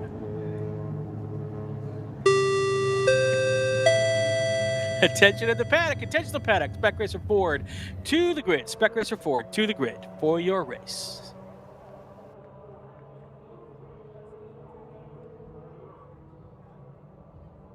For more than 30 years, championship-winning drivers and teams have demanded the Hawk Performance braking advantage. Now you can experience that same advantage technology on your daily car, truck, or CUV. With brake pads, rotors, and fluids that deliver smooth braking for muscle cars and tuners, Super Duty solutions for tow vehicles, custom-engineered motorsports friction, designed specifically for road racing, autocross, drag, and everything in between. Hawk has all your braking needs covered. Visit hawkperformance.com to learn more. Hawk Performance, what's stopping you? Summit Racing is a proud partner of the SCCA and its nearly 70,000 members. Get more bang for your buck at summitracing.com. Choose millions of in-stock parts from over 1,500 name brands, parts for racing, street performance, trucks, plus tools, accessories, and more. Shop anytime, anywhere with the Summit Racing app. Ready for a new race trailer? Bravo Trailers is the exclusive partner of the SCCA. Owned by longtime SCCA racers, Bravo Trailers work better, load easier, and tow better because they build them with the racers in mind. Visit bravotrailers.com to see your new trailer in aluminum or steel. For more than 100 years, Sunoco, SCCA's official fuel partner since 2001, has been fueling victories on and off the track, which is why Sunoco has trusted the fuel over 50 series of racing, driving, and winning, including the SCCA National Championship runoffs, SCCA Pro Racing, Trans Am, and NASCAR. To find race gas near you, visit SunocoRaceFuels.com or call Sunoco at 800-RACE-GAS. Mazza Vineyards is the exclusive sparkling wine for podium celebrations at the Hoosier Racing Tire SCCA Super Tour, SCCA Runoffs, and Tire Rack SCCA Pro Solo. Celebrate your racing weekend with Mazza Vineyards and learn more at enjoymazza.com. Did you know SCCA members can save $20 on every track night they sign up for? That's right, Track Night in America, driven by Tire Rack, now hosting 150 events at more than 30 tracks across the country. It's the easiest and most affordable way to get you and your friends on track in your street cars all year long. Visit tracknightinamerica.com to learn more and get yourself on track. It's the 2025 Hoosier Racing Tire SCCA Super Tour, the premier amateur road racing series bringing together top SCCA road racers from across the country. The Hoosier Super Tour visits some of the greatest tracks in North America, showcasing each of our 23 car classes. From production to GT cars, prototypes to Formula cars, the Hoosier SCCA Super Tour packs a ton of wheel-to-wheel racing action into every event.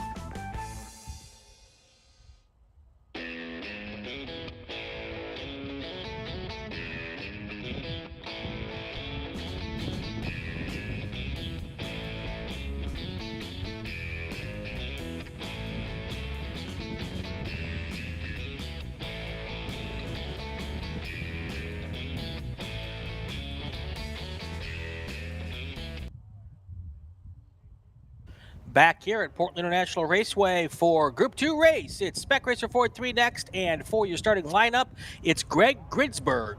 Wow, first you put an extra B in there, Brian. Now you put an extra R in there. Oh my gosh. All right, let's run down the starting order, Brian. We've got 26 drivers who set qualifying times. I'm going to give you the top 16 or thereabouts. Starting on pole today, driving the number 22 Spec Racer Ford from Portland, Oregon, it's Taylor Harris with a qualifying time 122.951. Starting on the outside of the front row, it's brother Calvin. He's going to start second in the number 42 machine. Oddly enough, he's also from Portland. John Black will start third today. He's in the number 17 machine. He's from Olympic Valley, California. And starting alongside him, starting in fourth in the number 99 machine from Tigard, Oregon, Caleb Schrader. Tom Burt will start fifth. He's in the number 45 machine. He's from Shoreline, Washington, while David Robson will start sixth. And starting in sixth, David Robson out of Kent, Washington. Starting seventh, Paul Gowdy will start in seventh position with Don Pingree starting in eighth. Graham Wood starting ninth. Phil Fogg 10th with McGuire Dickenhoove starting 11th. J.D. Barnum will start 12th. Jim Dranius starting 13th with Chris Strand 14th. Clayton Powers 15th. And John Arscott starting in 16th position.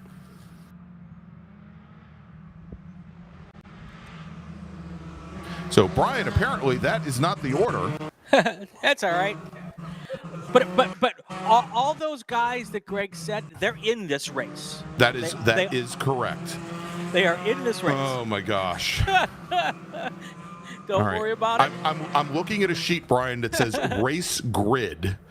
Yep. And apparently it doesn't match the grid. No worries. So it is obviously Caleb Schrader and John Black. They are on the front row today, and we'll fill in all the rest for you here in just a few moments. You know, it doesn't really matter where they start, Greg. It matters where they finish. Where they finish, exactly. I wish somebody would tell that to Brendan. It's all good. It's all good. Here we come down through turn 12, 2x2 lined up.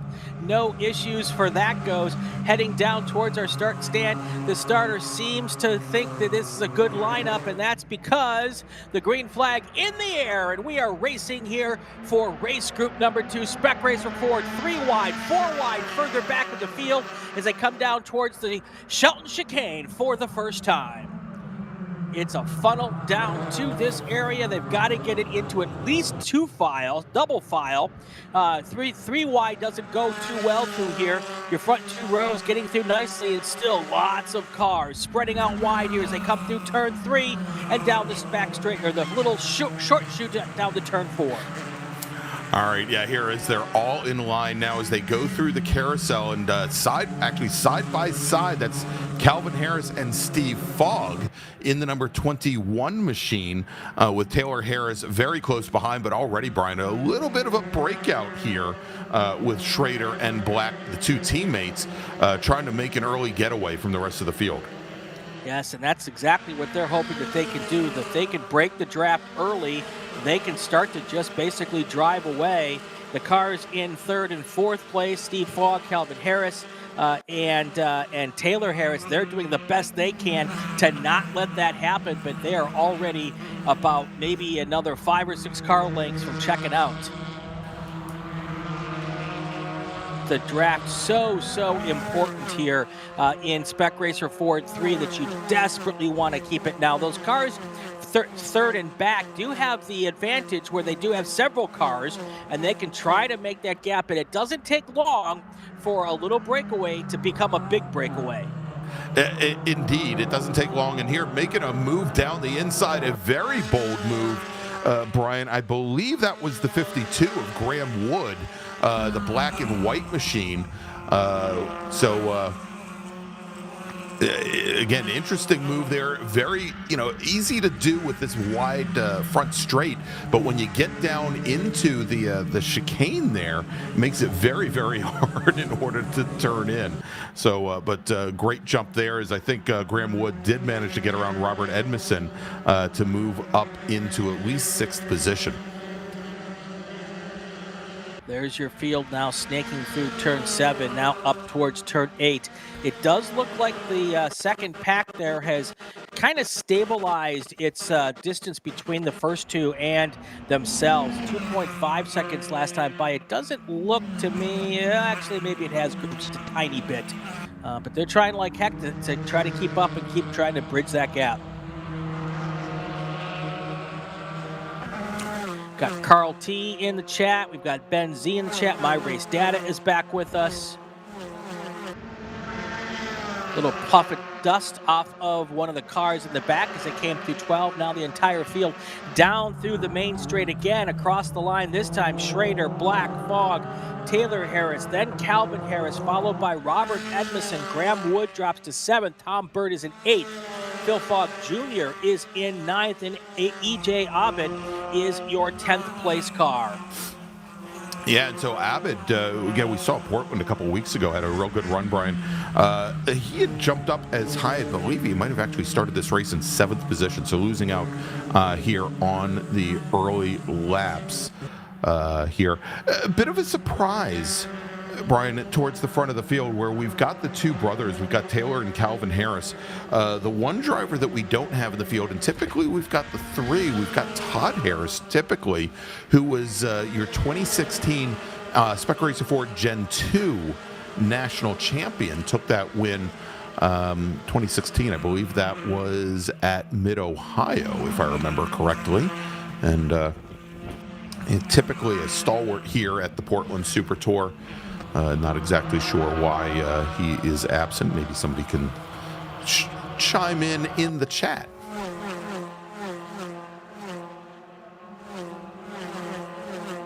And now we're completing our third race lap here as they come across the line, this time by John Black. Tosses down another purple lap. He is the second place car right behind Caleb Schrader. That lap a 1:23.148. 0.2 of a second back from Caleb Schrader, but they're not in the mood to do any real racing right now, Greg. They're just trying to put down fast laps so they can slowly grow that lead which is now 3.1 seconds over that second pack. And quick question to let everybody know what's ahead next week, Brian, just to jump away from this for a quick second. Of course, next week is the Super Tour round at the Mid-Ohio Sports Car Course, and John Locatos, who's a flagger in the SCCA, wanted to know who's going to be there on site. And John, it's going to be Mr. Bielanski will be on site working with part of the traditional broadcast team from Mid-Ohio, of course, unfortunately -1, as the great Rusty Bell no longer with us. That's right. So Tom will be with me next week, and we'll have a good time with that. And we're gonna do next week's shows in Rusty's honor, in my opinion. He was up with us last year and had a wonderful time with him sitting next to me. So we will be thinking of him next week at Mid-Ohio.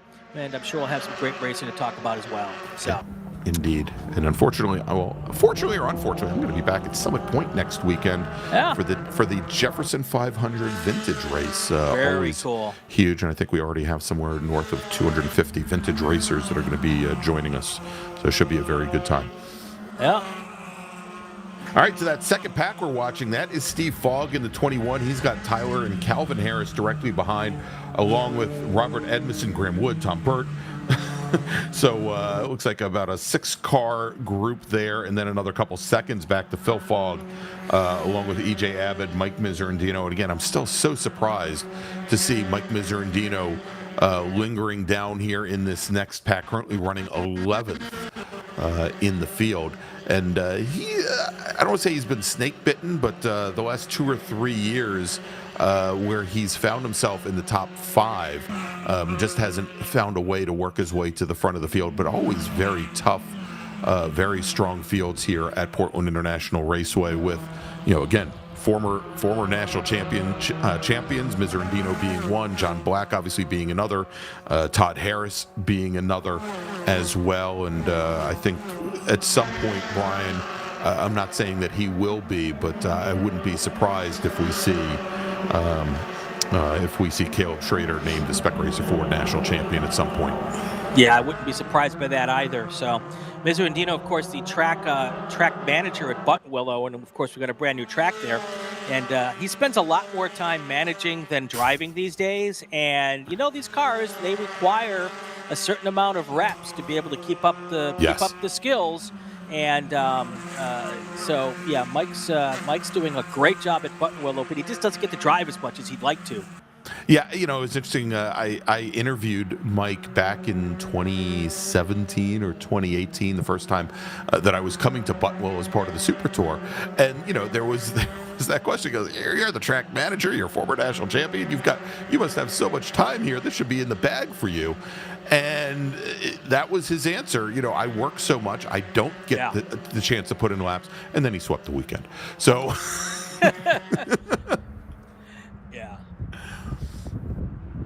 But look at that, just an absolute masterclass right now being put on by Schrader and Black on how you work together, how you stay out in front. And they haven't really just driven away like I thought they might, but every lap they're putting a couple tenths, and that obviously over the course. Here's the brain shark moment of the day. When you're putting a couple tenths every lap, you get a bigger lead every lap, Greg. That oddly, Brian, that's exactly how it works. How about me? That's my Mensa. That's Brian. Your Bielanski's Mensa moment. Oh my gosh! All right, great fight going on right there between the 45 of Tom Burt and the 27 of EJ Abbott. I think I might have mistook earlier when we had that one car come down the inside on the front straight. I might have mistook Graham Wood for EJ Abbott. Graham Wood in the blue and white 52, and EJ Abbott in the black and white 27. And Abbott now gets around Tom Burt, the blue and yellow 45. So move EJ Abbott now up into 8th position, drop Burt back to 9th. Your top 10 right now: Schrader, Black, Steve Fogg, Taylor Harris, Calvin Harris, Robert Edmondson, Graham Wood, Tom Burt, EJ Abbott, and then Phil Fogg Jr. That's your top 10. Mike Miserandino right there in 11th. Yeah, we were just watching Phil Fogg there in this next group coming through, as he's got a fight on his hands really with Miserandino, Andre Pera, two drivers from the West Coast who also have a lot of seat time here. We talked about all the track time that Miserandino has over Buttonwillow, or doesn't have at Buttonwillow, but he's got a lot of seat time here at Portland. And then Andre Pera in the number 77 machine, who another driver I'm a little surprised to see not a little bit further up in the field. He is from right outside the gates here at Government Camp, Oregon. Yeah, we shouldn't forget, we're talking about Schrader and Black. They are our leaders, but that pack right behind them, that is a battle for the 3rd spot on the podium. Indeed. So there's a big trophy and points on the line there, and that is something that we should keep watching for the rest of our race here.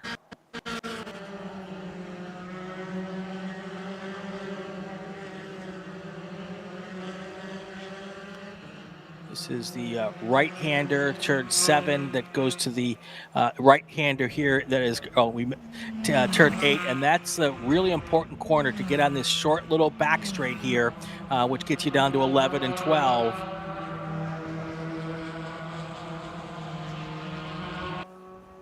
It just looks like they're floating through 11, and then it just happens to grab just before they get to the grass and shoot them down towards 12. Well, Black and Schrader certainly, Brian, as they're turning in, I think, much earlier for turn 11 than some of our other racers are.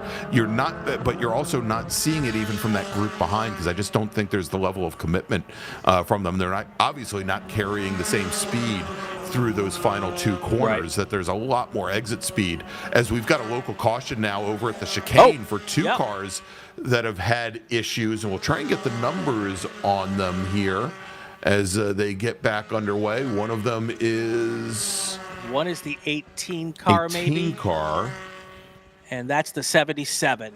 Of Andre Pera, who I just finished speaking about, and I'll try and get the other number there. It might have been the 10 car. Could have been, yeah. Could have been. I mean, they were together. Phil Fogg Jr. was right there with them, indeed, yeah. Or could have been the 28 car. Either of those. because I thought I saw an 8, but it could be Okay. either of those three. But Either 10, Phil Fogg or J.D. Barnum. Yeah. Right. And we'll see now. And they were all fairly nose to tail also, so. Yeah, we'll see if we know in a get minute. anything over the flag. Yeah, we'll hear from the flag net in just a moment when that gets called in.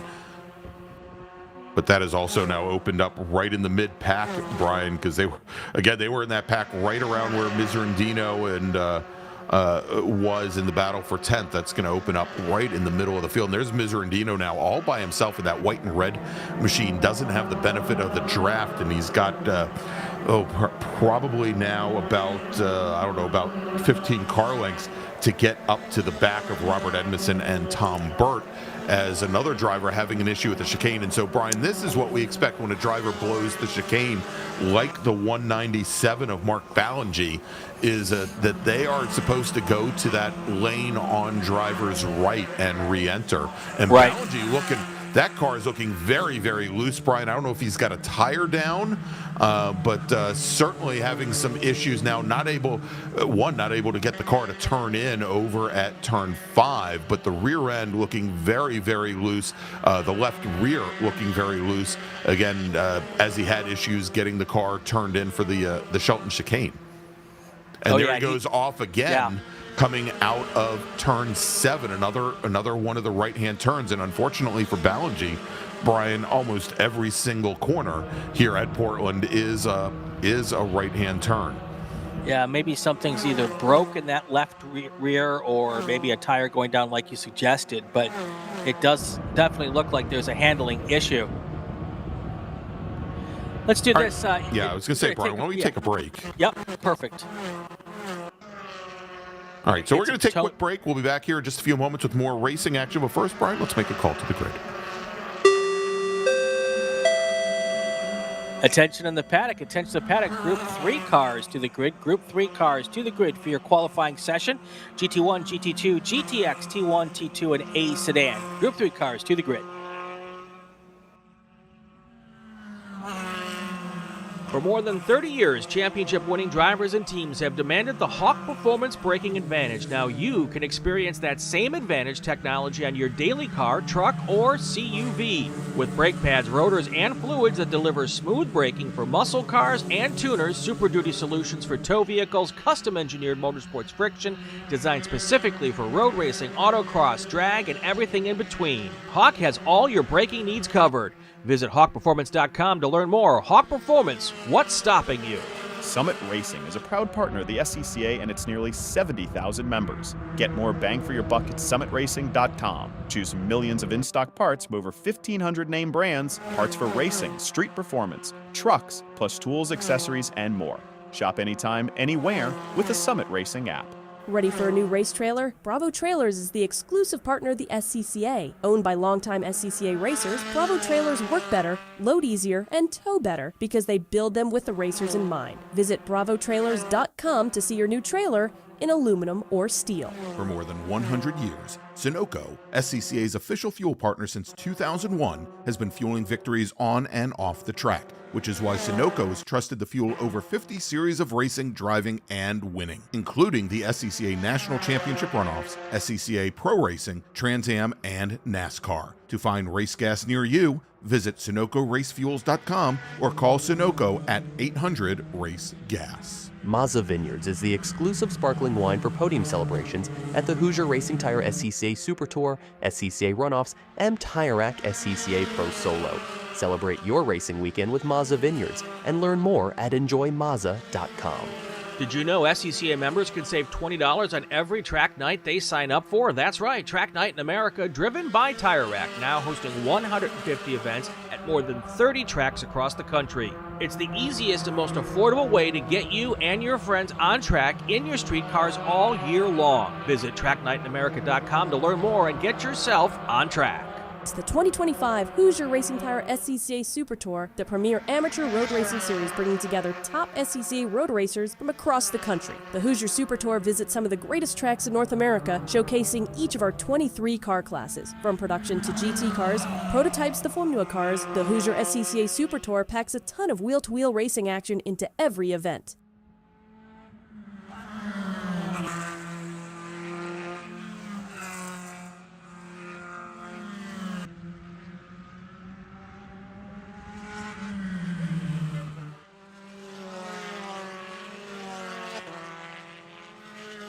Back here at Portland International Raceway, you can see it right there. Car almost in the wall. That might be the 81, I'm thinking. Brian, I told you somebody would end up out there eventually, and yet, indeed, that is the 81 machine of John Arscott, who was running 13th at the time, obviously not running 13th any longer. And yeah, by judging from the fiberglass body of that car, I don't think he actually got into the wall, but it certainly took a moment or so for him to get the car refired. Also, wanted to report we had E.J. Abbott in the number 27 machine, who had made his way up into 8th position at one point. He went off right over here at turn 12. And had the car stationary for about a minute and a half. He's now fallen to the back of the field, and I think we even got it on camera, Brian, as we went to break the number 4 machine.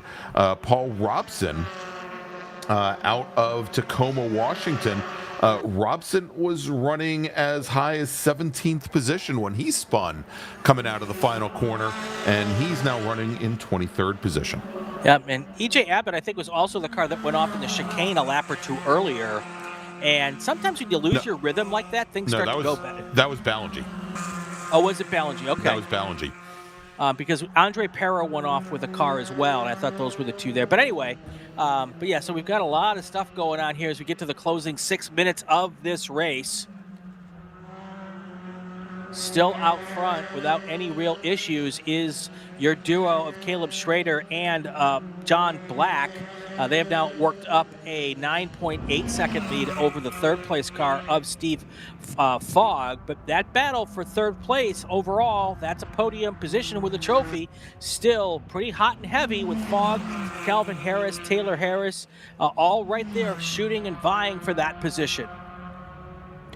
And that is that trio right there. It just came in and out of our screen, back into our view right now, right into your living room. The car out front is Fogg, followed by Calvin Harris and Taylor Harris. So we're looking here, Greg, at our very, very typical Spec Racer Ford closing laps. You've got 2 cars side by side, or 3 cars. When do they start to race? Same thing up front. Does John Black take a swing at Caleb Schrader here to take the win here?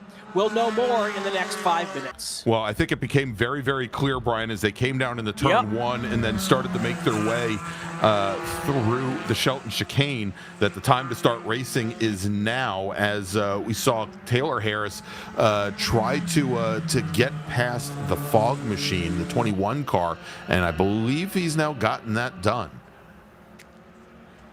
And up front, John Black just put down another purple lap, 122.3. That is a little message, you know, hey kid, I'm still here and I can still drive this car. Meanwhile, he continues to set fast laps tucked underneath the bodywork of Caleb Schrader behind. And I keep wondering, as we watch them there, Brian, separated by all of about, 12 inches or so, by about a foot. What is John Black doing to to better his lap time each and every single race as they go by the 63 machine, the 63 car? That is Gary Nesvich, currently running in 25th position. So both Schrader now and John Black, they have found the very back of the field as they've put the 63 machine down a lap. And the good news for those guys up front is the temperatures today are just enough where they don't have to be swapping positions to keep air into those radiators. Another 5 or 10 degrees warmer, and they would have to do a little dance every couple of laps because there's not a lot of air that gets into these Spec Racer Ford cars. But it's not that hot today, so they're really being able to take advantage of this opportunity. Yeah, and and I had just found out a couple of weeks ago, and I did not know this, is we've got a local caution now, Brian, coming out of turn 9. It might be for geese. Might be for the geese on the track. Remember, no debris flag until until they can't move anymore. But I did not know this after all these years, is that the Spec Racer Ford drivers and cars, they are not allowed to run a cooling fan for those radiators at all. And so, you are bound by how much air you can get into the slot. You don't get any kind of electrical or mechanical assistance there, as well as we now have a little bit under 3 minutes remaining. So, Brian, probably 3 more laps as John Black. There he goes. There it is. Makes the pass on Caleb Schrader going in the 1, but but I don't know if he's going to be able to hold him off as he went a little too deep into the Shelton chicane, and they are door to door. Well, there are no doors. Wheel to wheel going in the 4. Side by side, and now Schrader retakes the lead through 4, but now he knows two things. One, he knows that Black can get past him, and 2, he knows where Black might want to try to do it again. So good lesson learned probably for both drivers at this point, and Schrader will be ready next time Black tries to make that happen. Yeah, and so what do you do when you're Caleb Schrader to hold off and limit Black's exit speed out of 12? I think that's kind of difficult to do. It's just a question of, I don't know, maybe backing him up a little bit, going into 9 and 10. It's hard, but I think we've seen here, though, that John Black, yes, he can draft by going into the chicane, Brian, but he was nowhere near alongside Caleb Schrader as they came to the start-finish line.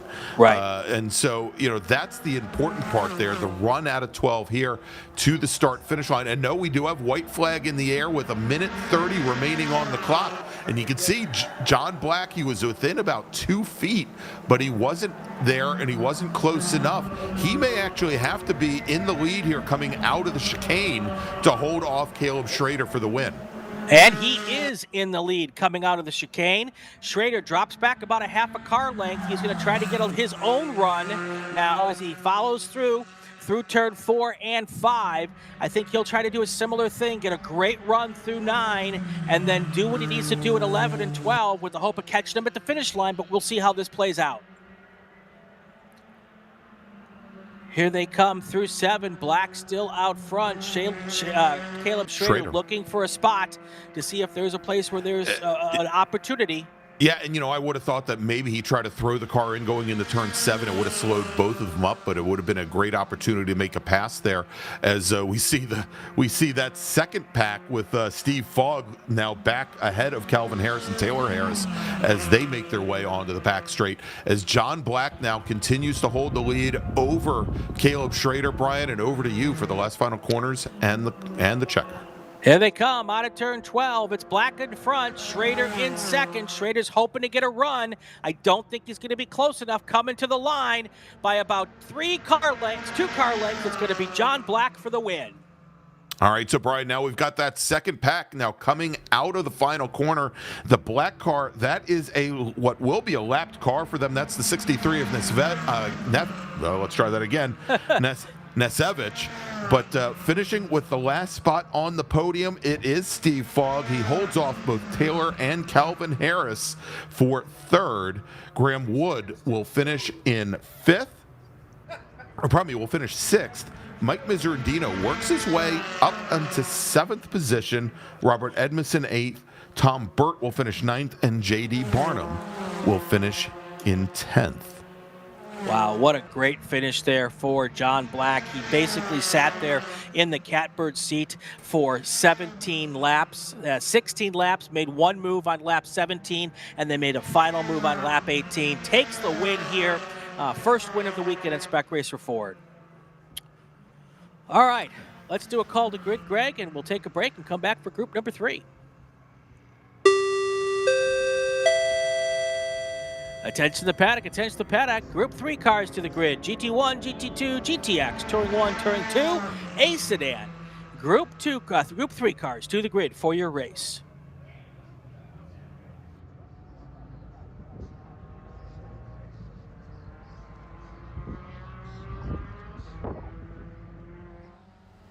Mazda's been very supportive of racers within the SCCA and all the other grassroots organizations for many, many years.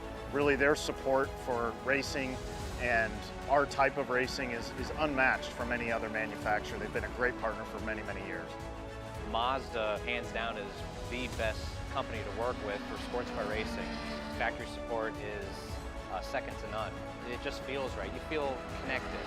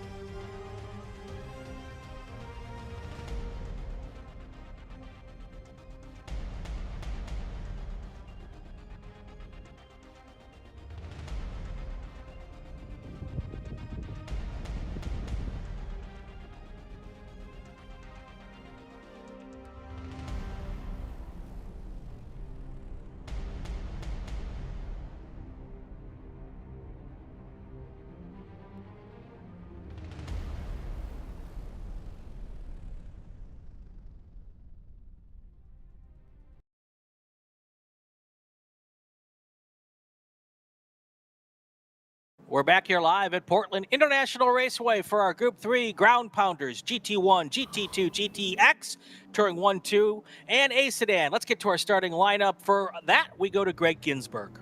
All right, Brian, and I was going to start with Spec Miata, but after screwing that up last group, I figure we'll actually give you the racers that are on track and in the order that they're on track. Starting on pole today, driving the number 12 GT1 Jaguar XKR from Poway, California. Qualifying time, 1 minute 12 seconds, .914, Michael Lewis. Jason Fiorito is going to start on the outside of the front row. He's driving the number 21 GT1 Dodge Challenger. He's from Lake Tapps, Washington. Brad McAllister in his GT2 Ford Mustang will start on the inside of row number 2 in third position, with Taz Harvey in his GT1 Acura NSX GT Evo 2. Representing the San Francisco region, he'll start fourth. Starting fifth today, Tim Adelson. I guess he went from the chat to his race car pretty quickly. We'll see if he's quicker on track. He's in the number 88 GT1 Victory Circle NASCAR machine. He's from Gig Harbor, Washington. Ernie Spada will start sixth today. He's in the number 44 GT1 Porsche GT3 Cup car. He's from Lake Oswego, Oregon. Jim Valdez will start seventh today. He's in the number 27 GT2 BMW E46. Then we got Scotty B. White. He's your T2 pole sitter. He starts eighth today in the number 0 Ford Mustang. He's from Auburn, Washington. While Pratt Cole, also in a Ford Mustang, he is your sole T1 racer here today. He's from Salt Lake City, Utah. Then we've got Michael Lowe from Hayward, California in our sole American sedan machine. That is an American sedan Ford Mustang. And then we've got, rounding out the field, Robert Wellington from Tacoma, Washington in the number 42 Touring 2 BMW 235IR. He had some issues with his traction control system, Brian, in qualifying, and it does not look as though he made the grid today. All right, here they come down towards the line, lined up very nicely 2 by 2. So nicely that your starter likes what he sees and the green flag is in the air. We start with GT1 cars across the line first, heading down to the chicane for the first time, 3 wide. And that's Tim Adelson, I believe, in the 88 machine, coming all the way down the inside, Brian, from fourth. He takes over second position. Great move for him as he gets around, I think, Brad McAllister as well as Jason Fiorito. Matter of fact, dropped Fiorito in that bright yellow number 21 Dodge Challenger all the way back to fourth position after having started on the front row. You can't win it in turn 1, but when you try and it works, it's a thing of beauty. McAllister in second, now trying to catch Michael Lewis in that Jaguar. About 2 car lengths back right now as he tries to get up to the back bumper of that number 12 machine. Well, we'll see here. That is actually, that's Adelson, Brian, in the black 88 machine directly behind Michael Lewis. Again, we had Adelson in the chat earlier today. So pretty quick move from behind the scenes here in the chat, getting in behind the wheel of the car. A little bit of white smoke coming off the back right of the Jaguar, and it may not be smoke. It may just be a little bit of fluid being dropped down. Not positive there, or he may have just been lighting up the rear tires going into turn 7. I thought I just saw the windshield wiper on the Fiorito machine moving back and forth as Fiorito takes a quick look to the inside on Brad McAllister's number 24 Mustang.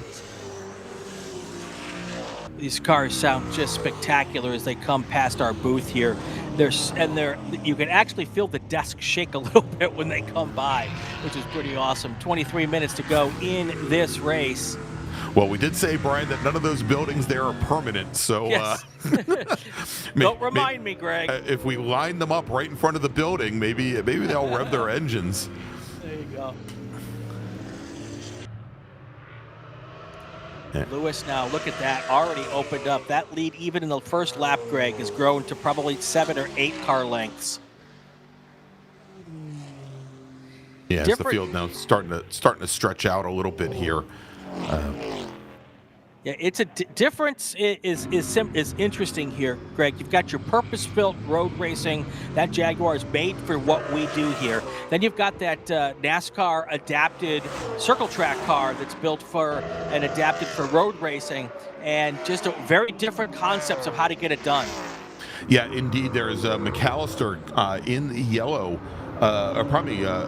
Jason Fiorito in the yellow GT1 Challenger. Motors by Brad McAllister. Now, McAllister is in a GT2 machine. Whereas now our top three racers, Lewis, Adelson, and Fiorito, all in GT1. Right now, the only person that Brad McAllister really has to worry about is Jim Valdez, who's running down in 7th position in his E46 BMW in the number 27 machine. That's the orange and black car, and I think Valdez was actually having some trouble earlier on today as well. We saw him take what is known as a hardship lap after one of the qualifying sessions. We'll see if that car makes it to the end. But so far, the other orange and black machine of Michael Lewis now starting to separate himself out from the rest of the field. Fiorito right there now on the back bumper of Tim Adelson. See if he can get it done here. He's going to have that big Camaro is going to put a big hole in the air, and it looks like Fiorito's going to try to. Well, I don't think it's close enough this time, but at some point he'll try to take advantage of that and slipstream right by.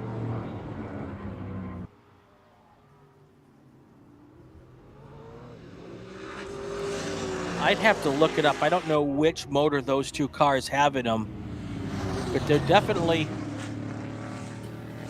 I believe they're both small block 8-cylinder cars. In which two cars, Brian? In the Adelson and the Camaro and that Dodge Challenger. Challenger, yeah.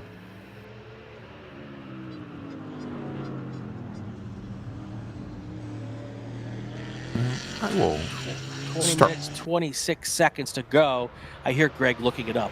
Yeah, that the smoke isn't coming off their tires; it's coming out of my ears, Brian. Yeah. And there's no new Pope in Charlotte, so I know that's not what's going on. No, not at all. So Michael Lewis still making up a big lead here, 6.8 seconds. And Adelson is now with a lot of pressure from Jason Fiorito here as they came through turn 12. Fiorito a little bit closer this time. Now he's in position to try to possibly make that move. But that Camaro is able to get a little bit farther down the track faster. But here is the move right there into turn 1. And Fiorito gets it done. Adelson drops back to third place. Nice, strong move there from that Dodge Challenger. And then right behind him now is Brad McAllister, that Mustang, who is now on the back bumper of that Camaro. So he's now being pressured by the GT2 car. And what Adelson really wants to do now is to keep McAllister there, because right behind him is another class car. That's Taz Harvey. Taz Harvey would love to be on the podium here, and they've got a little buffer. Adelson has a buffer of Brad McAllister in the middle, so it's important for him to try to keep it there. And then Taz Harvey wants to get around so he can try to end up on the third step on the podium. All right, so Brian, I'm looking, and of course, I'm just not bright enough a man to read to make all the spec lines. Yeah, exactly. I mean, I could tell you that the car is supposed to have a 102-inch wheelbase, but that's about as far as I go. Yeah. And it is quite a bit longer car than most of the other GT cars in the field. Right. But other than that, I'm seeing the information for the LS small blocks, for some alternate engines as well. But unfortunately, I'm not having any luck pulling up the information about. If I'm bored, I'll look it up tonight. We can talk about the Chrysler cars. Yeah, that sounds good. Better you than me. There you go. There you go. While all of this action is happening right on our screen, Michael Lewis pulling away even more, now 11.3 seconds ahead of the second place car of Jason Fiorito. Jason Fiorito, he's also now pulling away, and he's got about a 4-second lead over the battle for third. So once he got around, it was kind of clean air and ready to go. Your T1 class leader right now is Cole Pratt in the Ford Mustang. T2 class leader is Scotty B. White in his Ford Mustang. And then your A sedan leader right now, Michael Lowe. And guess what he's in, Greg? I'm guessing a Ford Mustang. As a matter of fact, Shock and awe. not only am I guessing a Ford Mustang, and it's not this blue Ford Mustang, it's the dark blue number 10. Right. And Michael goes by the nickname Mickey Bobby. Mickey Bobby. All right. Mickey Bobby, and retired sheet metal fabricator. He's got 2 championships in San Francisco region's Spec Mustang series. So certainly knows a little bit about driving these cars. No question.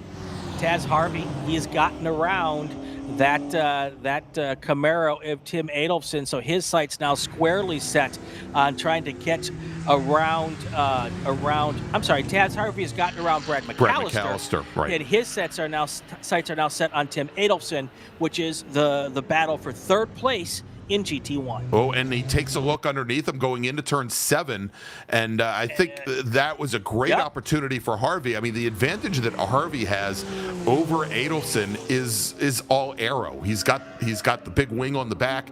He's got the splitters there, and much like we see with Michael McAleenan's Lamborghini Huracan FIA GT3 machine, is the advantage isn't power to weight.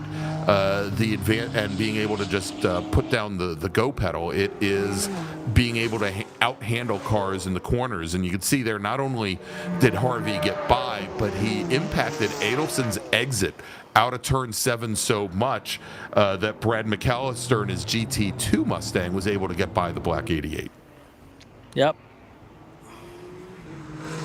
Michael Lewis kind of stabilized at 10 seconds, his lead over the 3rd place car. No real need to push it right now. He can kind of motor on to the finish line. As long as he can keep that car underneath him, he should have an easy ride now. Yeah, and there was a question in the chat, Brian, I think from I think Carl T, about the GT3 NSX here, and wondering, of course, in street trim, those are hybrid machines in all-wheel drive, but in FIA GT3 trim, though, they're rear-wheel drive, and they are, I believe, V6 powered only, no hybrid power plant there at all. Well, there you go. There's Fiorito making his way around. I believe that was Scotty B. White there. Yeah. And interesting there, because I think Scotty B gave a little flash of the headlights that Fiorito would have never seen because he was too far to the inside. Scotty B. White actually ended up slightly in the dirt on the outside just before they got to the drag strip. And Fiorito gave him a ton of room there. I don't know what Scotty B might be worried about or complaining about there. Yeah, sometimes those flashing lights are just the LEDs on our screen too, so I couldn't tell. I wasn't looking, actually, so I'm just speculating. Well, I mean, we can see, I think that Mustang does have LEDs, and they do differ from our frame rate slightly, Brian, but there was a definite period of off and on. Got it, got it. And remember who it is, Brian. That's true. Scotty never gets fired up over anything. Anything at all, no. Yeah, he is Mr. Calm. He is, always so even-keeled. Takes everything in stride. Yeah. We love Scotty. As I like to say, Scotty B. White's a guy with an opinion, and he's not afraid to share it. That's right. So, coming up on the halfway point here, actually, I think we're just past halfway, so let's take our break, do a call to grid, and then we'll get you all the way to the finish line on this one. Attention in the paddock, attention to the paddock. Group 4 cars to the grid. Group 4, Formula V, Formula F, and Formula 6. Group 4 cars to the grid. For more than 30 years, championship-winning drivers have demanded the Hawk Performance braking advantage. Now you can experience that same advanced technology on your daily car, truck, or CUV with Hawk Performance street products. With brake pads, rotors, and fluids that deliver smooth braking for muscle cars and tuners, Super Duty solutions for tow vehicles, custom-engineered motorsports friction designed specifically for road racing, autocross, drag, and everything in between, Hawk has all your braking needs covered. Visit hawkperformance.com to learn more. Hawk Performance, what's stopping you? Tire Rack was established over 40 years ago by an SCCA member with a passion to find the right tires, wheels, and now brakes and suspension products for racers and enthusiasts on both street and track. As official tire retailer of the SCCA since 1995 and sponsor the Runoffs Pole Award, along with the National Solo Program, National Time Trials Program, and Track Night in America, Tire Rack is proud to support the SCCA and its members as they go have fun with cars. For more than 100 years, Sunoco, SCCA's official fuel partner since 2001, has been fueling victories on and off the track, which is why Sunoco has trusted to fuel over 50 series of racing, driving, and winning, including the SCCA National Championship Runoffs, SCCA Pro Racing, Trans Am, and NASCAR. To find race gas near you, visit SunocoRacefuels.com or call Sunoco at 800-RACE-GAS. Hoosier Racing Tire is proud to be the presenting sponsor of this year's Hoosier Racing Tire SCCA Super Tour. As the world's largest race tire manufacturer, Hoosier has been at the forefront of motorsports innovation for more than 65 years. From local tracks to the global stage, Hoosier is dedicated to delivering high-performance tires that meet the demands of champions. Whether you're a seasoned competitor or an aspiring racer, Hoosier tires are engineered to help you push the limits. For more information, visit us online at HoosierTire.com or visit us trackside, and remember to connect with us on social media. If you like what you see today, become part of the action by joining the Sports Car Club of America. Whether you want to drive, flag, organize, officiate, have fun with cars, or meet 65,000 enthusiast friends, SCCA offers plenty to feed your motorsports obsession. Ask someone trackside about how to get involved or visit SCCA.com for more information. It's the 2025 Hoosier Racing Tire SCCA Super Tour, the premier amateur road racing series bringing together top SCCA road racers from across the country. The Hoosier Super Tour visits some of the greatest tracks in North America, showcasing each of our 23 car classes. From production to GT cars, prototypes to Formula cars, the Hoosier SCCA Super Tour packs a ton of wheel-to-wheel racing action into every event.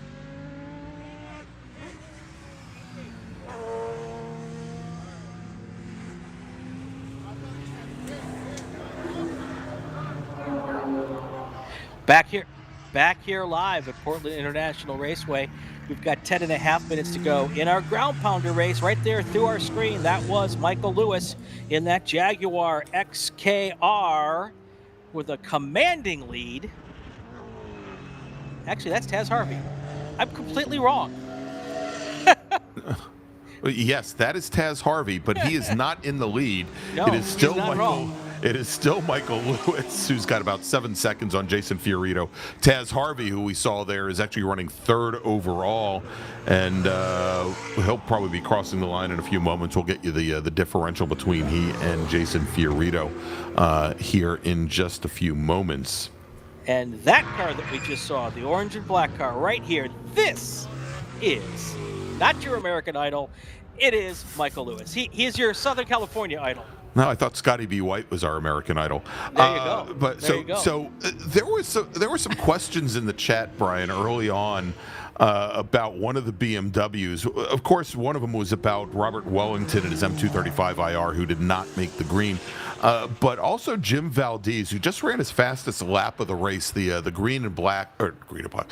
orange and black number 27. Here he comes up into turn 7, and he's missing something. It is the front bumper of that car, and I think somebody speculated he might have run down a corner worker or something before the race started.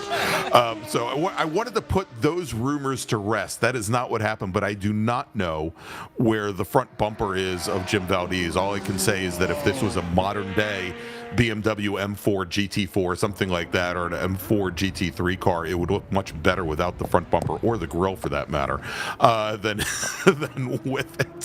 Thankfully, the E46s don't have that beaver look to them at the front there.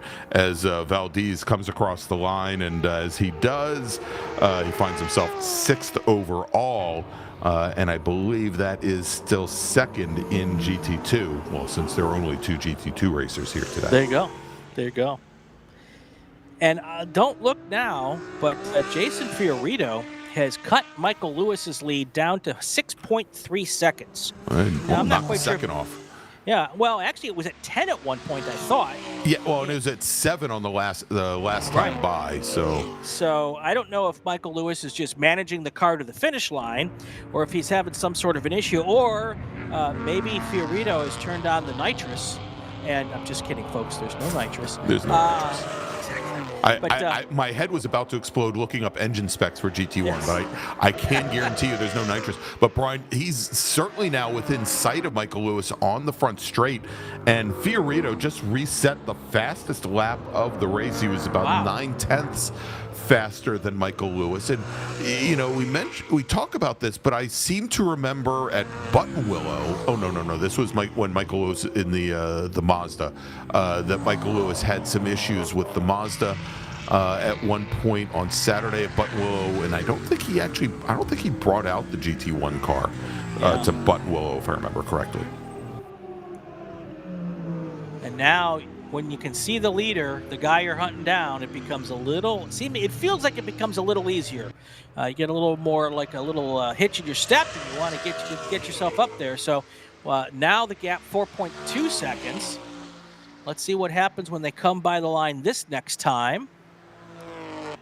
I mean, he's certainly tightening things down. You can see there, and just looking at that shot, how much more speed he's carrying now through 9 and 10. He didn't put down any fast sectors, but a good 112.905. So now the gap's only 3 seconds, Greg. Yeah. Yep, exactly. He's definitely knocking things down here as he was again about 9/10 of a second faster that time by as well. And I'm sure if Michael Lewis was capable of turning up the wick a little bit, Brian, I bet he would have done it by now. One would think, yeah, something's definitely amiss on that number 12 car.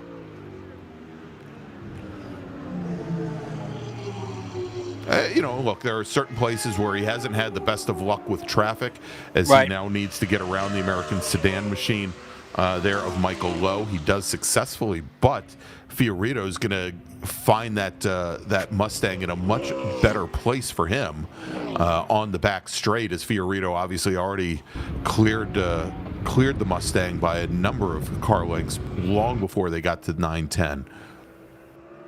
Oh, Michael Lewis getting it. Wow. And you can see, well, you know, maybe Michael Lewis is trying to widen that gap, because did you see the two dark black stripes that he laid down when he got on the throttle? Brian, it wasn't a question of the car just being loose and not handling well. That was, we'll call it over application of the right pedal. Well, and it didn't help him much, because on that lap, Fiorito dropped another purple lap, a 112.5. And look at him, right at the rear bumper now of the leader. With a couple of slower cars in front of him, Greg, this could become problematic. Yeah, and so Lewis getting a little bit defensive going into turn 7, turning in from about 3/4 of a car, about 3/4 of a car width off of the left-hand side of the track. But you know, Fiorito, I think, sensing blood right now in the water as they come onto the back straight with a couple of cars just ahead, and that is the Porsche. They're just ahead of Ernie Spada, who, interestingly enough, is running 4th in GT1.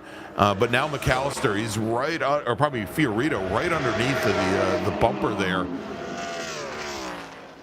Fiorito not enough at the line, but he's going to try to stick his nose out, just let Michael Lewis know, as if maybe he didn't, that he is there ready to pounce given the opportunity.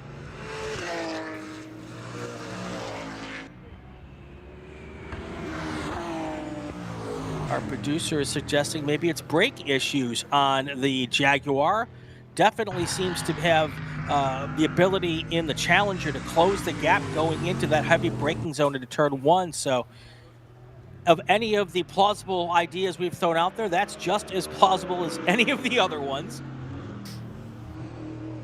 All right, Brian, so we've been told by timing and scoring that we should have this lap and 3 laps remaining. Okay. I believe, and that, although that doesn't sound very right with 3 minutes remaining on the clock and our racers clicking off a minute 15s. So my guess here is, oh yeah, probably 3 more laps actually. Looking at the lap times, we'll take a look here as they come onto the front straight. to complete lap number 18. And Lewis still able to keep in front now.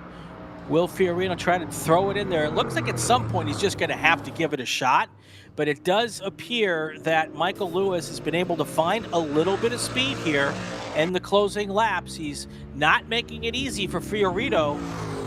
Yeah, Fiorino takes a quick look to the inside as they came out of the Shelton chicane going into turn 4. Not quite close enough alongside.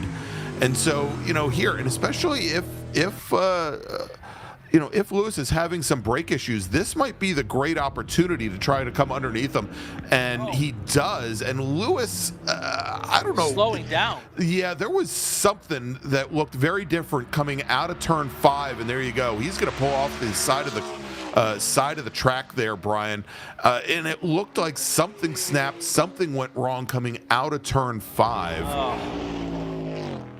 And so Michael Lewis's run is now over. That will move Jason Fiorino to the lead in GT1. It'll move Taz Harvey, who just ran his fastest lap of the race, up to second. We were just looking at Ernie Spada in the Porsche, who is actually running now technically a lap down from our leader, now currently running in 4th position there in GT1, 5th overall. All right, keeping an eye now on Fiorino. Next time by is going to be white flag as he comes now through turn 4. So we got a lap and a half to go here for your new race leader, Jason Fiorino.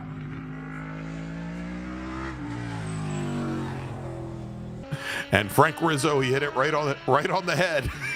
That looks like Michael Lewis was able to take the cutoff, and actually we've got some emergency services teams, I think, responding. We just saw the white pickup in the air, and that's because I think Michael Lewis might have come through turn 8. You see the local caution there, Brian, at the turn 8 flag stand. Right.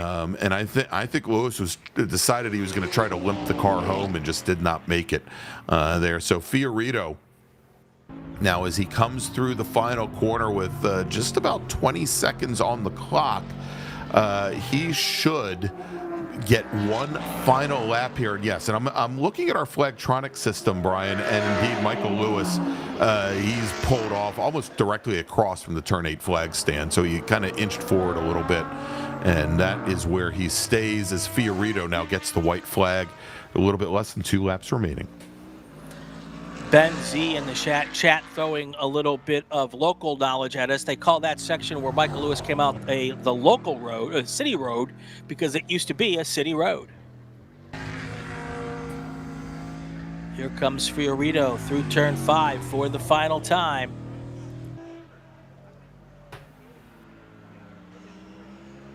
Got a slower car, but he has got now about a 50-second lead over second place, so he does not have to push it. He does not have to do anything crazy to get around this car.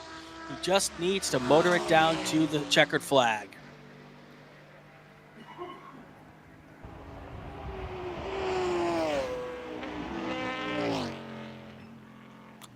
There is Fiorino now through 10 and 11 for the final time. Yeah, and the question is whether or not I think he's going to give Jem Valdez another lap here. I don't know if Valdez necessarily wanted that extra lap. Yeah, and the checkered flag is going to go in the air, and your race winner will be Jason Fiorino in the Dodge Challenger out of Lake Tapps, Washington. Now we get to sit and wait for Taz Harvey. All right, so crossing the line, that's going to be Ernie Spada. He's going to finish 3rd in GT1 in his Porsche GT3 Cup car. And, yeah, we're just waiting on the Acura. There he is. There's Taz Harvey coming through the final corners now. He will take second in GT1 directly behind him, Brad McAllister, who will take the win in GT2, assuming he makes it. And Brian, I always say assuming. Yes. If you remember, I think it was not last year, maybe it was last year. No, it was 2 years ago where we had a prototype race. Prototype 2 race should have ended, and our leader, his car shut down on him on the front straight about 30 feet shy of the finish line. Oopsie. So, Yeah, exactly. So it wasn't Tim Day Jr. I'm trying to remember who it was, but it's one of those deals where you can't count your can't count your BMWs before they're hatched, something like that. There you go. There you go. So coming across the line second after taking an additional lap in GT2, Jim Valdez. He's going to finish 5th overall. Taking the win in American Sedan, that is Michael Lowe, and Lowe moves up to 7th as our overall winner brings his car down the pit lane. So it's Fiorito, Harvey, and Spada, your top 3 in GT1. Brad McAllister finishes 3rd overall. Jim Valdez, 2nd in GT2, 5th overall.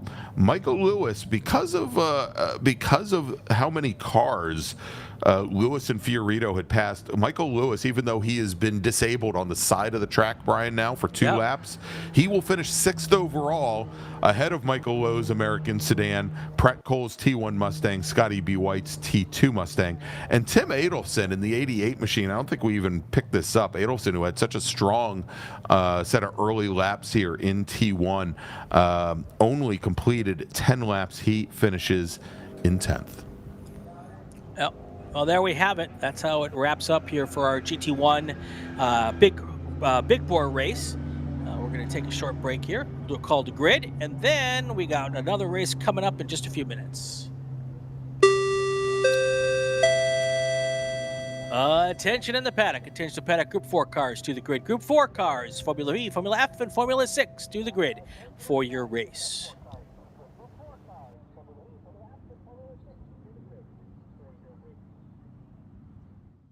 My customer experience with Mazda has been absolutely fantastic. I'm probably not the richest person out here, and they're extremely reasonably priced, and you can buy parts easily, and it's a class that fits both what I want from a racing standpoint and what I can afford. We got into Mazdas largely just because it's a fantastic platform, and Mazda Motorsports has some of the best support for the grassroots racer in parts and technical advice and everything else, so they make it easy for us to run these cars. Picture your perfect garage. How many cars are in there? Great, great. Now picture reality. How many cars can you actually have? Me too. With SCCA Club Spec, one car becomes your daily, your track car, your autocross car, even your time trials car. S197 Mustang if you like V8s and torque, NC Miata if you like compact and agile. SCCA Club Spec, spirited dailies, competitive race cars. Learn more at scca.com.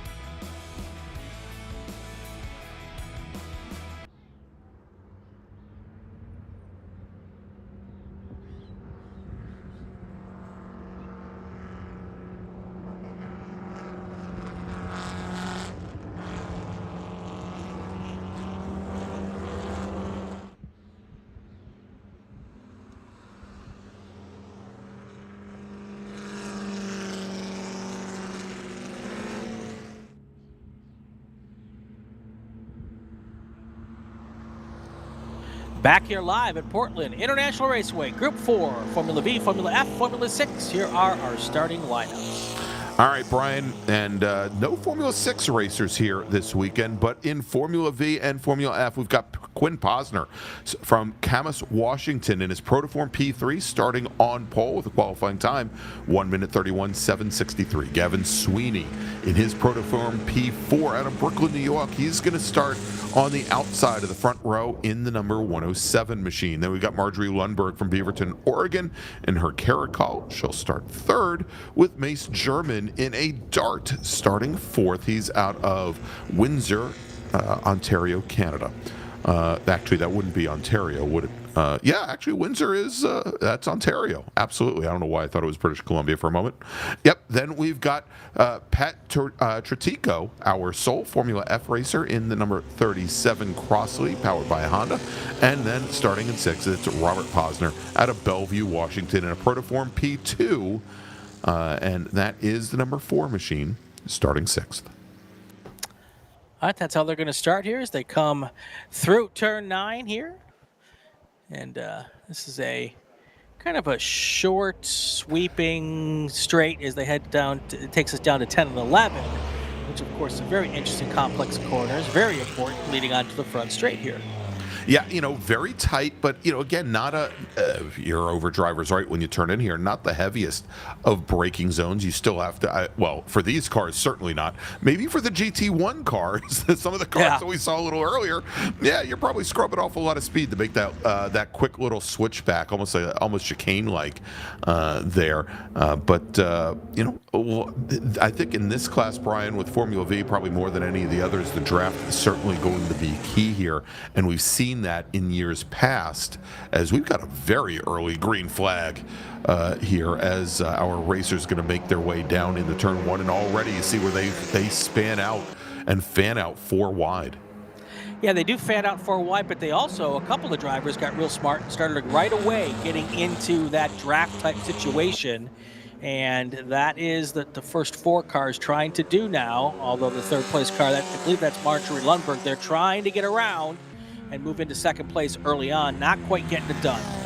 Yeah, the black and red number 24 of Marjorie Lundberg, alongside that the yellow one. I think actually we saw Gavin Sweeney go to the front in the 107. We'll get that figured out in just a moment here, because I thought Quinn Posner I thought the yellow car was the number 9, but we'll get that get that figured out here in just a moment for you. But going side by side, coming through the exit of the Shelton chicane, somewhat antithetical, Brian, to wanting to keep together and use the draft, because it let our leader open up at least a couple car lengths. Although I think they're going to be able to pick that up under the draft as we watch a little bit further back in the field. These are Mace German in the 89, the number 89 Formula V, Pat Tretico in the black and red number 37 Crossley, the Crossley being our sole Formula F car here in the field. So the 4 cars up at front, all of course in Formula V. And there you go, first and second place coming out of 12, nose to tail here as they come down to the line to complete our first race lap. And they're working to try to pull away a little bit.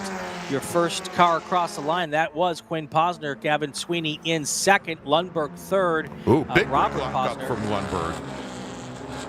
Huge brake lock up there for Marjorie Lundberg as she stepped a little bit to the inside, Brian, from driver's left, and moved in about car length and a half, and finding a lot more grip there than I think she anticipated.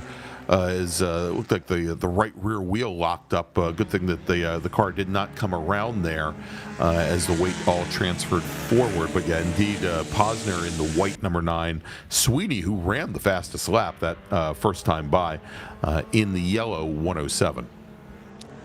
Ben Z in the chats. Flags here, lots says it's the dirtiest he's seen this racetrack in a long time. So that might explain Lundberg maybe not expecting to have the grip that she had, and that's where the lockup comes from.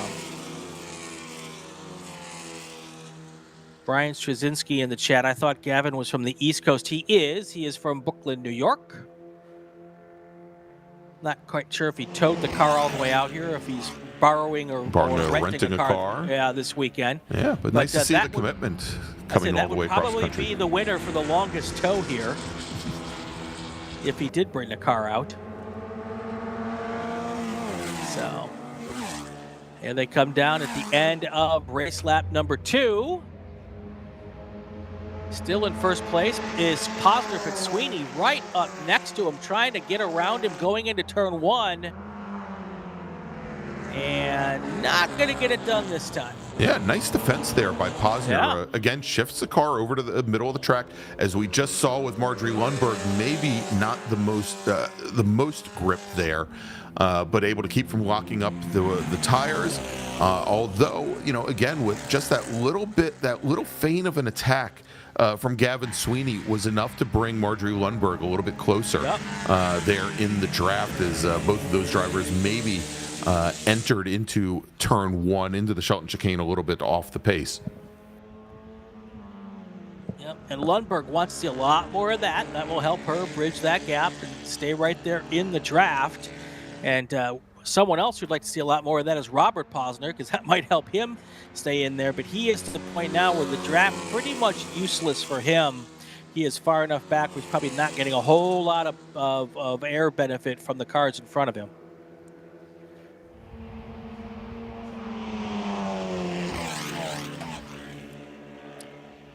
There they go. This is I really like this 11-12 section, Greg. It just seems like it's very, very, first of all, it's important, but it's hard to get right. Oh, yeah. I mean, pretty clearly as we see drivers, and we talked about how that extra bit of asphalt was put out there at the exit of turn 11. Probably from a bunch of drivers getting it wrong. And now making the move to the inside, Brian, and we've got a new leader as Gavin Sweeney now moves the 107 machine to the lead. And as we say that, Marjorie Lundberg, who's still kind of lingering back there in third, just set the fastest race lap so far. But I mean, it again is very challenging there, and we saw like during the Spec Racer Ford race as we watched Caleb Schrader and John Black as they just nicely drifted their cars through that corner and knew when, as they got the car rotated and knew when it was going to pick up grip again and to be able to power out, versus the same drivers in that class that obviously were not attacking the corner nearly as much and weren't carrying the speed, and maybe they certainly weren't intimidated by it, but not recognizing yet what the full potential of their what of those cars are through that section of the course. Quinn Posner, Sweeney, Marjorie Lundberg, Robert Posner, Patrick Tico, and May Sturman. That's how they stand here in the top 6 or the 6 cars here as they come through and complete their working lap number 3. Fast lap, as Greg just mentioned, Marjorie Lundberg with a 133.8. Even with that fast lap, though, Posner and Sweeney pulled away a little bit more this time. It was a 1.0 seconds at the line last time. This time, as they crossed the line, we'll wait for the computer to tell us exactly what the situation is. The gap this time, a full 2.9 seconds. It's always interesting to see how one car can do such a good, strong lap, and then even the next lap have issues that allows for the cars in front of them to pull away even further.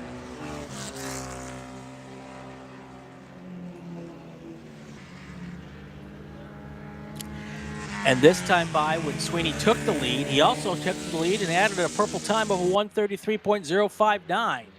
So, yeah, indeed, Brian, and I think we're also getting to the point now where as you talked about Marjorie Lundberg going from setting the fast lap then to losing time the next time by, as she had those maybe a little, I don't want to call them bobbles, but the next lap not being as strong. I think she may have fallen out of the draft as well, and that being in the case is she likely isn't going to be able to close things up until Sweeney and Posner maybe start to battle a little bit, or if not battle, reposition their cars and maybe go and impact their cornering speeds by shifting offline, not taking optimal entries into some of these corners. Well, and evidence of the importance of that draft as we see another pass here as Quinn Posner retakes the lead. But the fast lap without the draft was almost 2 seconds faster. But now Marjorie Lundberg's also picked up her pace a little bit. So without the draft, she's not able to maybe close the gap, but she's got her lap times down at least as fast as Gavin Sweeney. Well, actually, that I was going to say, yeah, that last time by Brian. No, they're right on. She was about a tenth off of Sweeney's times, but also the big difference there is that Posner got a much better run out of the final corner, and now we're just seeing where Sweeney is making his way back up to the back of the white 09 machine. Yeah, and it's at this point with you've got that gap of 3.1 seconds. Unless your fast laps are a whole second faster, there's not really much gap bridging that's going to happen without being in the draft anymore. We're 16 minutes to go here. Your running order at the moment: Quinn Posner, Gavin Sweeney, Marjorie Lundberg, Robert Posner, Patrick Tretico. Someone said Mike Tirico, and now I can't get it out of my head. Patrick Tretico is in 5th, and Mace German is in 6th. Brian Straczynski in the chat reminds us that it was Quinn and Marjorie who finished within a car length last year. That's right. That was the story I was telling you about during qualifying. And now we got another attempted swap for the lead. Didn't quite get it done. They were so that's Quinn in the front and Sweeney in second, but they were at the line. Sweeney had just snagged the lead, but Quinn had done a faster lap and took it again back going into turn 1.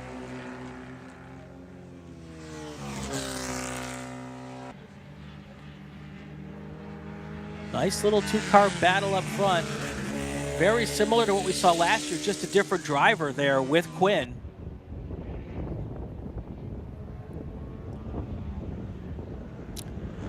Playing out in much the same fashion here as we come up on 4:45 to go, 4:55 to go.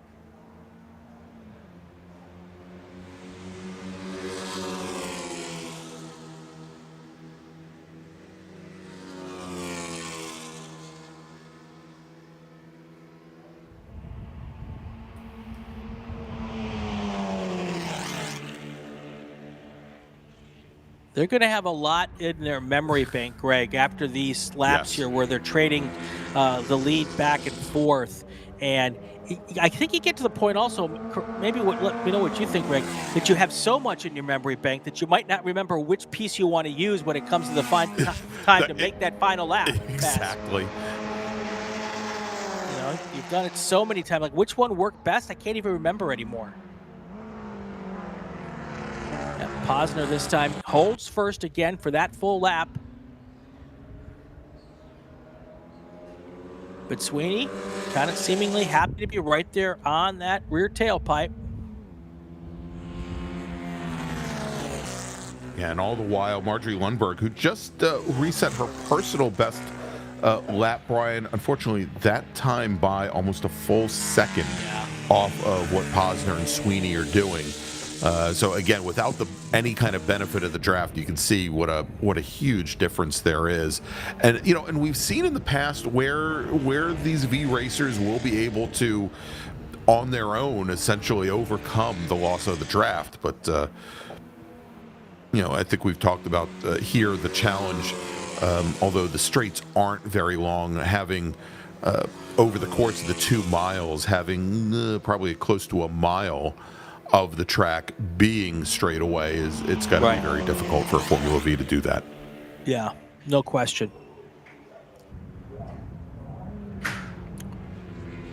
Posner still holding station. Sweeney trying to keep it going, trying to stay with him.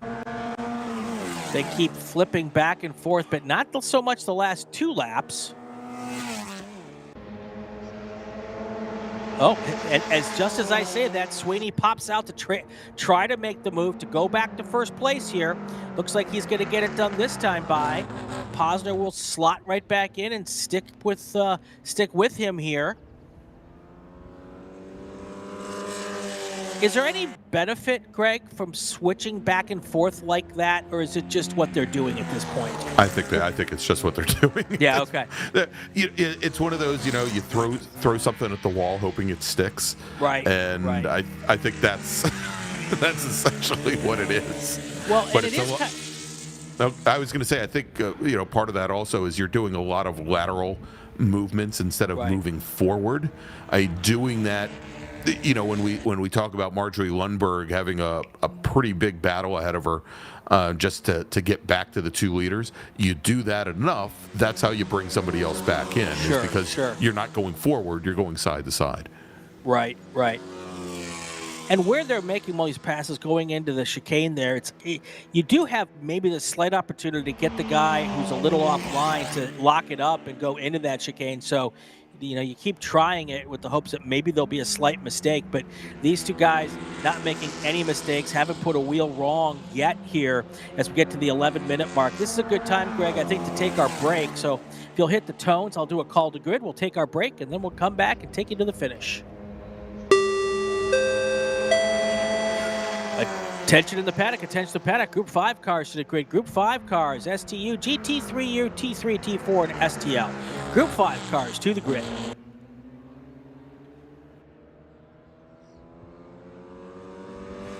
Hoosier Racing Tire is proud to be the presenting sponsor of this year's Hoosier Racing Tire SCCA Super Tour. As the world's largest race tire manufacturer, Hoosier has been at the forefront of motorsports innovation for more than 65 years. From local tracks to the global stage, Hoosier is dedicated to delivering high-performance tires that meet the demands of champions. Whether you're a seasoned competitor or an aspiring racer, Hoosier tires are engineered to help you push the limits. For more information, visit us online at HoosierTire.com or visit us trackside, and remember to connect with us on social media.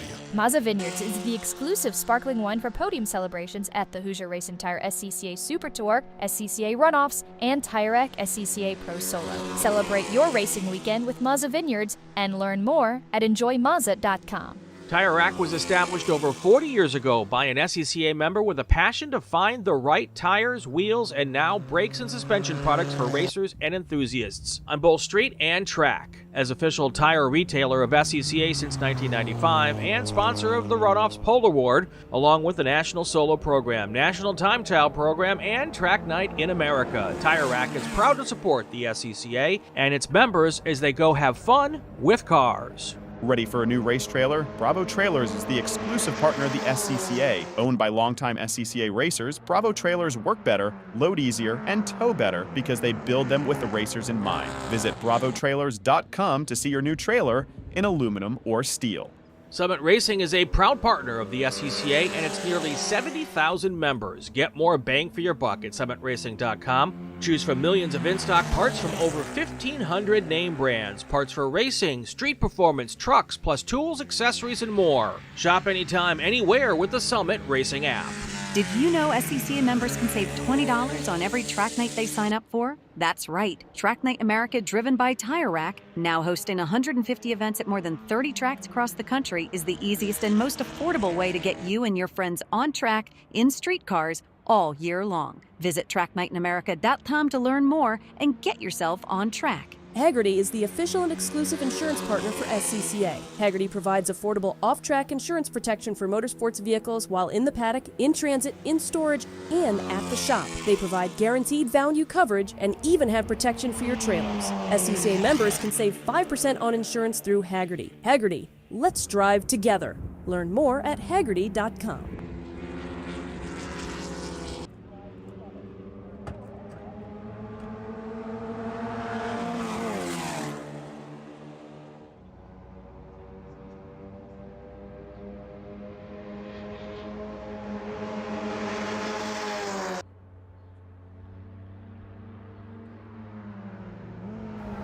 Back here at Portland, and I got to tell you, Greg, Quinn Posner, Gavin Sweeney, they're doing their best to put on a fantastic show for the fans here. It is a 2-car battle. It's been that way since basically lap number 1.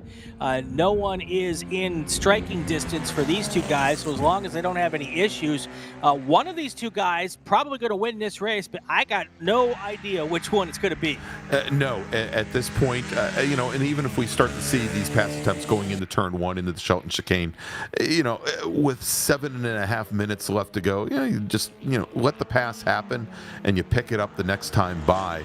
But I'm already starting to see some subtle differences in the way Posner, who's our leader, and Gavin Sweeney running second, are approaching some of these different complexes. We see you're going into turn 4. Which is the sweeping right-hander after the chicane, where Posner is entering, I'd say, mid-track, and there we go, pass made. So move Gavin Sweeney now up to the lead as he made that pass on the back straight. That's the first time I think we've seen this now, although we may see Posner in position to move back around. What I was going to say is we see Posner getting somewhat defensive both in through turn 4 and then as they enter turn 5 as well and go into the carousel, whereas Sweeney has been opening up these corners and trying to square them off a little bit, and again put less stress on the tires themselves and keep the speed rolling. And it helped him coming out of 7 and onto the back straight. But we could see then, I'm not saying he let off the throttle, but Posner got back by going down right at about the start-finish line. And notable there as Posner got it done before the checkered flag. So something to keep in your head here, Brian, as the last couple of laps are upon us. That that is something that either Posner could do or possibly Sweeney as well. That was one of the things I was thinking. All of these passes into turn 1, they're fun and all, but that's not where the start-finish line is. So, if you're going to do it, you got to do it on the second to last lap, and then you got to hold on and find a way to make sure they don't get around you again. So it's going to be very, very interesting. There is some strategery going on here, and it is the only thing I'm pretty certain of is that Quinn Posner is going to finish first or second, and Gavin Sweeney is going to finish first or second. So that's I'm fairly strong in that, and of course, unless of course they take each other out. Is that the Mike Lewis theory? No, exactly. Is that the Mike Lewis theory? And whoever, unless of course, like I said, they take themselves out, and then Marjorie Taylor, she's ready. She's ready, and she's right there. So here, as Gavin Sweeney goes back to the lead, gets around Quinn Posner, this time. Sweeney was not able to get the pass completed before the start-finish line. So, again, keep in your head about exit speeds and being able to tuck up behind the car, right ahead of you. And it was something that Posner was able to get done. It was something that Sweeney was not able to get done. All right, Marjorie Lundberg looking for an opportunity for these two cars to make a mistake so that she can get back into the discussion. That's the only way she's going to get back into here. As these two cars continue to try to push away. Timing and scoring is predicting 17 laps in this race. So, and we're currently on lap 14. Brian, with about 4 laps remaining, and these racers running about 1:30 lap times, 1.5 minutes. Yep. So about possibly 4 more laps. So there you go.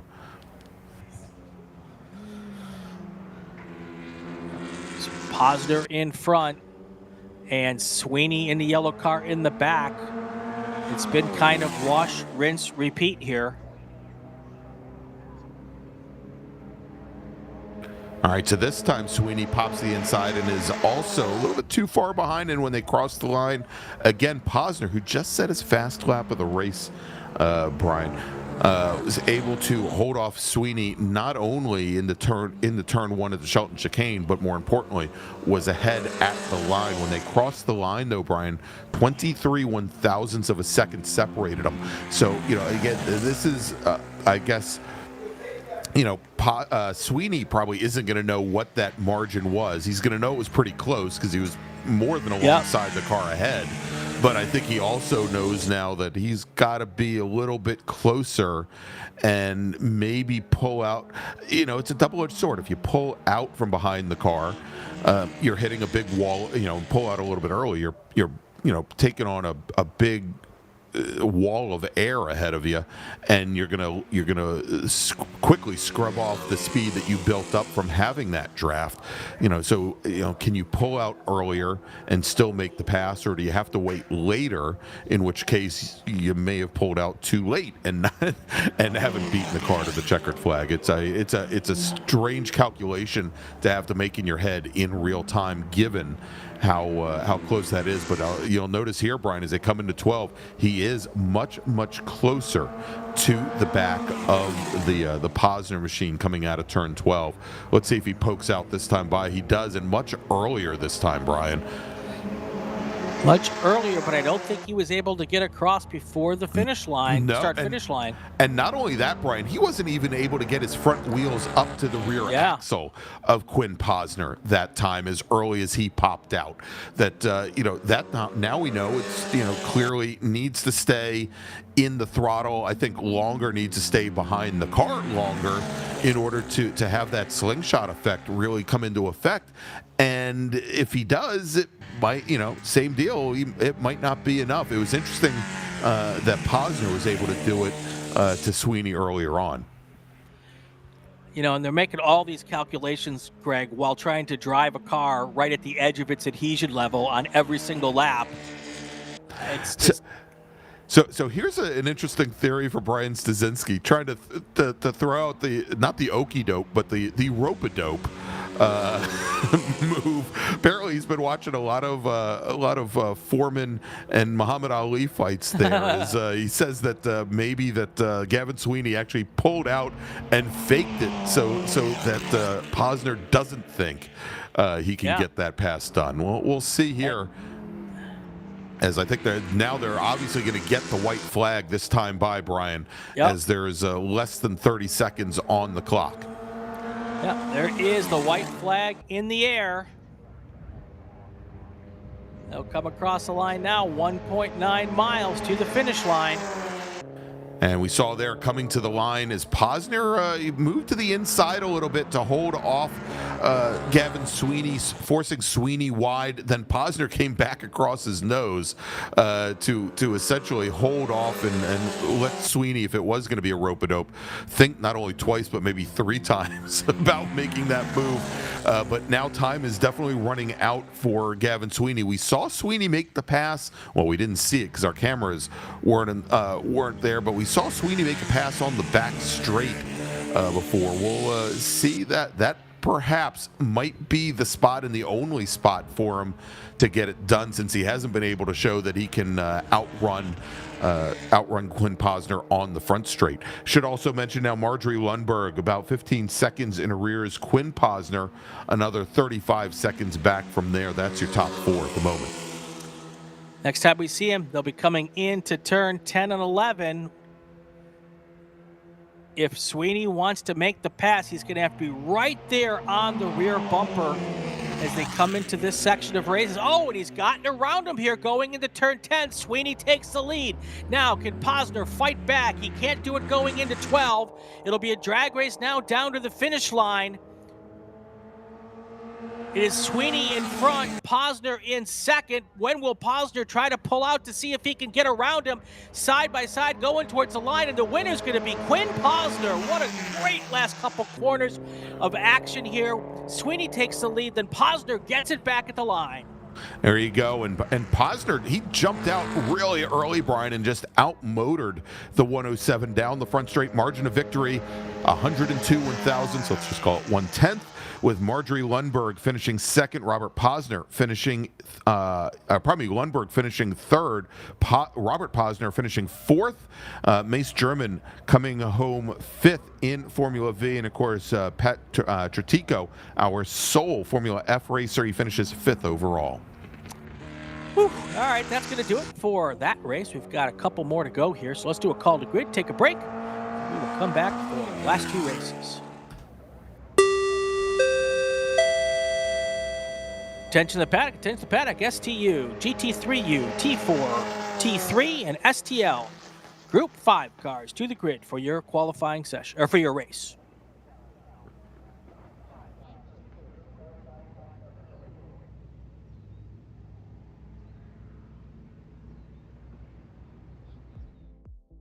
name is Joshua Smith, Business Development Manager for Mazda Motorsports. We're happy to be supporting the SCCA and Mazda racers here. So our team support program offers a couple of tiers of support, parts support, technical support. All of this is done through our MazdaMotorsports.com parts store website. It's basically like signing up for an Amazon account. Simple information, prove that you're a racer. It gets you access to our 800 hotline that you can call and speak to one of our parts representatives 5 days a week.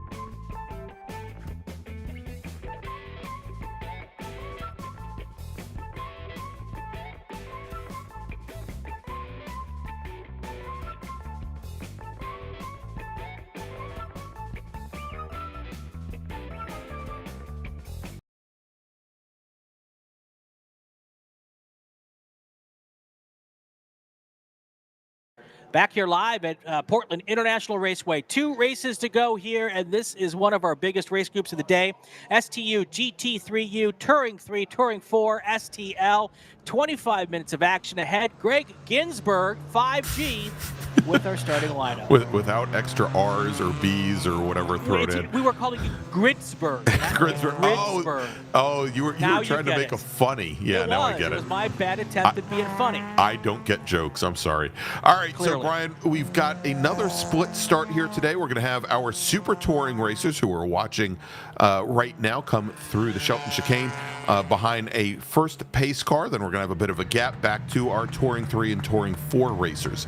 I'm going to give you a top 8 in each group, and we had 26 drivers total set qualifying times. In our Super Touring group, your pole sitter today, driving the number 49 Honda S2000 from SoCal, California, Rylan Hazelton. Then we've got Taz Harvey in his Honda Civic TCR machine. He's out of Danville, California. He'll start on the outside of the front row, racing in GT3U. Then we've got Tom Van Veen. He's going to start third today. He's in the number 69 Honda Civic SIs from Bellingham, Washington, with Cameron Wagner out of Vancouver, Washington in his STU Porsche Boxster, starting fourth. Starting fifth, your STL pole sitter today, John Davies out of Hood River, Oregon, driving a Mazda Miata. Starting sixth, also an STL and a Mazda Miata from Manson, Washington, it's Amy Mills. Michael Newmeyer will start seventh. He's in the number 72 machine in his STL Mazda Miata. He's out of San Mateo, California, with Wes Molno starting eighth. Wes is in the number 111 STL Mazda Miata. He is from Glendora, California. Let's go and give you the top 8 in touring as we see them now making their way here through turn 8. Scotty B. White on the pole in the number 0 Touring 3 Ford Mustangs from Auburn, Washington. Chris Hart in his Nissan 370Z, also in Touring 3. He's from Yakima, Washington. Then we got Chris Johnson out of Boise, Idaho in his BMW 330 Ci. The Touring 3 machine starts third. Oscar Jackson, 2-time national champion. Oscar Jackson out of Chino, California in his Mazda Miata, starting fourth. Starting fifth, J. David Oram in his BMW Z4M, and that is your in Touring 3. Brian, is our first group gets the green flag. Yep, 3 wide in the back, 2 wide up front as they funnel down to that really tight first chicane here. And they all try to make it through nice and cleanly. Still side by side in rows 3 and 4, but our first front 2 cars, we're starting to get single file already. A little bit of dust. That's a Miata going off the back there, but he was able to put it back on the racetrack. Here comes our second start coming to the line right now. That is Scotty B. White up front. On the pole there for that second group as they come down. Same thing, Greg, all towards that big funnel. That's right, and Scotty B. White holds off Chris Hart there as they go into turn number 1 into the Shelton Chicane. In our first group, though, Brian, big move there from Tom Van Veen, who started third overall to get past Taz Harvey's TCR Civic. So the 88 Honda Civic driver Van Veen needed to stay as close as possible to Rylan Hazelton as we watch them come out of turn 8 onto the back straight. Hazelton still has managed to open up about 10 car lengths on Van Veen here as they go through the turn 9, 10, 11 complex. And Van Veen, he's going to have to continue to look and make sure that he does not let that TCR Civic around him. Here they come now, 23 minutes to go in the opening stages of this 25-minute race. Here they come across the line for the first time. You're going to see it on your timing and scoring grids. If you're looking at that at home, Ryan Hazelton, his first lap, 126.754. Then Tom Van Veen, like Greg was talking about. Harvey is in third, Wagner fourth, John Davies in fifth, Michael Newmeyer sixth, Gutile, Drinkwine, Molno, and Amy Mills round out your top 10. And Brian, going through the Shelton Chicane there, Tom Van Veen having to go side by side with Taz Harvey in the TCR Civic. And that moves Harvey up to second in that first group. But, here's the deal. As far as we know, Harvey is running in GT3U. There was some talk about having a move over to STU and running that car in the STU spec. And if that indeed did not happen, Tom Van Veen has got to be incredibly miffed, we'll say here, as that just that procedure going through the chicane allowed Hazelton to open up about another 6 or 7 car lengths. As we go on board now with Ryan Gutile, running in STL. We saw him a little bit earlier today. He started 9th in STL. We saw him a little bit earlier in SMX in the same car. All right, we're getting here now, and they're getting ready to complete their second race lap. In the booth with me, Greg, right now, he is a local hot shoe RX-7 driver, Austin Bradshaw. How are you? I'm doing pretty well, Brian. Thank you for having me up here. I appreciate the opportunity. When I spill local knowledge, Greg, it's just because Austin told me to say it. He's feeding you notes? Is that, he's the deal? feeding me notes. So good to have you with us. You were in the earlier race, I think the first race of the day. Yes, early this afternoon. And it's this Portland racetrack. It's pretty unique, right? Yeah, it's fairly simple in the sense that it's a flat racetrack, but there is a lot to offer from a technical standpoint, and it works you pretty hard. There's not a whole lot of time to rest in comparison to other places. Definitely. So, Brian, we forgot to mention, or we should mention, that Austin, of course, finished second, took the silver medal at this year's National Championship runoffs in that Mazda RX-7 to we'll say a dominant car in the BMW Z3 that Tyler Ladd took to the championship. I think that car has won now, I think, 4 or 5 national championships. So Austin, obviously, this is one of your first times out this season here with the RX-7. Any big changes in your plans to prep and get that car ready and maybe make a run for the top step of the podium at Road America later this year? Yeah, no, we've been making a few small changes this offseason, not trying to reinvent the wheel, but we're working on acquiring a dog box transmission for the car. So we've been running the Miata 5-speed in comparison to many in the class that have a short ratio racing gearbox. We've been running just a Miata 5-speed hybrid version. So we're hoping that'll help a little bit at the long straightaways at Road America that allowed Bill Miller and his E36 to kind of definitely stay up in touch and get a good run on us down every straightaway. So we're hopeful that that makes a difference come this fall. Ryan Hazelton continues in the lead, but Taz Harvey just drops purple, 124.467. That's the fast lap right now in that GT3U car, and he's gotten around Tom Van Veen, who's dropped back to 3rd. Cameron Wagner stays in 4th, and John Davies, your first place car in STL. In T3, Scotty B. White holds on to the lead. Chris Hart 2nd, Chris Johnson 3rd. And then looking at T4, Oscar Jackson in that Mazda Miata. He is your leader in T4, followed by Tony Karatsus and Christina Etherington, who's currently in the 3rd spot here in T4. And of course, don't forget, where was that little B-Spec looking Mazda 2? That's the T4 car. There it is. Derek Ambrose is in 4th. So Stephen Karatsus is in 4th. Derek Ambrose in 5th in class. Hey, and I'm wondering if we can go back to this shot that we were watching just a few moments ago, Jordan, that we had the blue Mustang, the light blue Mustang, and I believe the white, black, and red Nissan. There you go. That is the battle right now for the lead in Touring 3.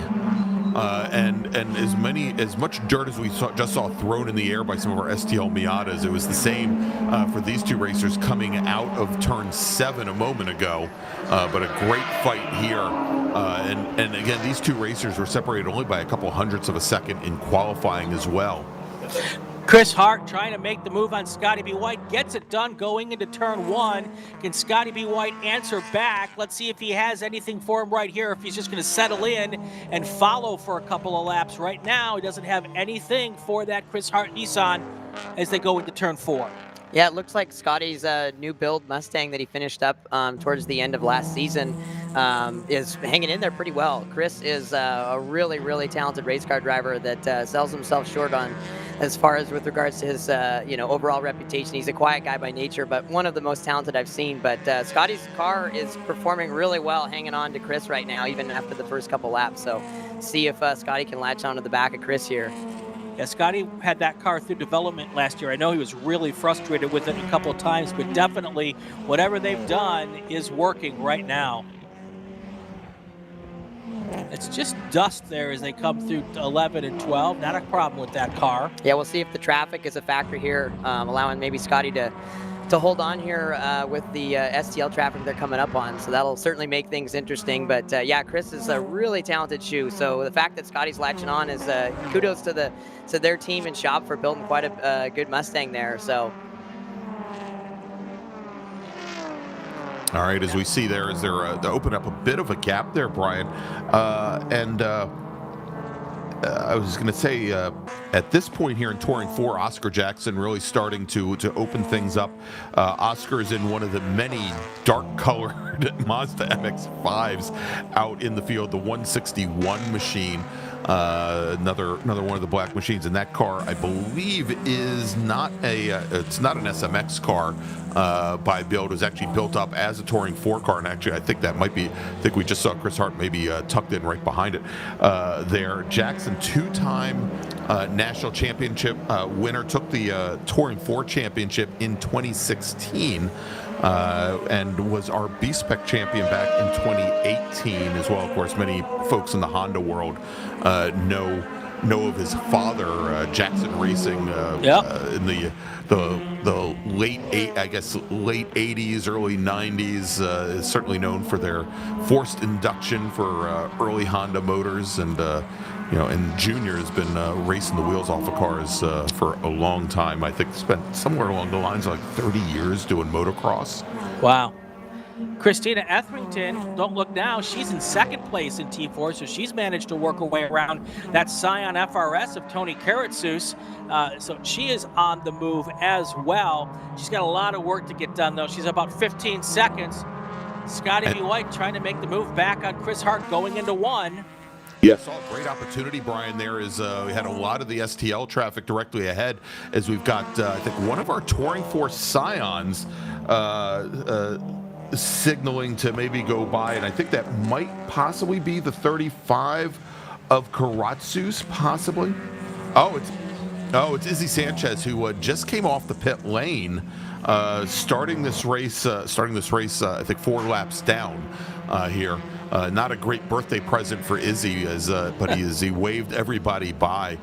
Should also mention here, Brian, that Christina Etherington, she actually goes by nickname of Nikki here, and audit partner at a CPA firm out of Las Vegas, although she calls this area home. She's been racing for years, both the Pacific Raceways and also here at Portland International Raceway.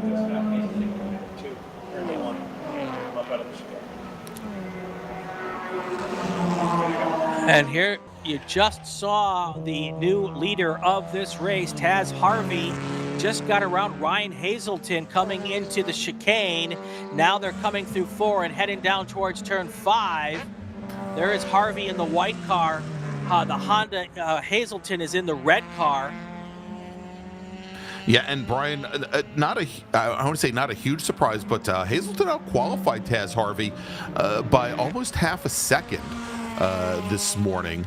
And so interesting to see as Harvey has made his way around, and Hazelton not dropping off the pace at all. So we'll see how these things play out. I think some of it may have been, just a question of seat time for Harvey in that TCR car. I don't think he has a lot of time behind the wheel as he's getting back up to speed. I'm trying to remember. Actually, I believe he may have had this car out at the Buttonwillow rounds of the Super Tour a little bit earlier this year. I believe you're right. Your top 10 right now, Taz Harvey, then Ryan Hazelton, Tom Van Veen, followed by Cameron Wagner, John Davies. That's your top 5. Michael Newmeyer, Ryan Gutile, Amy Mills, Wesley Molno, and Roland de Guzman. That is your top 10 right now. Yeah, and it's been a few years since Taz has been up here racing, so it's great to have him back in the Northwest. Always a pleasure to see him, and great to see him on track, and what a beautiful TCR car that is. So it'll be fun to see as GT3 and STU merge together in the future, how that plays out. Like you said, I'm not sure what configuration the car is in right now, but yeah, it took a few laps to get the tires up to temperature, but Ryland's holding on to him right now. So that S2000 built by Shad Huntley and Driving Ambition is really set up well. So and Ryland knows his way around here as he's been here, I think, some of the last couple years. So. All right, we're at halfway here at Portland. Let's do a call to grid, and then we'll take our break. We come back, hopefully, green flag action all the way to the checkered flag.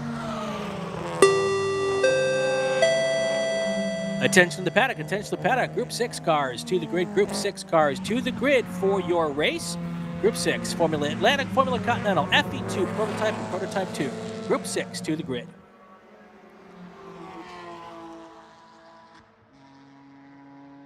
For more than 30 years, championship-winning drivers have demanded the Hawk Performance braking advantage. Now you can experience that same advanced technology on your daily car, truck, or CUV with Hawk Performance Street products. With brake pads, rotors, and fluids that deliver smooth braking for muscle cars and tuners, Super Duty solutions for tow vehicles, custom-engineered motorsports friction designed specifically for road racing, autocross, drag, and everything in between, Hawk has all your braking needs covered. Visit hawkperformance.com to learn more. Hawk Performance, what's stopping you? Summit Racing is a proud partner of the SCCA and its nearly 70,000 members. Get more bang for your buck at summitracing.com. Choose from millions of in-stock parts from over 1,500 name brands, parts for racing, street performance, trucks, plus tools, accessories, and more.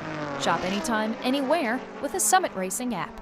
Ready for a new race trailer? Bravo Trailers is the exclusive trailer partner of the SCCA. Owned by longtime SCCA racers, Bravo Trailers work better, load easier, and tow better because we build them with racers in mind. Visit bravotrailers.com to see your new trailer in aluminum or steel. For more than 100 years, Sunoco, SCCA's official fuel partner since 2001, has been fueling victories on and off the track, which is why Sunoco has trusted to fuel over 50 series of racing, driving, and winning, including the SCCA National Championship runoffs, SCCA Pro Racing, Trans Am, and NASCAR. To find race gas near you, visit SunocoRacefuels.com or call Sunoco at 800-RACE-GAS. Want to try SCCA racing, but with an appropriate focus on fun and learning? The SCCA Race Experience program is exactly that, with both short sprint races you can drive by yourself and endurance races you can do with friends. All you need is an SCCA membership, a driver's license, a properly equipped car, and the right driver gear. Visit scca.com/racex to find more information and events near you. It's the 2025 Hoosier Racing Tire SCCA Super Tour, the premier amateur road racing series bringing together top SCCA road racers from across the country. The Hoosier Super Tour visits some of the greatest tracks in North America, showcasing each of our 23 car classes. From production to GT cars, prototypes to Formula cars, the Hoosier SCCA Super Tour packs a ton of wheel-to-wheel racing action into every event.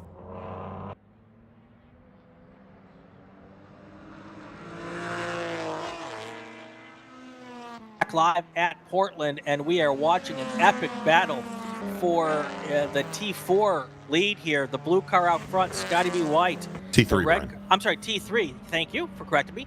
I'm so excited about the battle, I forgot which class it was. T4 or T3, Scotty B. White in the blue cars, Chris Hart in the red Nissan right behind him, and has been fun to watch. Well, easy to make the mistake, Brian, because we've got a great battle for second in STL right behind with Amy Mills, Michael Newmeyer, and Ryan Gutile, separated by about a car length each, the black, the red, and the blue Mazdas. But yeah, at the moment here, and as we go on board with Ryan Gutile, we'll watch here as they come down the back straight. We'll get back to that Touring 3 race. That has been absolutely amazing here as we watch the footwork from Ryan Gutile going into the little switchbacks here. Now tell me this, Austin, because it's a little hard for me to tell from the camera shots here, that little switchback over 9 and 10 to set up for 11 is not, even for your eProd RX-7, it's not that heavy a braking corner, is it? I mean, what do you do, like a little brush of the brakes? Yeah, depending on what car you're in, you're definitely that's gonna change a little bit. Sure. If you're an SMX car, it's very light brake application. It's a short brake zone, let's put it that way. They're definitely on the brakes, and then you're trying to carry as much speed as you can. It's a little bit of a go-kart philosophy through there, and using the tires actually to sort of scrub speed as you go through. But yeah, if you get it wrong in 10, then it's gonna really throw you off in 11, and that's gonna really compromise your exit out of 12. So getting that sequence right and getting comfortable with it takes a lot of time. It's just a really high commitment corner. There's not a huge major consequence if you get it wrong in 10, 11, but it definitely will cost you some lap time. Scotty B. White there with a very, very defensive line there, and now Chris Hart's trying to take advantage to go side by side through turn 7 and now down towards turn 8. Yeah, we'll see how they sort this out here. Hey, and I just got not an interesting, every message I get is interesting, but a wonderful message from Angelica Spray, who we know has raced Touring 4 in Scions before, and has raced also in other Subarus. Her husband Ryan has been racing, I think, in T3 Mustangs for quite a while, and apparently Scotty B. White has a new crew chief. Here, the word that I'm getting from Angelica, his name might be Ryan Spray. So interesting.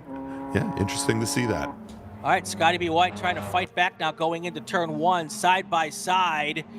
Nice, clean, hard racing. Now we got a slower car. That's going to be bad news for Scotty B. White, as there's a little bit of a pit going on. He wasn't able to get that pass done there, but he now knows the different spots where he might be able to make it happen. And so much learning goes on in the middle part of this race, right, Austin? Yeah, I think Chris is working really hard mentally to try and analyze how Scotty's car is quicker and where. It seems to be as if Scotty's car might have a little bit more legs right now on the straights, but Chris knows his way around here, and that 370Z is really dialed in. He is a machine with his footwork. So I think, Chris is working on how and where he can capitalize on his advantage in the twisty bits from turn 1 all the way through 7. But Scotty will probably close the gap here as they head down the back straight. Wow. I was going to say, Brian, is they just split a couple of our Touring 4 machines. That was, I believe that was Tony Karatsus and Steven Karatsus. They split the red Scion there of Tony Karatsus coming through turn 8. Pretty amazing move there. Yeah, we should stay with this battle, but I just want to let everyone know up front, Taz Harvey still your race leader. He's got a 10-second lead over Rylan Hazelton in second place overall. He's the first place car in STU. Then you've got Tom Van Veen and Cameron Wagner. So that's all going on up front. None of those are real strong battles at this moment. That's why we're going to stick with this battle here for the T3 lead. The red car, Chris Hart. The blue car, Scotty B. White. And Scotty B. White is not giving up yet with 5:45 to go. Yeah, you can see the torque of that Mustang really getting out of the chicane well of turn 2, closing the gap as they go into 4. But I feel like Chris's car might be a little stronger in the twisty bits, and that's just a different car. A different car. Everybody has their strengths and weaknesses. So they are really racing really hard and clean right now, working their way through traffic. They've got some mostly clean track ahead of them here to hopefully sort this out with the last 5 minutes to go. It should be quite the battle to finish. Oh, Chris Hart goes wide coming through turn 7, Brian, as maybe the weight of that car and the rear tires just having a little trouble holding up. Now, Austin, that corner there always seems to be one of the most challenging, obviously crucially important because it leads you onto the back straight. What do you normally have to look at when you set up there when you're maybe trying to be a little bit defensive like Chris Hart was going into 7? Yeah, 7's tough. It's one of the, I consider it the most important corner on the track as it leads all the way down the longest straightaway that we have. So getting a good run out of there is crucial, but when you have to play a little defense, you have to run a little bit more to the middle of the racetrack to prevent that inside look. And obviously he's watching his mirror right now trying to do that. Oh, and it looks like Chris is slowing down the straightaway. Yeah. Something's broken on Chris Hart's car. He got on the main straight, and you could actually see it's a rubber clag, I think, was what I was seeing there. But wow, big moment. Scotty B. White drives by now, and he's got a clear track ahead of him with 4.5 minutes to go in this race. Yeah, and Chris's car has fought some overheating issues in the past. I know that's been a problem. I'm not trying to speculate here. I just know that he's worked on that in the past. I'm not sure if that's happened or if the car has gone into these modern cars have a fail-safe sometimes where they go into limp mode, and I'm just starting to wonder if something like that has developed. But we also have a car off in the chicane, it looks like. I think that's Orem in the old Ott Brothers Z BMW. Yeah, the car seems to be getting back underway here, so that's good news. Yeah, what a shame with the battle with Scotty and Chris. What a great race. Both of them were running really hard, and Scotty should be really pleased with his pace and performance in that new car as he looks forward to the runoffs later this year. That'll be a shame if that was a limp mode situation, because that was going to be shaping up to be a fantastic last few laps here. Yeah, and Scotty doesn't want to win it that way, but Scotty obviously was holding the lead for multiple laps throughout this and was right with him. So. Oh, big spinner there. That's turn 7. That looks like it might have been one of those Scions. I think it's the RX-8. I think that was the RX-8 of Steven Karatsus, the 77 car, Brian, that just went around.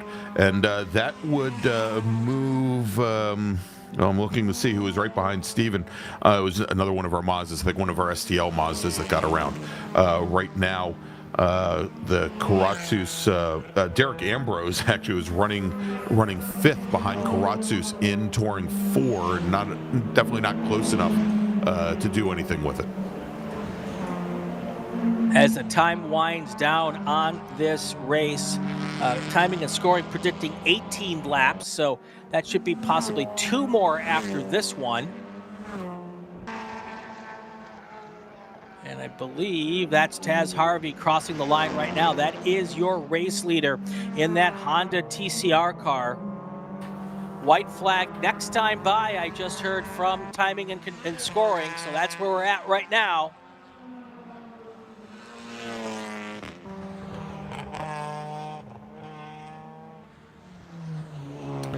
All right, Brian, and as we take a look here now, Scotty B. White with almost a 50-second advantage over the BMW of Chris Johnson as Chris Hart, of course, fell behind. Now, David Oram, who we saw just a few moments ago having some problems over at the Shelton chicane, he was already 2 laps down, so he's still showing us in 4th place behind Chris Hart. And the last time when we saw him come out of the chicane, that car was definitely off the pace. I don't know if you've seen whether or not he's come down the pit lane or not. I have not. Michael Lewis, he had some issues with the Mazda RX-7 at Buttonwillow. He brought the car in early. He's showing as being 6 laps down in GT3U. And in Touring 4, Christina Etherington now almost half a minute behind Oscar Jackson for the lead in T4. So I think the best battle right now on the racetrack is John Davies, Amy Mills, and Michael Newmeyer. That's 1, 2, 3 in STL, and they're all separated by about a second and a half, 2 seconds between the 3 of those cars. Yeah, and there's the shot right now. Now, Brian, when we originally checked in and we were following Ryan Gutile's camera at the time, it was Amy Mills in second, where she still is. It was Michael Newmeyer, and it was Gutile. Gutile has fallen back off the pace, but more importantly, this this duo was over 2.5 seconds back from the white number 67 there of John Davies. And the last time by, Amy Mills set her fastest lap of the race. She was 9/10 of a second faster than John Davies ahead. And so, with that, obviously she is starting to track that car down, but we've only got now 5 seconds left on the clock. I think they're going to end up getting to the checkered flag here before they are starting their last lap now, because our leaders are working their last lap. So time definitely running out for Amy Mills. Yeah, she has been really strong with that new car this year and inching her way up the podium. And if she doesn't get a win on this race, it's just a matter of time. Checkered flag is in the air for Taz Harvey as he crosses the line as your race leader in GT3U. Rylan Hazelton will probably cross the line as the leader in STU. Just waiting for him now. There he is. Yep, there he is. So Rylan Hazelton, your STU winner. And then Tom Van Veen. Yep. Tom Van Veen, we just saw there in the gray Civic coming down the front straight. He'll finish second in STU. So there's the STL battle that we just saw. The first car there is John Davies. The second car, Amy Mills. The third car is Michael Newmeyer. They've got just a couple of corners to go. Yeah, John had a great race earlier in SMX. He got on the podium with a third, so an STL win would be a great day for him here if he can hold on for a couple more corners. 2 more corners for this battle here. They're through 11, heading to 12 right now. Onto the main straight. Looks like John Davies is going to take the big trophy. Right behind him, Amy Mills and Michael Newmeyer. There is your podium in STL as they cross the line under the checkered flag. All right, so as the remainder of our drivers cross, as you saw it, our overall winner taking the win in GT3U, Taz Harvey. Michael Lewis finishes 8 laps down. In STU, taking the win, Rylan Hazelton with Tom Van Veen second, and Cameron Wagner finishing in third. In GT, we'll go over to STL, where John Davies took the win over Amy Mills. Michael Newmeyer finishing third. Rolled under Guzman, finishing just off the podium in fourth. Wes Mono will finish in fifth. In Touring 3, Scotty B. White takes the win over Chris Johnson, who finishes a lap down. Chris Hart will finish third, with David Oram finishing in fourth. And then finally, Oscar Jackson taking the win in Touring 4. Nikki Etherington finishing in second, with Tony Karatsus finishing third. Stephen Karatsus will finish fourth, and Derek Ambrose will come home in fifth. We should also mention Chris Hart dropped down 4 laps at the end of that race after being up front for the first 3/4 of the race to finish fourth overall.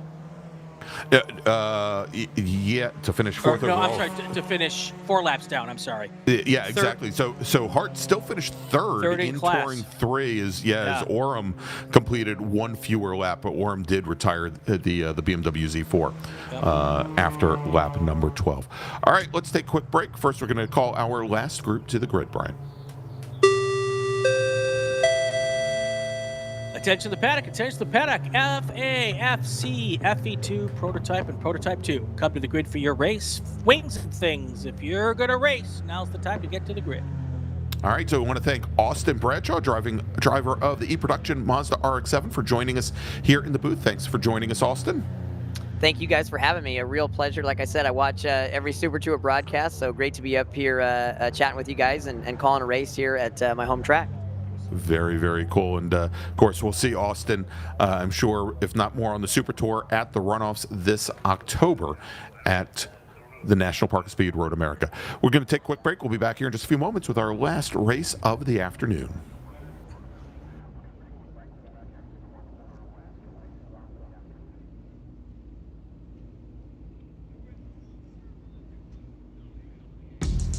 We're not supposed to be out here. Outside expectations. Built for the outdoors. With the capability to climb this high, we're not supposed to be out here. Which is exactly why we are. The off-road ready Mazda CX-50. We're looking for outsiders.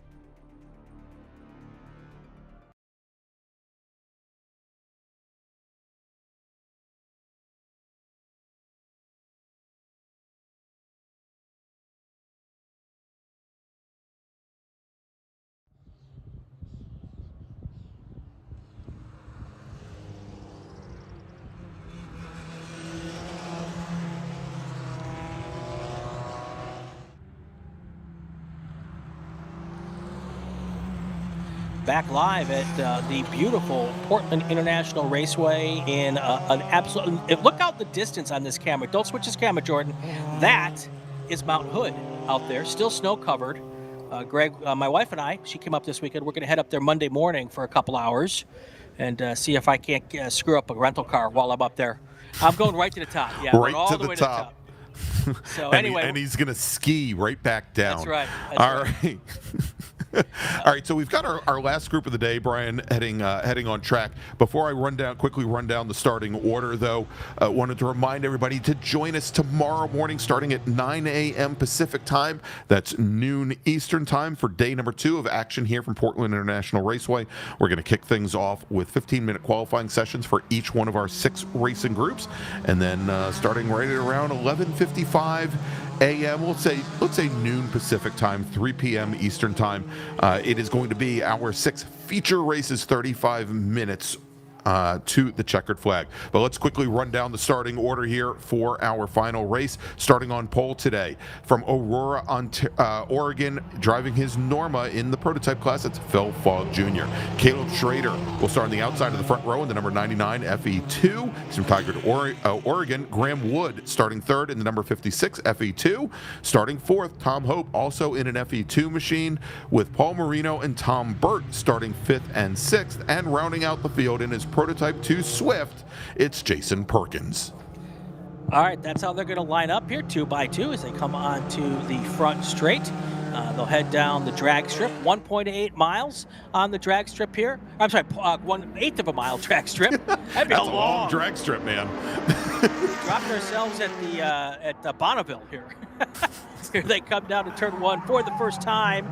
Little brake lock up. I believe that was Caleb Schrader with the brake lock up, and he was able to slot right in there behind that Norma running up front. Yeah, so Caleb in the white number 99, and I think that was Tom Hope who slotted in right behind him in the 18 machine. Graham Wood, Tom Burt, and Paul Marino. And we can see there the prototype 2 machine. That is Jason Perkins in the black 56 Swift DB2, as I think we discussed, likely an old S2000 machine there running in 7th. And that prototype starting to drive away right away, which is what should happen. Those prototypes are clearly a faster class when the car is set up well and the driver knows what he's doing. And the FE2 cars then will, the spec cars class right behind them. So those all cars pretty much identical. Just depends on how good the driver is. I hear the blue ones are faster. I hear that too, yeah. That's because they use the red Loctite. Yeah, yes. Jeez. All right, here they come across the line the first time. Phil Fogg Jr., your race leader. His first lap in the 1:17.1 range. Schrader, Hope, Marino, your top 3 in FE2, followed by Graham Wood. Tom Burt is in 6th, and Jason Perkins. Oh. Well, I was to say Tom Burt, he's going to be falling back to 7th overall as the 45 car has some issues at the chicane. And, Tom usually going over those big sausage curbs isn't the easier way through the chicane. But, if that's how you want to exit, that's the way you exit here. So Burt's going to stay 5th in Formula Enterprise 2, but he's going to fall back to 7th overall. Yeah, whenever I see someone go over a curb like that in a Formula car, I pray they've got good dental insurance, because that's going to rearrange all the fillings and the root canals and everything. Oh, my. And it looks like Jason Perkins now getting around the 56 of Graham Wood as well. So Perkins, that Swift definitely appeared to have some motive issues this morning in qualifying, and Perkins was only able to qualify at a 1:15.6, but already he is he's in the 23s, so still not up to qualifying pace, but I think that also speaks a lot to where the rest of these racers are here early on in the races. As opposed to the DOT tires, Brian, these slicks that these racers are on going to take a few more laps to get up to temperature. Caleb Schrader already opening up about a 6-car length lead over second place Tom Hope in FE2. and actually it's probably even bigger than 6 car lengths at this point. And then a good gap back to Graham Wood, who's moved into 3rd place in FE2. Paul Marino has dropped back a lot. His car is usually pretty strong, but he's now dropped back to 7th place. A little surprised to see that, but you're right. Jason Perkins, whatever changes they made between the qualifying and a race, he has done a really good job of bringing that car up a little bit through the field here. Yeah, and he just knocked another 4 seconds off his previous fast lap time. So, again, coming up to speed here. Not quite to where he qualified at, but he's got 20 minutes to get that done. That's good. Oh, Brian, and having a lot of trouble going into the Shelton chicane there was our leader, Phil Fogg Jr. I think he turned in a little bit early at turn 1, was still trying to gather the car up, going through the tip of the chicane over at turn 2, and then finally was able to get it squared off at the end. But it looked like the nose of that Norma just would not turn in. Yeah, he was so crossed up. I was afraid he was going to go nose first into the wall there, but he was able to collect it and get back in the action. That was one of those oh gosh moments.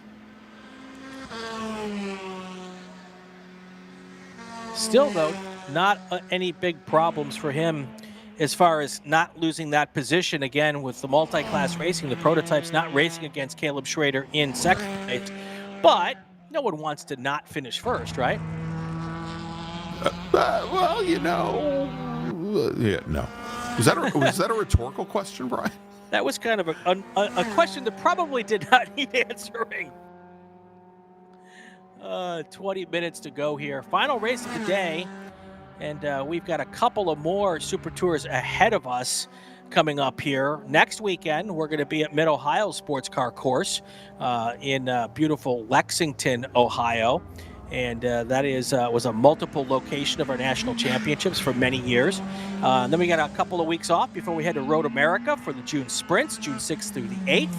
And then we wrap everything up with a race that you're going to be up at, Greg. Yeah, absolutely. Watkins Glen International. At WGI. Yeah, absolutely. Birthday weekend. Yeah. Oh, that's right. I forgot it's your birthday. Does that mean I'm going to have Larry McLeod with me? I'll Nope. have to talk to Larry. Oh, Nope. You're going to... My birthday's the 25th, so if I'm not recovered by the 27th, yeah. I did it up really well. Well, I don't know. You were telling us some stories about being in Boise, Idaho earlier during one of our breaks. I figured it would be best to run it by you first. But yeah, interesting to see this year the swap in dates. Traditionally, the Watkins Glen event for many years came before the June sprints. Or probably came after the June sprints, I'm sorry, with the June sprints usually right around the beginning of June. And I don't know, for the last 5 years or so, they had swapped positions on the calendar, and good to see the sprints a little bit earlier in June now, with Watkins Glen finishing it up. That also provides our staff the ability to cart cases upon cases of spotted cow to the East Coast for people to drive home. I'm not sure what you're referring to, Greg. Nope, not at all.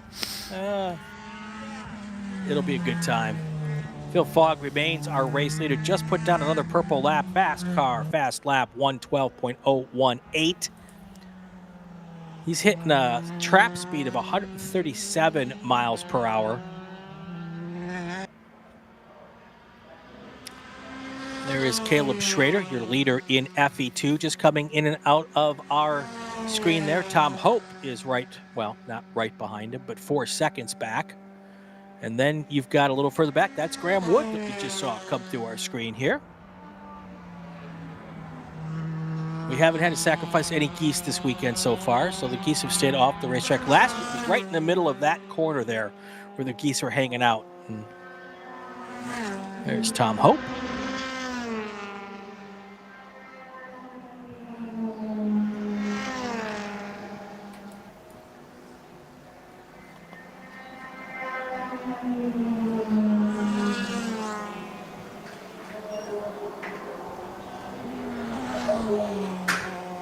Our running order right now, Phil Fogg Jr., followed by Caleb Schrader, Tom Hope, Graham Wood, then Tom Burt and Jason Perkins. Looks like Paul Marino's probably called it a day here. He's already 5 laps down. Must have had some sort of problems with that, the number 44 car. Looks like Phil Fogg's about to go purple again. Just put down a purple sector 1, a purple sector 2, and a purple speed trap time. 138.5 miles per hour. Let's see when he crosses the line. If he can dip into the 111s here. Here he comes across the line. And wait for it, 111.750. New fast lap, Greg.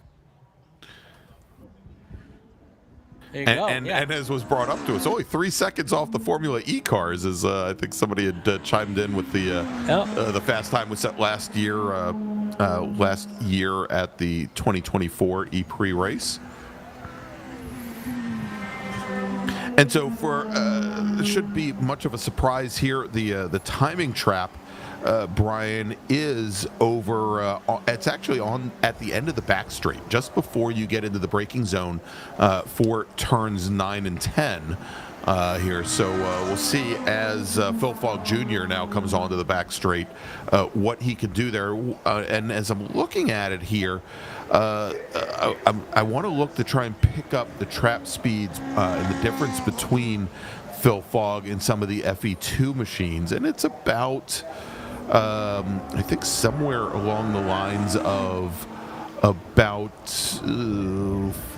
4 miles, about 4 miles an hour, 4.5 miles an hour. Fogg just reset the fastest trap speed at 138.5, and Caleb Schrader came through at 134 even. Yeah. So, big pretty difference substantial there. Yeah, big difference there. Fogg not able to best his best lap of the day. That last lap of 111.9, and his fast lap of 111.7. So a little slower that time. Tom Hope still falling every lap just slightly further back from Caleb Schrader. So an easy run right now for the 99 car up front for FE2.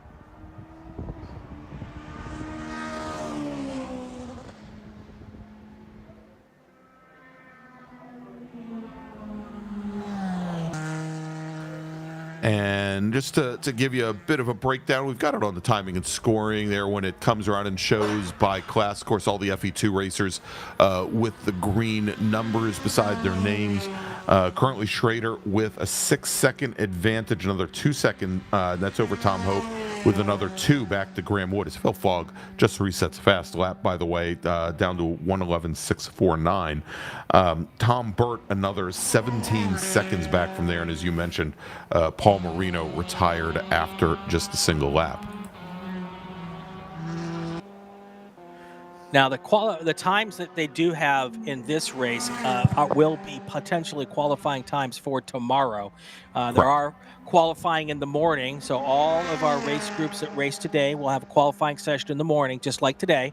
Then we'll have a lunch break, and then tomorrow afternoon, our race schedule is going to be 35-minute races. So all these cars got to go another 10 extra minutes. Doesn't sound like much, but trust me, it is a big difference to add another 10 minutes to these races. But those will all start after lunch tomorrow. So.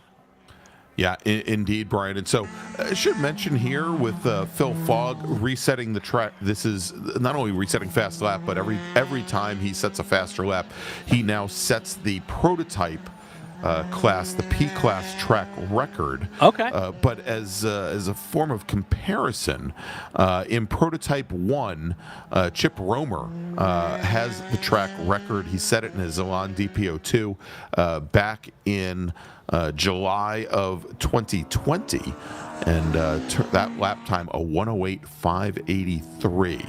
Okay. So just as a form of reference, as the P1 and P2 classes are being combined into this P class. Correct. Yeah. And he's dropping fast laps. I'm guessing part of it, Greg, is that every lap the car's a little bit lighter, another couple gallons of fuel, or another gallon of fuel gone each lap, and that's helping him achieve these faster lap times. Indeed. So, all right, we're at halfway here. Let's take our final break of the day. Thank all of the sponsors that help make us allow us to come here and do these. And then when we come back, we will have the final few minutes of racing action from here at Portland.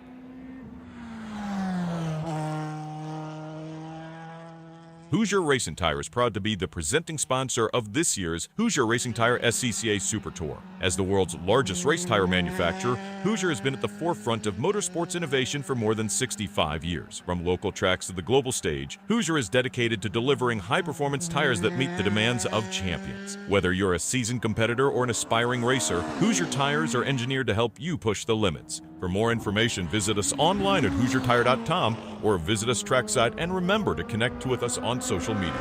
Summit Racing is a proud partner of the SCCA and its nearly 70,000 members. Get more bang for your buck at summitracing.com. Choose from millions of in-stock parts from over 1,500 name brands, parts for racing, street performance, trucks, plus tools, accessories, and more. Shop anytime, anywhere with the Summit Racing app. Hagerty is the official and exclusive insurance partner for SCCA. Hagerty provides affordable off-track insurance protection for motorsports vehicles while in the paddock, in transit, in storage, and at the shop. They provide guaranteed value coverage and even have protection for your trailers. SCCA members can save 5% on insurance through Hagerty. Hagerty, let's drive together. Learn more at Hagerty.com. Mazza Vineyards is the exclusive sparkling wine for podium celebrations at the Hoosier Racing Tire SCCA Super Tour, SCCA Runoffs, and Tire Rack SCCA Pro Solo.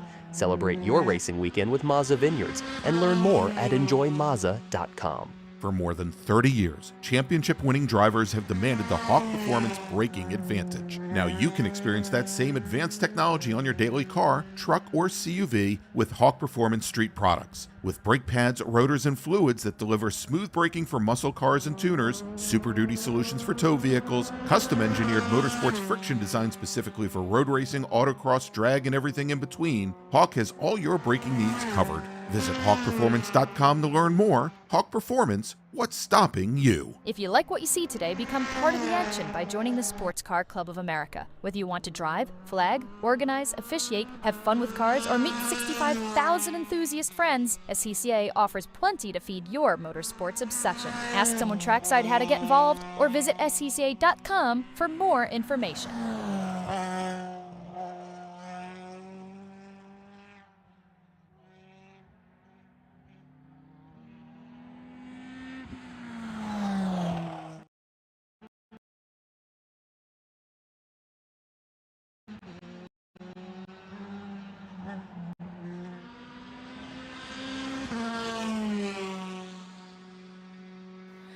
Back here live at Portland International Raceway. Let's take a second, Greg, and thank a whole bunch of people in the chat today. Ben Z has been here all day long.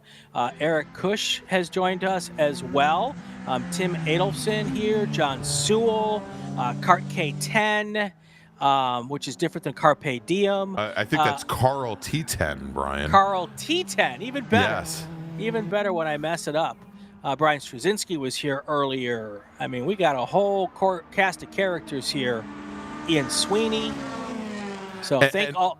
I was going to say, Brian, thank all these folks. I just noticed that Tim Adelson, when we were racking our brains on what engines some of the GT1 cars had, Tim, who's racing in the GT1 race, actually came back and told us what engine was in his car. So wanted to thank him. But yes, so many people that have chimed in today. We had Tom O'Gorman jump into the chat today as well. Frank Rizzo as well. I want to thank Frank and a lot of other folks. I think D. Marshall was in with us. And I know he wasn't in the chat, but my other Brian Donati was watching today. There we go. And he not in the chat, but Brian, my mom was watching our coverage today. Yeah. Hey, Mama G. Hope she's doing good. As she was jumping back and forth from Johnny Mathis to our coverage and now watching the Washington Capitals. Very eclectic viewing on a Saturday. Frankly, I think Johnny Mathis sounds good right now. So we've got some breaking news, Greg. Yeah. Breaking news here from Portland International Raceway. Phil Fogg Jr. just did a lap that was not another fast lap. Oh, and My Race Data doesn't want us to forget about him. And My Race Data joined us in from VIR last weekend as well. So I want to thank My Race Data. And also, we forgot Erwin, who is getting over some dental surgery. So thank you for joining us from the Netherlands. We really appreciate it. Noah Hambaye is in the chat. Oh yeah, that's right. And Noah, who sold his Spec Racer Ford but could not make it down in his FE2, and Noah, and it rhymes with Hawaii, so he got it right. It's Hambaye. Was with us in Portland. I was hoping to see him here this weekend as well. There He was with us at Buttonwillow, and was hoping to see him. Yep. 6 minutes, 40 seconds to go here, coming close to our broadcast day. We're back here at 9 o'clock tomorrow morning doing it all over again. If you are watching and you have not hit the subscribe and like button, now is the time to do it. All of that helps us get more people to find the SCCA and more viewers and watchers. I'm about to see if I'm gonna like and subscribe shame people right now. We need that big animation thing going on, so to give people the visual hint that they. All right, that so they there's need to subscribe. 144 right now. There are 144 people watching and only 106 likes. That means I can't do the math, but like 35 of you have not hit the like button. What are you waiting for? I'm now like shaming people, Greg. How low we stoop. Oh, I can get lower if I have to. A little less than 6 minutes to go. You mispronounce his name, and Carl T10 already hit the like button. There you go. You realize he can hit Carl it again, T10. and it unlikes us. That's true. That is true. All right, here's the running order right now. It is Phil Fogg Jr. with the lead. Caleb Schrader is in second. He's your FE2 leader, followed by Tom Hope, Graham Wood. Tom Burt is in fifth, followed by Jason Perkins, although he's not on the racetrack anymore. He's 13 laps down. And then Paul Marino started, got a couple laps in, and then pulled off. So that's where we stand right now.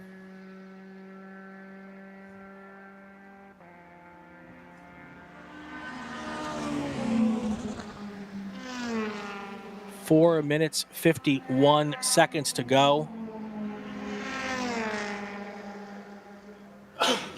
Caleb Schrader looking great here again.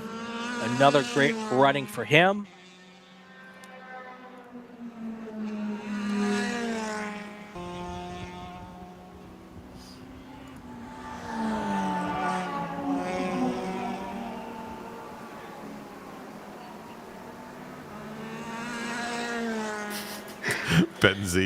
Ben Z says that some of his quarter marshal friends sent him a photo from this morning that they were removing a turtle from T9. Oh boy. Named it Donatello. That's good stuff. Caleb Schrader trying to follow up his second place finish in Spec Racer Ford a couple hours ago with a win here in FE2. I wonder if they have names for the geese. Yeah, Huey, Louie, and Dewey. Larry, Mo, and Curly. Daryl and my other brother Daryl. Daryl, there you go. There you go. I like that. I like that. And Larry. and Larry. It's always good when we could get Lefty a little shout out here. My guess he's driving a cart fast at autocross this weekend. I would suspect so. Larry McLeod, our sometimes announcer here on the Super Tour, and always announcer for the National Championship runoffs, multi-time national champion autocrosser, and driver of eminence. Yes. Yes. That's right. That's right. Tom O'Gorman, although also a multi-time national solo champion, not a driver of eminence. Yeah, but he put up with both of us last weekend, so that's pretty much what earned him a broadcaster of eminence. Yeah, that is true. And come fall, he puts up with you, me, and Larry. And he keeps coming back for more. 2 minutes, 39 seconds to go. Waiting for the word from timing and scoring when we get to our last lap here. Predicting 21 laps in this race.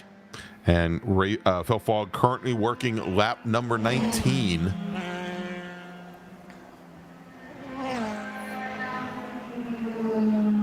And there is the Velvet Fog. Sorry, Tony Stewart. The fog of war. We could go so many places with this. Oh, did I say Tony Stewart? No, it was Mel Torme was the Velvet Fog. I'm surprised my mother isn't watching YouTube videos of Mel Torme right now. She's on the Johnny Mathis kick. Phil Fogg Jr. with a 48-second lead over second place, Caleb Schrader. Tom Hope, he is 6 seconds back from Caleb Schrader in second place. So everyone's just kind of motoring around trying to get to the finish line here. Phil Fogg coming up on a slower car here. Not have to get around that car very fast because there's no one fighting from behind, so we can be really careful here. Make sure that car knows he's there when he goes around him. Stays back behind him, makes him do an extra lap at the end. No, he's not going to do that as we watch a turn 9. Yeah, he gets that pass done. Even I think that's Tom Burt he just drove around. I don't even think Tom wants to do another lap. Coming up on a minute to go here. This time by, we should get the white flag, and it is in the air for Phil Fogg Jr. He's got 1.9 miles to get his checkered flag and his big trophy today. And Fogg, as we said, has gotten down as low as a 1:10.946. Doesn't look like he's going to try to beat that here on the last lap. I think the goal right now is just to bring the car home. Yep.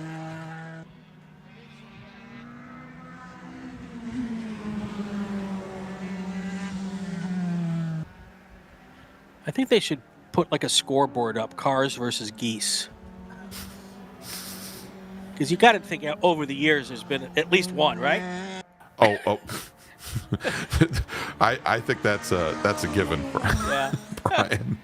They do 500 events here a year, so there's a good chance that that's a possibility. Here they come now down towards our checkered flag for the final time today. That is Phil Wood coming through turn 11 and 12. Phil Fogg, I'm sorry. Graham Wood, Phil Fogg. Phil Wood, a great baseball announcer here in the Washington, D.C. area. Oh, okay. There you go. Did I say here in the in the D.C. area? In the D.C. area. Not that I'm there. All right, checkered flag in the air for Phil Fogg Jr. We'll be waiting for Caleb Schrader to come through. Some slower traffic coming through at this point in time. Yeah, that's Tom Burt right there in the 45 machine. Looks like his race will end. He'll complete it, finishing 4th in FE2. Yep.